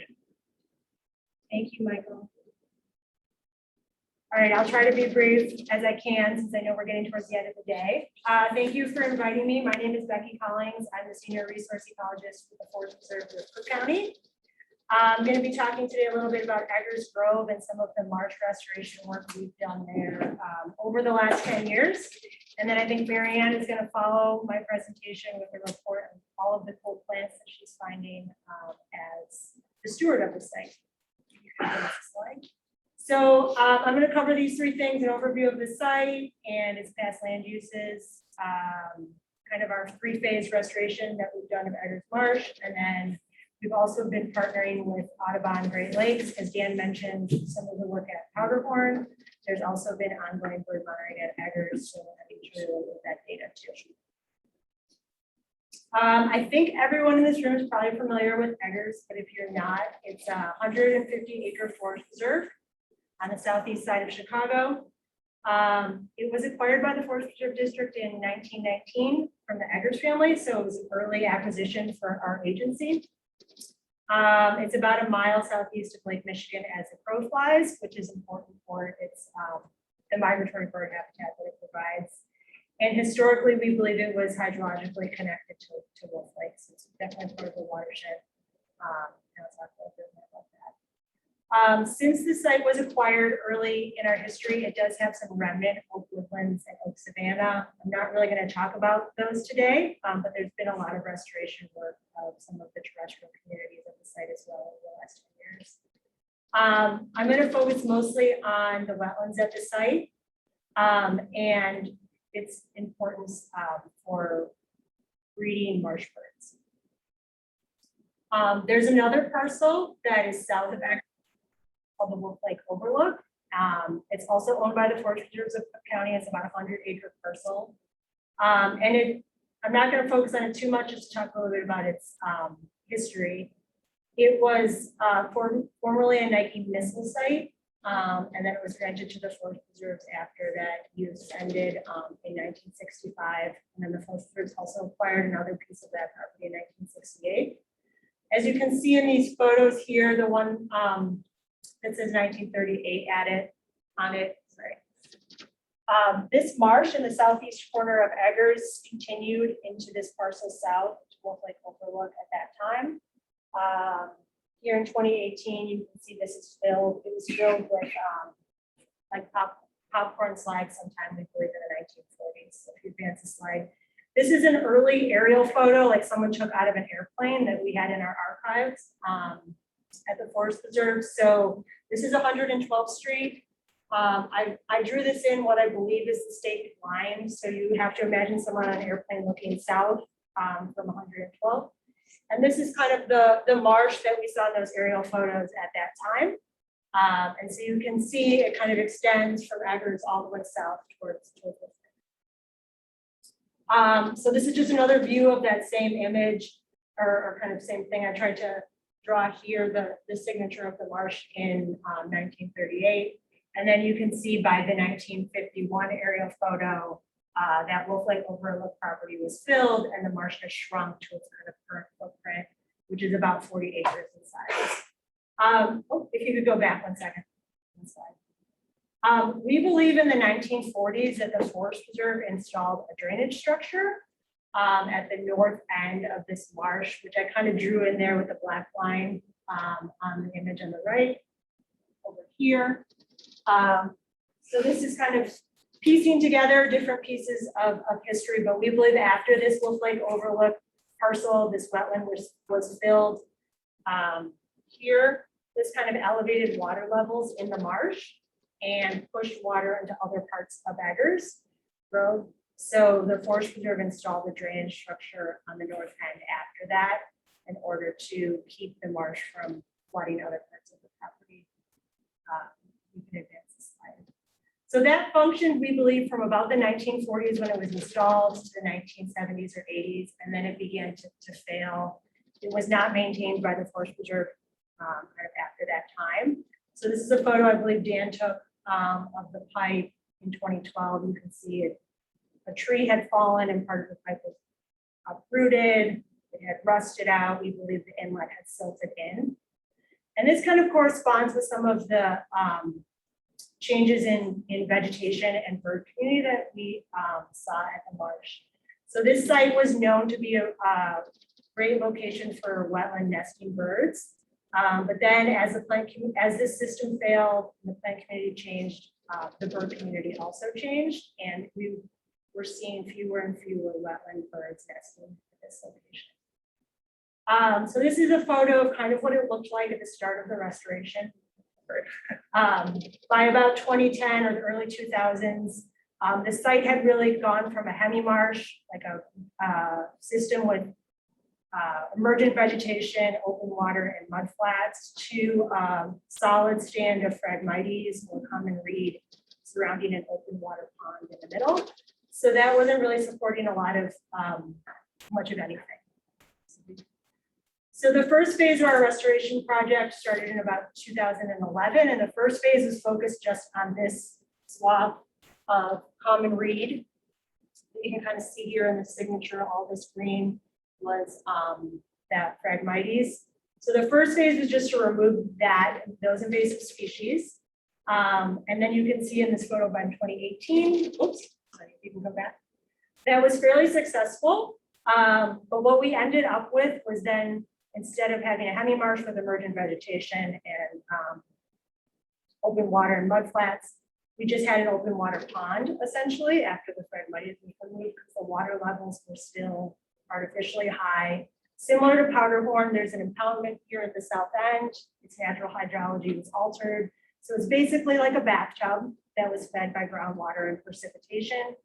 And there wasn't a lot of fluctuation in water levels of the system. So the second phase of our restoration was to look at the hydrology and look at reactivating that drainage system the Forest Preserve had installed in the 40s and at first we thought maybe we could repair it, but turned out after some design that was not going to be possible.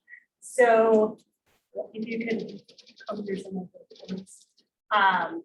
After funding, a design phase and several rounds of grant funding, we were able to install a water control structures and drainage system in the summer of 2019.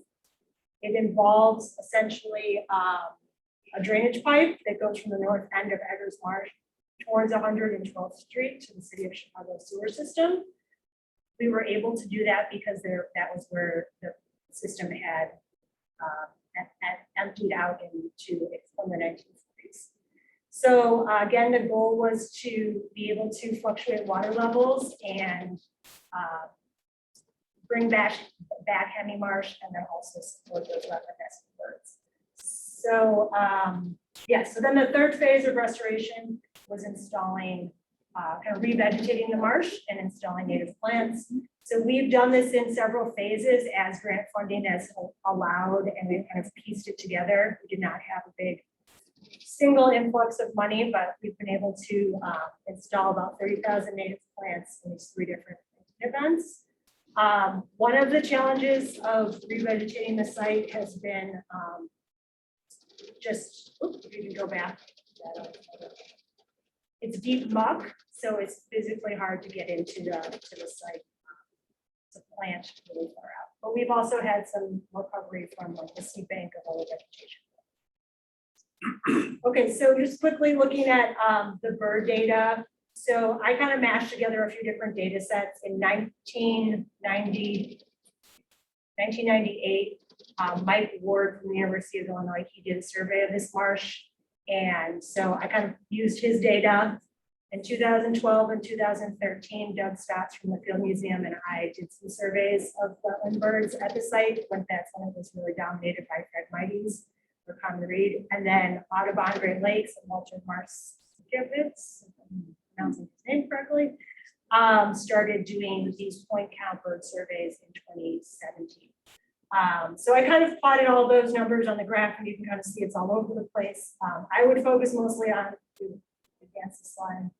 Those are really from like recent history, and you can see in 2019, which is here, is when we installed the water control structure.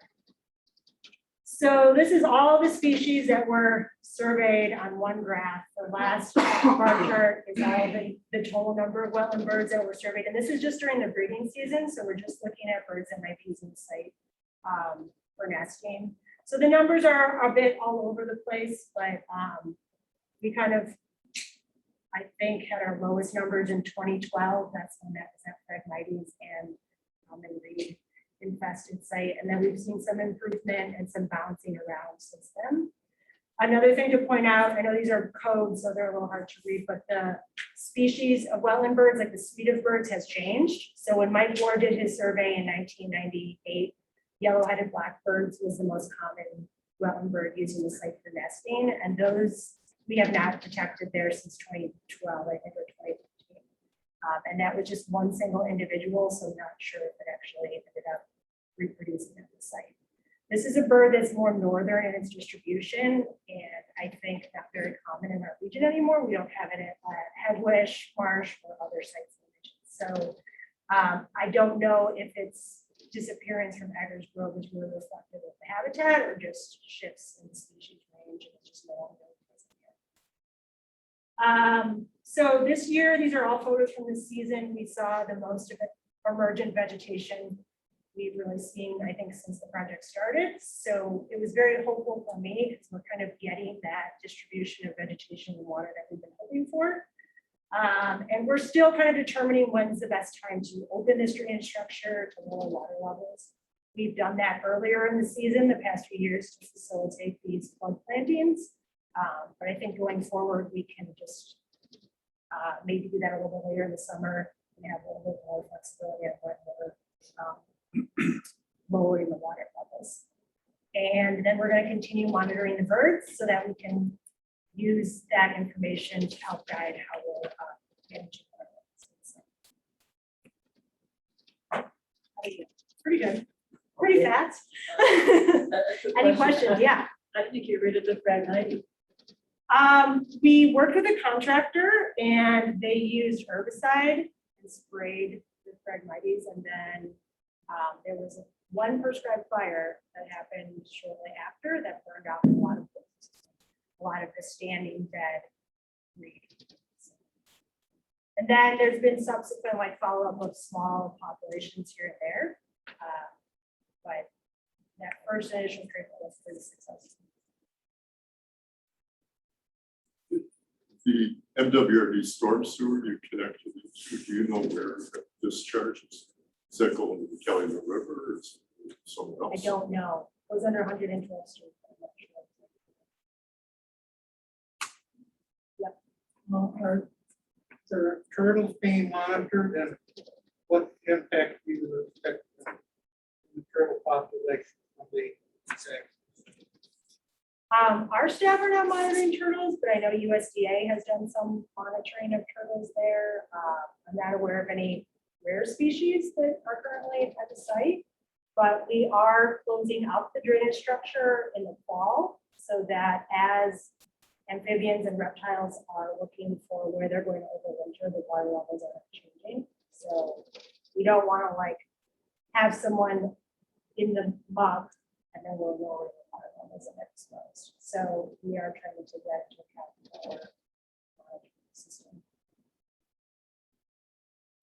Yeah. The drain, like, does it have any way to prevent backflow from the city of Chicago into the marsh that occur? You know, I haven't looked at the actual connection under the street, but I think it's more of a gradient. So it's almost emptying into it as opposed to like there being. There's a wetland swale that kind of is in between 112th Street and the marsh. And there's two lateral connections as well. So that water kind of can outflow to those systems so that remains hydric and in the wet system. But I don't think there's any way. There's a question in the chat because you said you only have little blue herons on your list, and they're asking if there are some great blue herons. Yes, I should have mentioned the birds that are being monitored are a suite of wetland birds that were selected by Audubon. They're being monitored at different sites across Illinois and Indiana. And they selected what they call focal species. So these are species of concern that whose populations are declining or we want to keep an eye on them. And great blue heron is not one of those. The population is fairly stable. So it's not that it's not present, it's just that it's not specifically.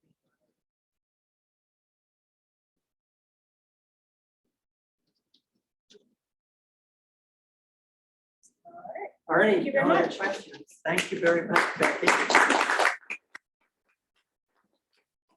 And Kozlowski, and she'll be talking about vegetation. Yes, how and, that's been affected by the changes. Yeah, this is a regeneration of vegetation at Eggers. My pictures date from March 2020 through just a few days ago. And what I was just trying to do, first of all, the caveat, the disclosure. I'm an amateur in a room of scientists. So if you see something that is egregiously wrong, or if I say something egregiously wrong, thank you in advance for any corrections. Okay, so I have shown the map that you've already seen of Eggers, and the red line is essentially, well, it's 112th Street at the top, and right here, this is where the power lines and the slag field started, and you can see the same squared off corner for East Marsh, the marsh we're dealing with. And so the construction went from 112th Street pretty much in this direction and then took a bend into the East Marsh. So we're going to be talking, or I'm showing you pictures here of essentially the red line starting, and I'm not quite tall enough, like from about there all the way through into the marsh. Okay, can we go back up, please? Thank you. So there's two categories. So what we're going to be looking at is the vegetation that was planted in the marsh, vegetation that was already in the marsh, pictures of that, and the vegetation along what I call the construction road, or we can just call the road over the drainage system. And in some cases now it's the path over the drainage system. And well, as it says here, we'll be looking at both the planting process, you've already seen some of that, as well as some of the planted species. And then we'll look at the marsh species planted, marsh species present that were not planted, and then the ridge species, or the ones over the drainage road, which were not planted. So Eggers also has that dune and swale topology. Back it up one more time, Richard, thank you. Dune and swale topology. So these are the ridges. So those are the old dunes and then the swales. And full disclosure, Not all of my pictures came out of East Marsh, but I know those plants are in East Marsh. So my middle marsh is where some of the pictures have come from. Okay, next slide. Thank you.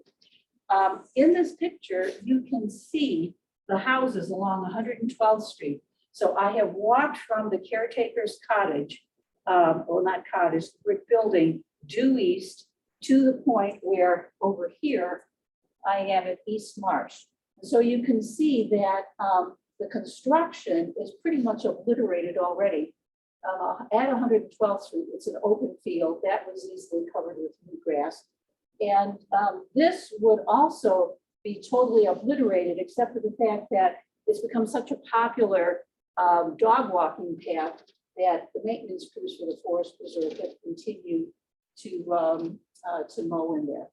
Now, the species that have come back in many cases are really aggressive native species that we're going to try to control. But a lot has come back in that northern portion right there. Next slide, please. Okay, so now from turning north and looking to 112th Street, we are now pointed south and walking towards the marsh. And you can see there's a fairly dramatic difference between what it looked like in March of 2020, and that picture was taken a few days ago. We still have a road through there.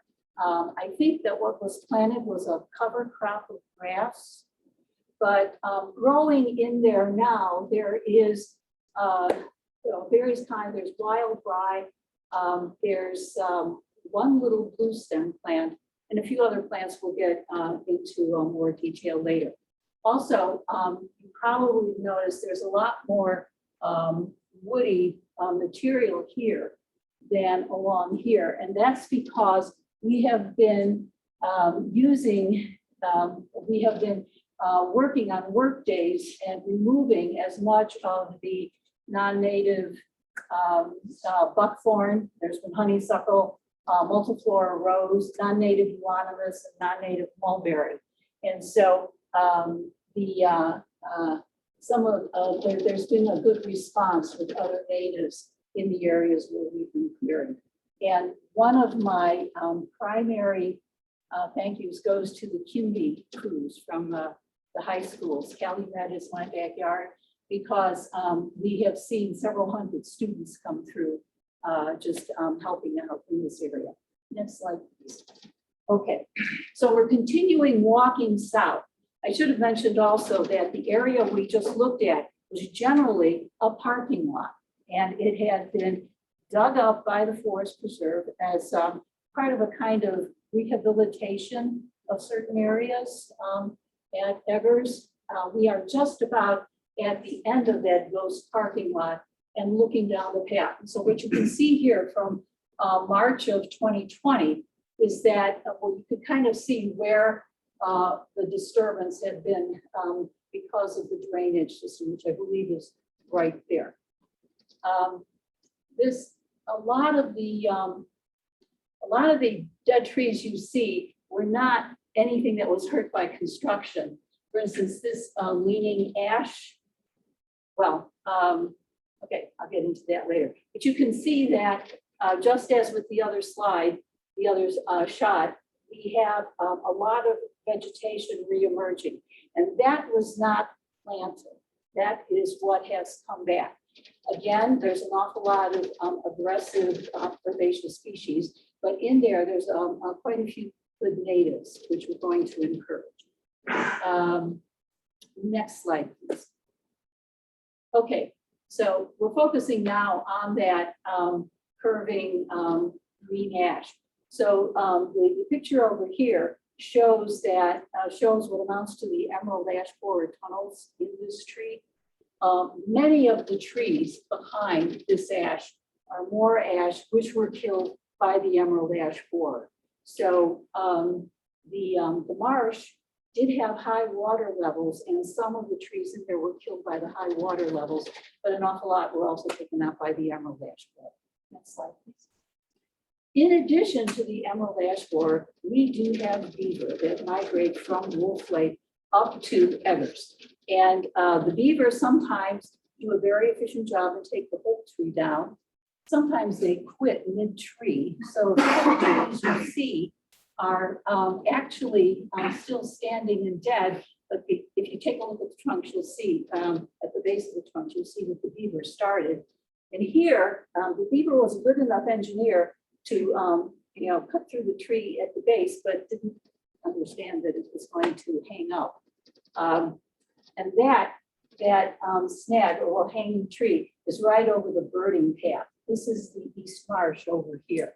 So the beaver has been active all along the path here, or along the western shore of East Marsh. And in fact, the beaver's taken out at least 100 trees at Eggers. Dan and I have had conversations about this. I asked him to remove the beavers, and unfortunately, the answer is, well, no, the beavers are part of the ecosystem. So if the beaver is there, the beaver stays there. But the Forest Preserve did come and take that down so that no birder was hurt, with the activity of this beaver. Next slide. All right, so now we are continuing down that path over the drainage road. This is our middle marsh. This is the marsh from which I took many of the pictures you're going to see. And what's interesting here, the previous picture kind of showed the gentle slope very clearly because of the construction and the fact that a lot of the plants were missing. But what this shows is also the dune and swale topology. You can kind of infer it. Here you have the ridge.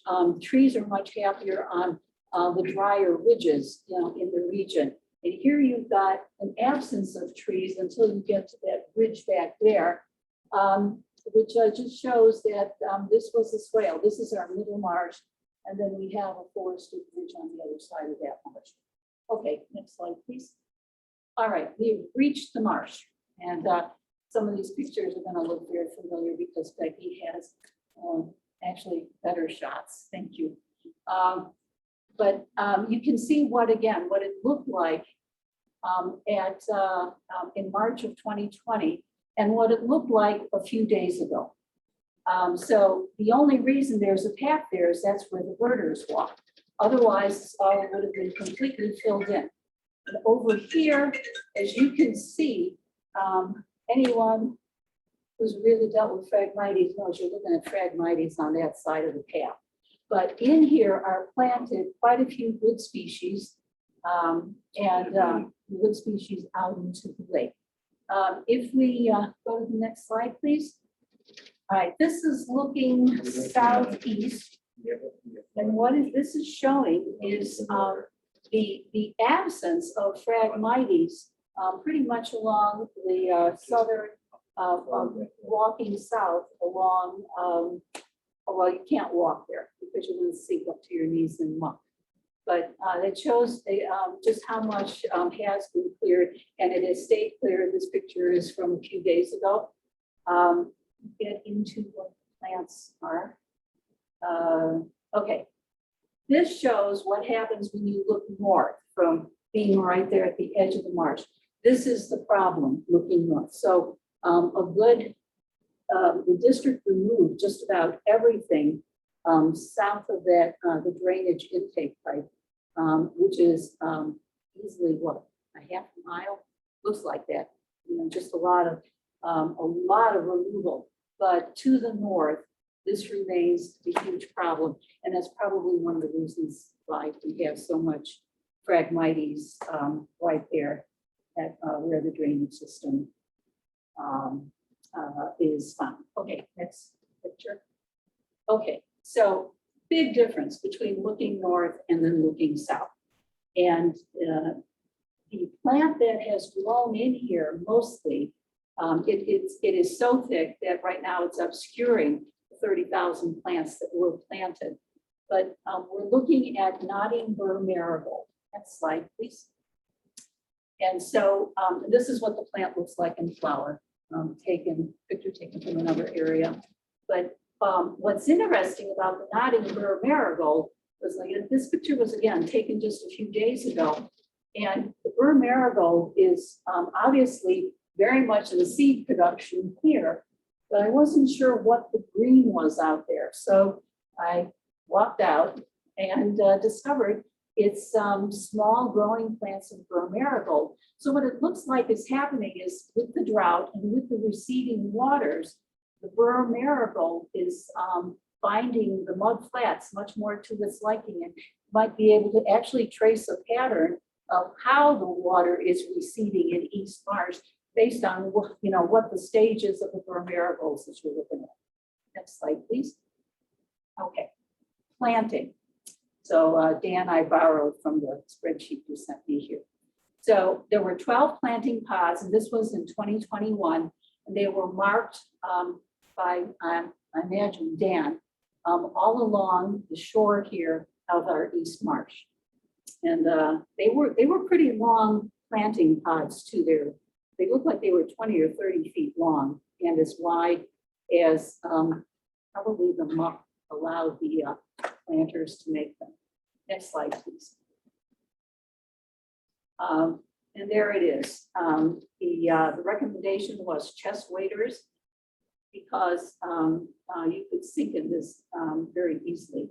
And you can also see that not only were they dealing with muck and ticks and mosquitoes, they were also dealing with all of these down branches. If you take a look over here, back up. No, next one, thanks. You can see the start of beaver damage right there. And I think this tree was felled by beavers. It doesn't look like a clean cut. It looks like a curve in there. So the planters, which I think were Green Corps, really had their work cut out for them doing anything here. And and all of this out here, that is probably remnants of the Phragmites and the cattails that had to be removed. Next slide, please. And there was the request, please plant as far into the marsh and away from shore as possible. By the way, that's probably a native water lily right here. But you can see some of the plantings here. In terms of just how deep this is and whether or not you really needed waders, one day when I was out there just surveying things, I met up with a contractor from, I think it was Pizzo Associates. And we started talking about the work necessary in East Marsh. And I told him that I had walked out there and I had sunk up to my knees. And if I hadn't had boots on, I would have lost a gym shoe. And he said, he had a story to top that one. He had thought that he could get out. And unfortunately, the islands there, full disclosure, are almost solid purple loosestrife. So he thought in low water, he could walk out there, and he sank up to his chest. And if he had not had other, contractors out there from his firm, he would have been stuck or worse. And I think it took him quite a bit. I don't know how they got him out there. It was quite a bit of effort. Okay, next slide, please. All right, the plantings. All right, so in 2021, Becky gave you much more current information. What I knew was that in 2021, 12,500 plants were planted. And you can see them here. They're doing very well here. And I believe that the tall rush you have is, next slide, please. It's either great bulrush or hard stem bulrush. I have trouble telling them apart. And since both of them are planted in the marsh, I'm just telling you it's a Strenoplectus. Next slide, please. And then we also have the dark green bulrush. These pictures, by the way, were taken in Middle Marsh here, not in the East Marsh. And then what I knew is Chairmaker's bulrush. I think I'm going to stop calling it that because I discovered this particular Strenoplectus has at least a half a dozen nicknames, and I really like the bayonet brush better. So now I'm calling it bayonet brush. Next slide. Okay, so those were the bulrushes. What we have here are the flower, well, the bulrush is also flower. We have the forbs. So we have Sium suave, water parsnip. Again, this shot was taken in our Middle Marsh. And there you have the seeds from just a few days ago. The seed picture was taken from the East Marsh. Next slide, please. We have two varieties, two species of skullcap, marsh skullcap and mad dog skullcap. I'm not sure which I have a picture of here, Dan. So next slide. Also planted. Now these species have all been planted along East Marsh. This is our spotted Joe pieweed. This plant, according to Wilhelm and Rarica, the plants of the Chicago region, its blooming period ends on October 1st. But this picture was taken on October 18th. So I'm wondering if Wilhelm and Rarica would like to know that this particular species is blooming at Eggers, whatever that is, 17 days beyond the period they state. Whatever that would be. All right, marsh smartweed. This is one of my favorite plants. This is really a beautiful plant. Also planted in the East Marsh. Next picture, please. And ditch stone crop. You're not looking at flowers here. You're looking at seeds, and the seed pods get darker and darker. They're beautiful, rich, dark burgundy. And when they open, what you've got are the seeds, which look like dust, yellow dust. And this vervain right here was taken right at the edge of the marsh. I believe this one was planted because I think there were plants put in right at the marsh, but not in the marsh, but along that path out. And that's blue vervain when it's in bloom. And blue lobelia. My pictures of the seed pods right there at the marsh weren't very good, so all you get are pictures of the flowers. If you notice over here, this stem has been, I believe, chewed off. Our plants should be, because the conditions are right for it, 4 feet tall. It's just amazing, beautiful blooms. But all my plants are about 18 inches tall, probably because of the dew. This plant is also, I'm not sure if this was on the list for 2022, but for 2023, the Chicago Botanic Garden is growing us plugs. And the plugs are coming from seed that volunteers at Eggers collected just this fall. So we will be putting seed back into the marsh from other plants at Eggers. And bristly sedge, it's a great name, unless you've got leather gloves on, that's pretty dangerous to collect. It really hurts. Next slide. Okay, so now we have plants in my resilience setting. These were plants that I don't believe are on the planting list, but have been either very close to the Eggers East Marsh or actually very close to the Eggers East Marsh. All right, this is a very, very conservative species. I can't remember if the conservative number is 8 or 9, but Eggers has swamp thistle at various locations. This plant, this picture was taken right there when you take that little hook bend and you walk right up to East Marsh. This is growing probably 20 feet away from you. And the way I've had it explained to me is if you've got swamp thistle, you're probably doing something right. And it just bodes well for the Eggers Marsh. This is another plant which is growing there along, actually just north of the bend, common hop sedge. It's beautiful sedge. Next picture. And we have wild mint. Next picture. We have an enormous, what I believe is a native rose, and you can see the East Marsh right there in the picture. And at this point, I'm not sure if it's Rosa satigera or Rosa palustris. Palustris likes the water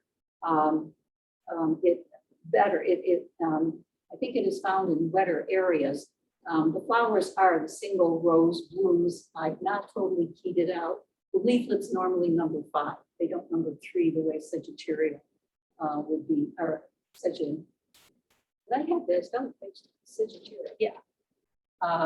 All right, next slide.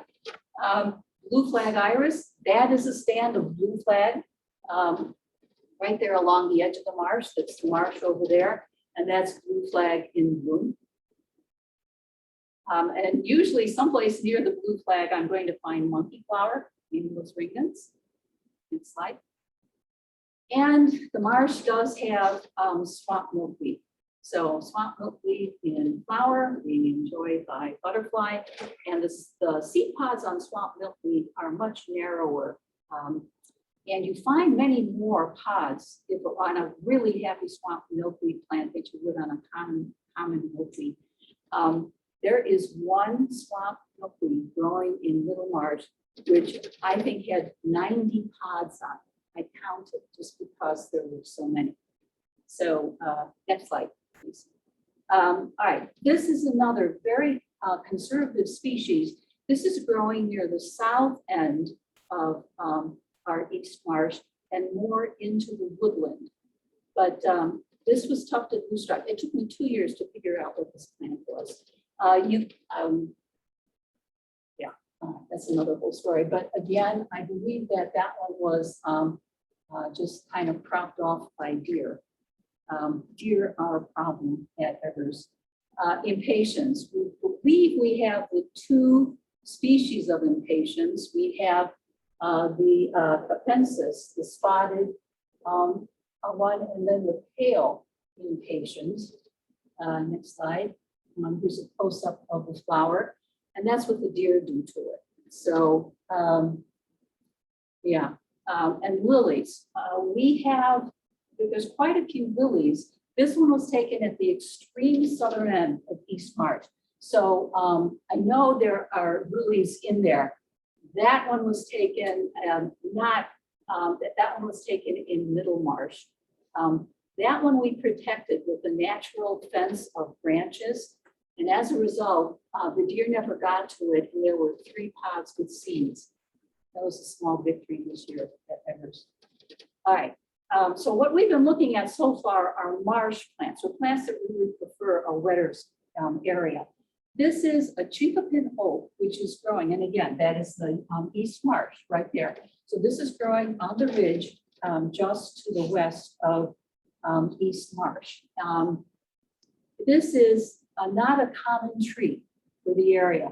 And just quoting from Wilhelm and Ulrika there, it occurred in Sandy Woods on the northwest margin of Wolf Lake in Indiana, and that population was destroyed. So it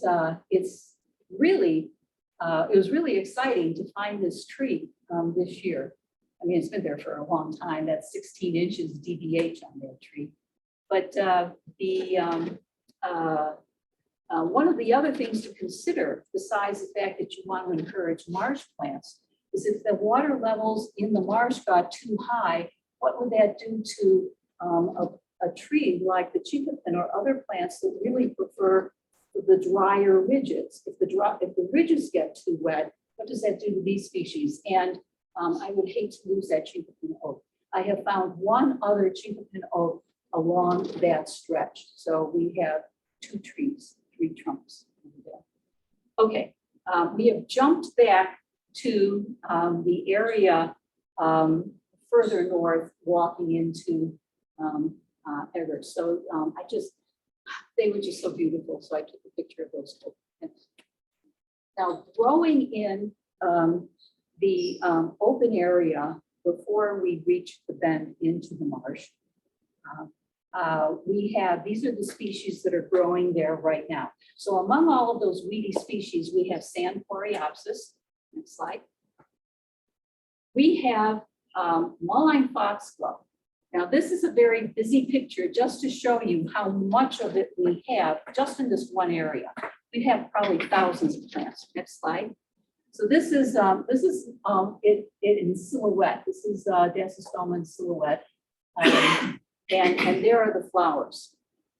This plant is a very, very conservative species. It ranks, I think the coefficient of conservatism is something like 8 on it. It's parasitic on oak roots. And I was standing once in a section of it, and it was really thick. I mean, this Dasystoma is all over the site, wondering whether or not I should ask Dan if I should thin it there or something. And all of a sudden, the hummingbird came up within 3 feet right there at one of these plants to feed. And I decided I'd put off the question until next year, Dan. It's just too nice seeing that hummingbird. All right, This one is figwort, and it's a good sturdy native species. There's the flower. The pollinators really love it. Next one.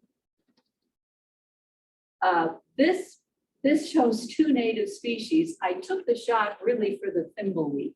Thimbleweed is another fairly sturdy plant for drier areas, savannas, except that I have practically none at Eggers. This is another plant the deer like to eat.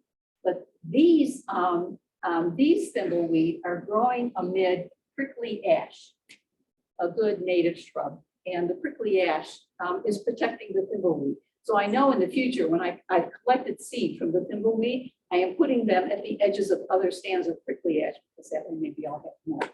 All right, other plants growing along that drainage road, wild rye, common milkweed, and grassleaf goldenrod. We also had, I think, 2 occurrences I can find of heath aster, and where there is some shade with the oak trees, we do have calico aster. Next slide. Okay, this, you can see the power lines in the background. So I'm looking east along the path, and I'm looking at the catkins for American hazelnut. Next slide. This is what it looked like in October. And we have been removing an awful lot. When I showed you those slides showing where we were removing woody species, the invasive woody species, these pictures were taken from that area earlier this spring. And I have, these amount to hazelnuts. So there are 7 hazelnuts buried in those fringe eyelashes here.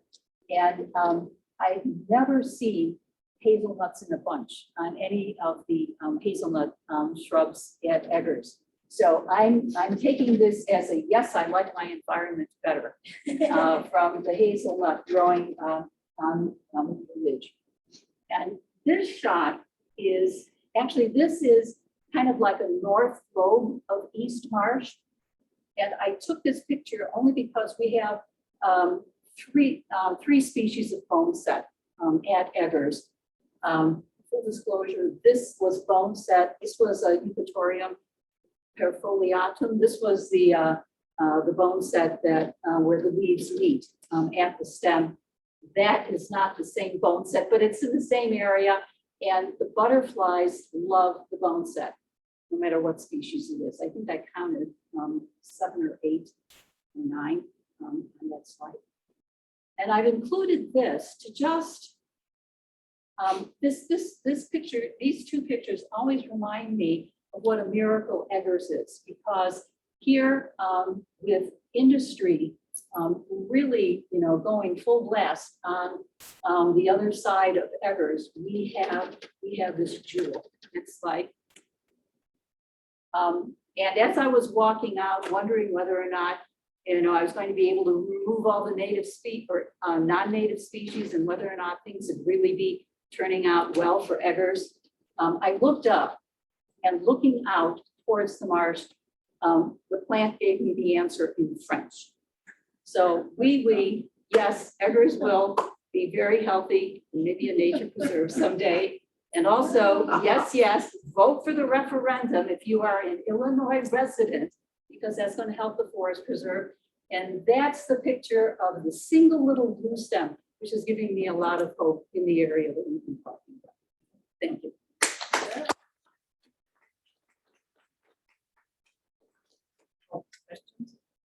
Question? Yes. All the plantings that you mentioned for the west edge of the marsh, were there any plantings on the south or the east edge?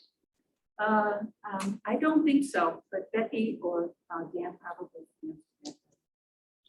Yeah, there were some pods both 2020 and 2021 along the south edge, north of the Edward Way. We had 2 pods also on the east side too, but they were very small because there wasn't very much practical space at the time, given the steep drop off of that eastern service road and the fact that it holds more water on that side of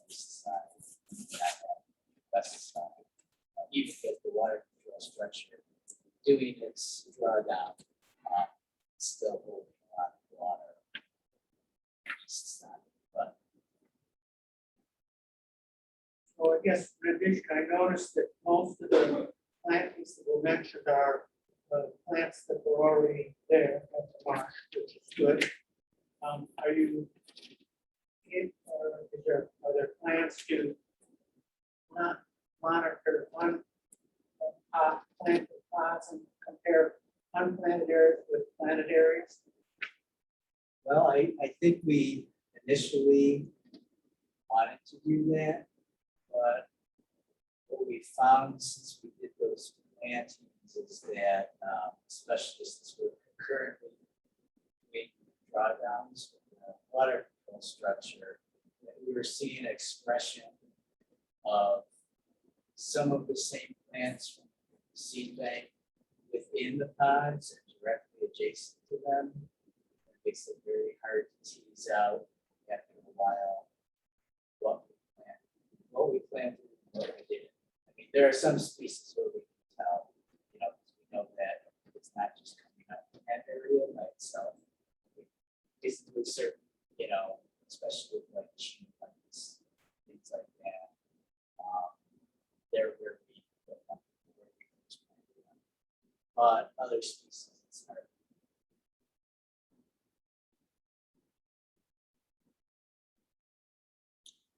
Okay.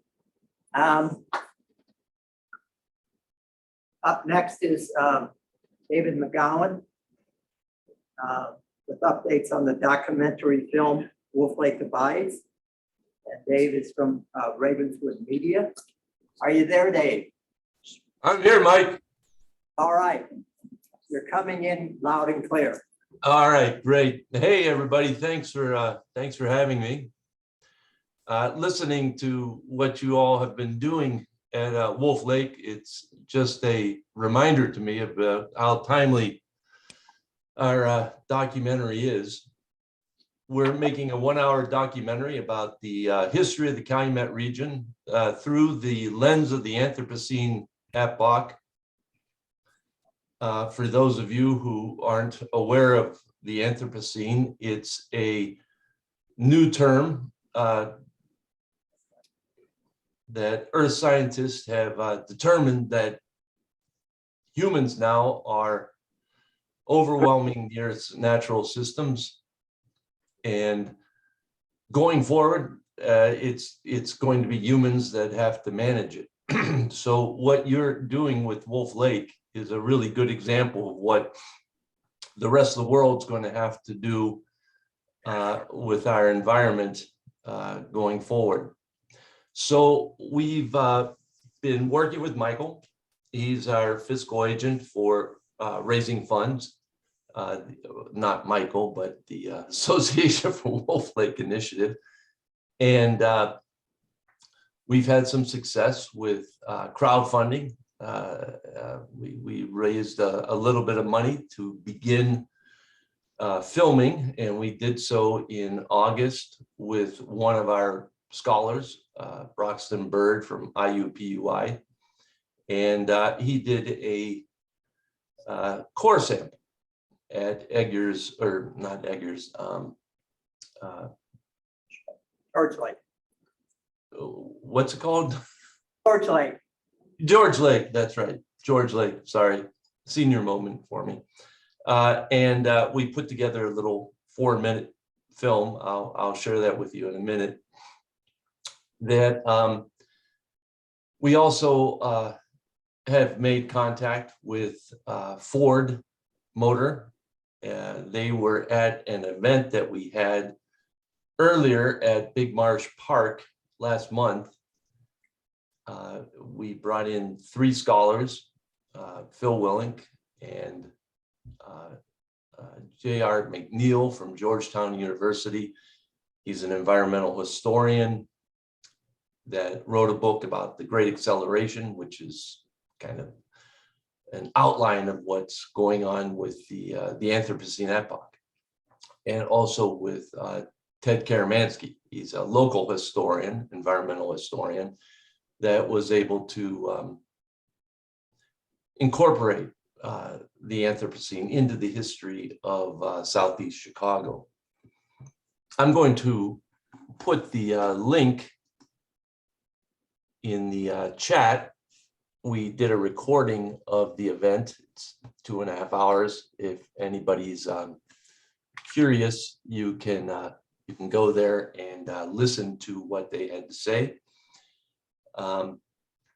We're still looking for funding, but we're hopeful. We made contact with the Cleveland Cliffs Foundation on Tuesday night at their open house in East Chicago, and they're giving us an opportunity to present to them in the next few weeks what the project's about. And, you know, of course, steel's going to be a big part of that history. And if I could, I'd just like to share my screen and show you the short film that we were able to do from the crowdfunding that we had done. So this is a short film of Broxton Bird's core sampling. Today, we were collecting samples from George Lake here in northwestern Indiana in an area known as the Region. It's a shallow marsh wetland type of lake. And lakes are fantastic recorders of the natural environment. They provide an excellent picture of not just what's happening in the lake, but what's happening around it. So this is an area that has a rich environmental history as well as Native American history. And most recently, it has been known for its industry. And so we came here in order to collect sediment core samples from George Lake. Throughout Earth's history, the vast majority of it has been a natural system, one where the variability in the climate, the environment has been caused by natural processes. But recently, with the advent of the Industrial Revolution and the widespread population growth of humans, we as a species have begun to influence the Earth in ways that it has never been influenced before. And we are here to document the transition from our natural environment into the Anthropocene, with anthro being human and then the scene being our time. And one of the reasons that we are here is that because this area has been so impacted by anthropogenic and industrial activities, many of the sites in this region are no longer natural. They have been dredged, they have had their upper sediments removed. And so we came to George Lake because this is one of the areas that still retains these sediments today. But this was a challenging environment to work in part because it has been so disturbed by human activities and industrialization. So we actually utilized historical topographic maps from the USGS in order to understand where the original lake was and took our samples from there. The original Indian trail. Everything here doesn't go in a crescent, it goes southwest to northeast. Right.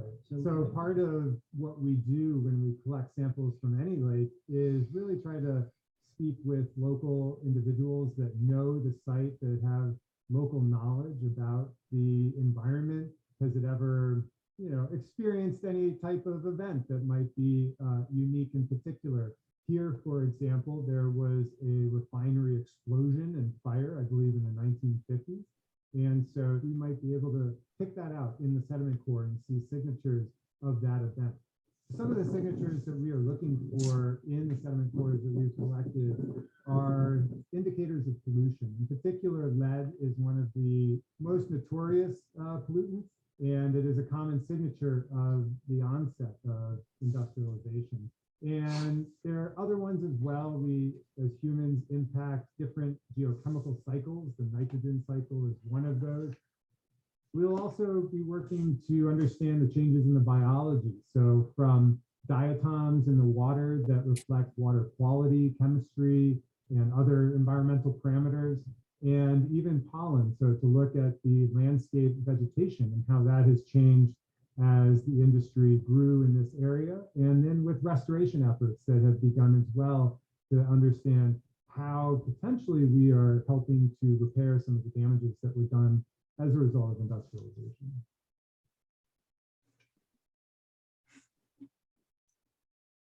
So the reason why we're making this documentary is because what is happening in Wolf Lake and the Calumet region at large is, as you've demonstrated today, you've taken charge of the environment and you're managing it in a way that nature can no longer do. So this is a really good lesson for the rest of the world about what we're facing in the next, for the rest of our future, actually, that humans are now the dominant driver of the Earth's natural systems, and that what you're doing at Wolf Lake is a very good example of, how we need to manage this and to create not just green spaces for people, for mental health and so forth, but also for the biodiversity, for our own health.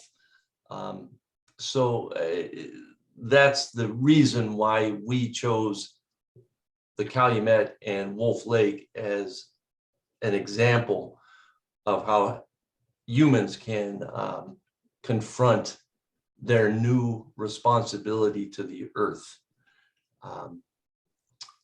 Yeah, so if anybody has any questions, I know you're probably at the end of the day, yeah, and you're probably kind of tired, but I'm here to answer your questions. One thing I would like to add is that we did the core sampling at George Lake just because we could get permission there quickly to do it. But George Lake is pretty shallow, and there's not much muck out there. There wasn't much sediment for them to do a proper deep core sample. One of the spots that we are interested in the future of doing some core samples is a slough in Powderhorn, and we'll have to determine whether there is enough muck out there to do a core sample. But Broxton's working on the analysis of what he did at George Lake, and he actually is getting some data. They're taking it out to UC Berkeley to have it analyzed at that lab too, for a more comprehensive idea of what's been laid down. And why that's important is, just like written history, the history of the region is also in the muck of these lakes. It tells us when the Anthropocene started in Northwest Indiana, Southeast Chicago. It gives us some ideas of, they can tease out down to hydrocarbon molecules. So they'll be able to tell us when things like the refineries began to emerge, and what impact they might have had on the landscape. If anybody has any questions, I'm more than happy to answer them.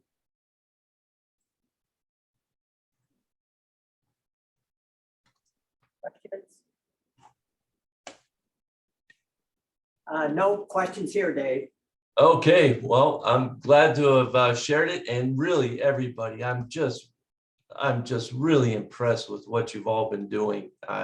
It's taking charge of the environment in a way that humans everywhere need to start doing, because the game is different now than it was 200 years ago. It's a whole new ball game, and what you people are doing is a really good lesson for the rest of the world. Thanks. Okay, thank you.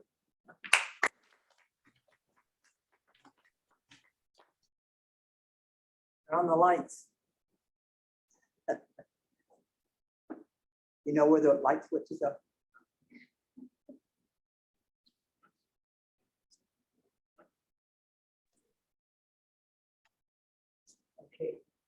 So, David, if I could ask a question of David, perhaps I missed it, but when did you hope to be able to wrap up the documentary and have it fully available?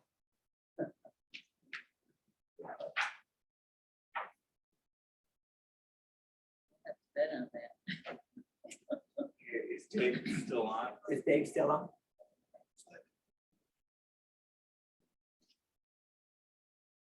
No, there he is. I'm sorry, I had my mute on. I think we're just at the very beginning of the fundraising stage. So my feeling is like in the next 2 years, we'll know a lot better after meeting with Cleveland Cliffs and with Ford Motor Company, whether we can get the funding from them, which I think would get us a lot closer to our goals. But hopefully by 2024. Great, sounds good. Good Thank luck in getting that Thank funded. you. We need it.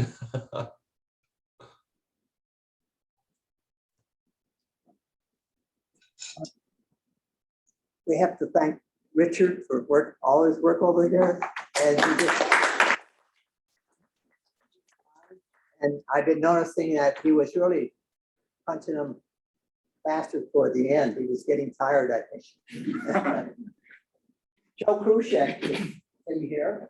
Oh, of course. Oh, he's the one that likes tires. Right, we heard your story. And the 40-year-old tires are just great. They're Years old. age tires. And some of them still have the wheel in, them, right? We just got a couple out of acres this morning on the bike path, but the water levels dropping, Yeah. we're able to spot them, so we just take advantage of that. Were you the one who took out that truck tire from that from along the bike path at Everson? I've been needing to get that truck tire out of there. Is it still the 3 day years. they've spotted it recently? I don't, I haven't seen it. And that might be. Say yes, anyway, Joe. Well, we've got about 80 of them staged by that one NIPSCO tower in the southeast corner. Go back towards the Wolf Lake Overlook Woods where it starts. That's when we staged and NIPSCO picked up. We had about 100 last year, and then we zigzagged through NIPSCO property and through the Wolf Lake Overlook.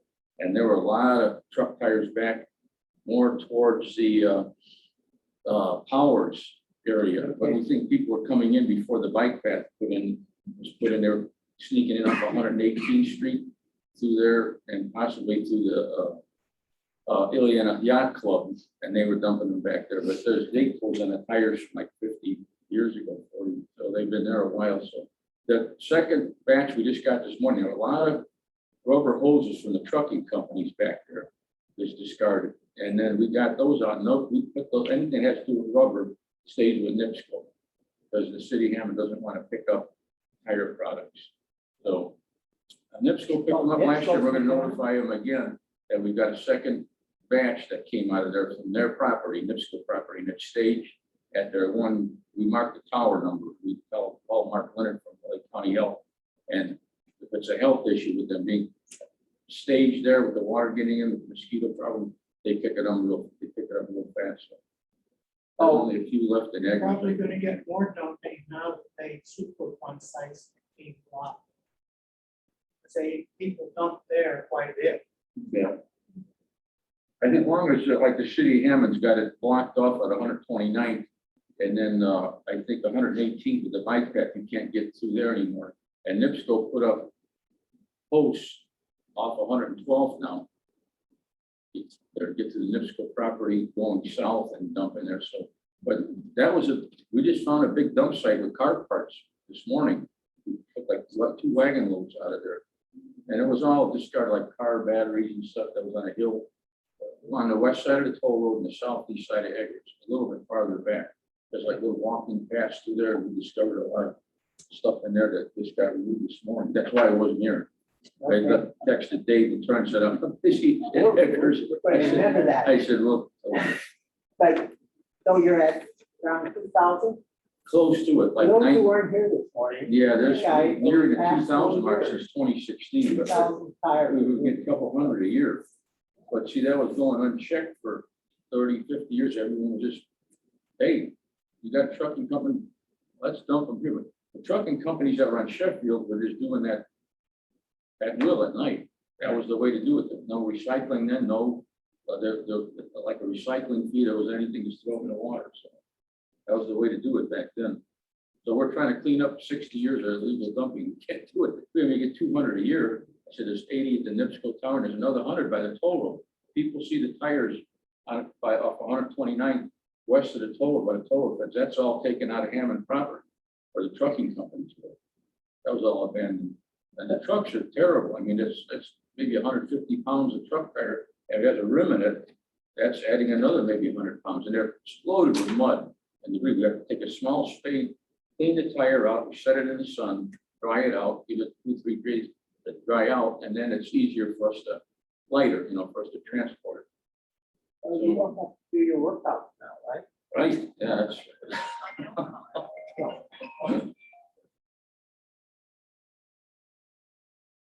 We're almost done, Mike, we're almost done. How are you getting along with the tollway? Oh, No, you're not getting. 2021, they took about 120, maybe about 10 were theirs on their side of the toll road fencing, that's their jurisdiction. We had about 80 from the Hammond side. When we took the 120 or so up there, we photographed it, and I think Mark Leonard from Lake County Health called, and I was up there photographing the day they picked up. We were helping them load it on their payloader, and Indiana Toll Road dump trucks. 2 dump trucks showed up, and I think they were mad, but they said, well, you're gonna help us with this health problem because you can't retain water in the tires as a group effort. And they bought them, and this year we came there, we were there, and they turned us into the Indiana State Police. That issue, remember? Yeah, yeah. They said, we're gonna fine you $1,000 for dumping here. I said, no, sir, you don't understand. We're not dumping. I said, this stuff has already been dumped. We're trying to remove it for the health issue. Don't you understand? Oh, no, we're gonna turn you in. I said, well, have at it. They said, but you don't understand what's going on with this. But they didn't find. They were the threat, yeah. Yeah. But lifelong. Mike, you'll have to bail me out next time. Yeah. Well, we'll start, we probably should start taking a collection now in anticipation of that moment. Right. Okay, well, I want to thank everybody for coming today. I thought we had some good discussion this morning and early afternoon. I think we got a better idea of what we got to do, and we got people involved now that weren't involved before, and that including both the Illinois and Indiana side. So I think I'm pleased with what we've been able to do today. Now, for those who came in this afternoon, you're facing mud puppies, and as I explained this morning, you're invited to take those with you and to turn them in at your neighborhood library or school library or school science room. And to help us get the word around. So thank you. And yeah, and there are quite a few schools on the east side that we haven't. The Taylor, okay. Just right across the street from you, just about. And you started out at Taylor, did you? Yeah, okay. And you ended up, where did you end up? Here. No. Okay. They're going. And going, yes, you did. Okay. So has there been an effort to get this message to bait shops? You know, there aren't that many big shops around. That makes it even easier. So we have, because we took it to Cabela's. And that was the first one that we took. I don't think they sell paper. Yeah.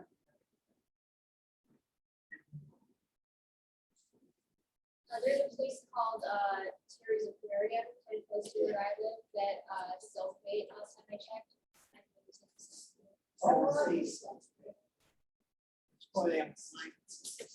Yeah, take it in, because that's great. Thank you. Oh, Mike, and one last thing, this morning with the Eggers Marsh level going down with the drought the last 3 months and the drainage.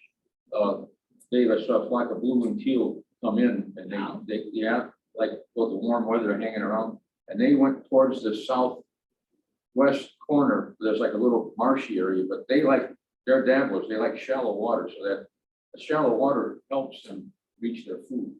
So that was good. I saw maybe a flock of 15 went over there this morning, so that's always nice to see. They're migrators. Maybe that was, did we have a nest? Yeah, we found a nest on that new habitat site on 129th on the west side of the toll road. The female had laid 11 eggs there. That was in 2021. As far as I know, they all 11 hatched. Remember? Yeah. I sent some pictures to you. But I've never seen blue and teal nesting up here. They migrate through in September, but not to have an actual nest with the parents there. So, and that new habitat they put in that shallow marsh, there's some orange fencing out there. Yeah. And that southeast corner of, it's on the west side of the toll road. They haven't really named that, though. I think Carolyn Marsh takes a lot of photos out there. That's a beautiful marsh out there that they established. Yeah, it's all been replanted. Yeah. And, a lot of it came back really nice from what they planted last year. That's really good to hear, because I was afraid it didn't start out too well, but it looks good now. Yeah, it looks good now. It makes a lot of difference.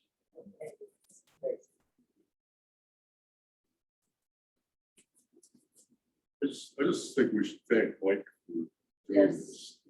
Recommend.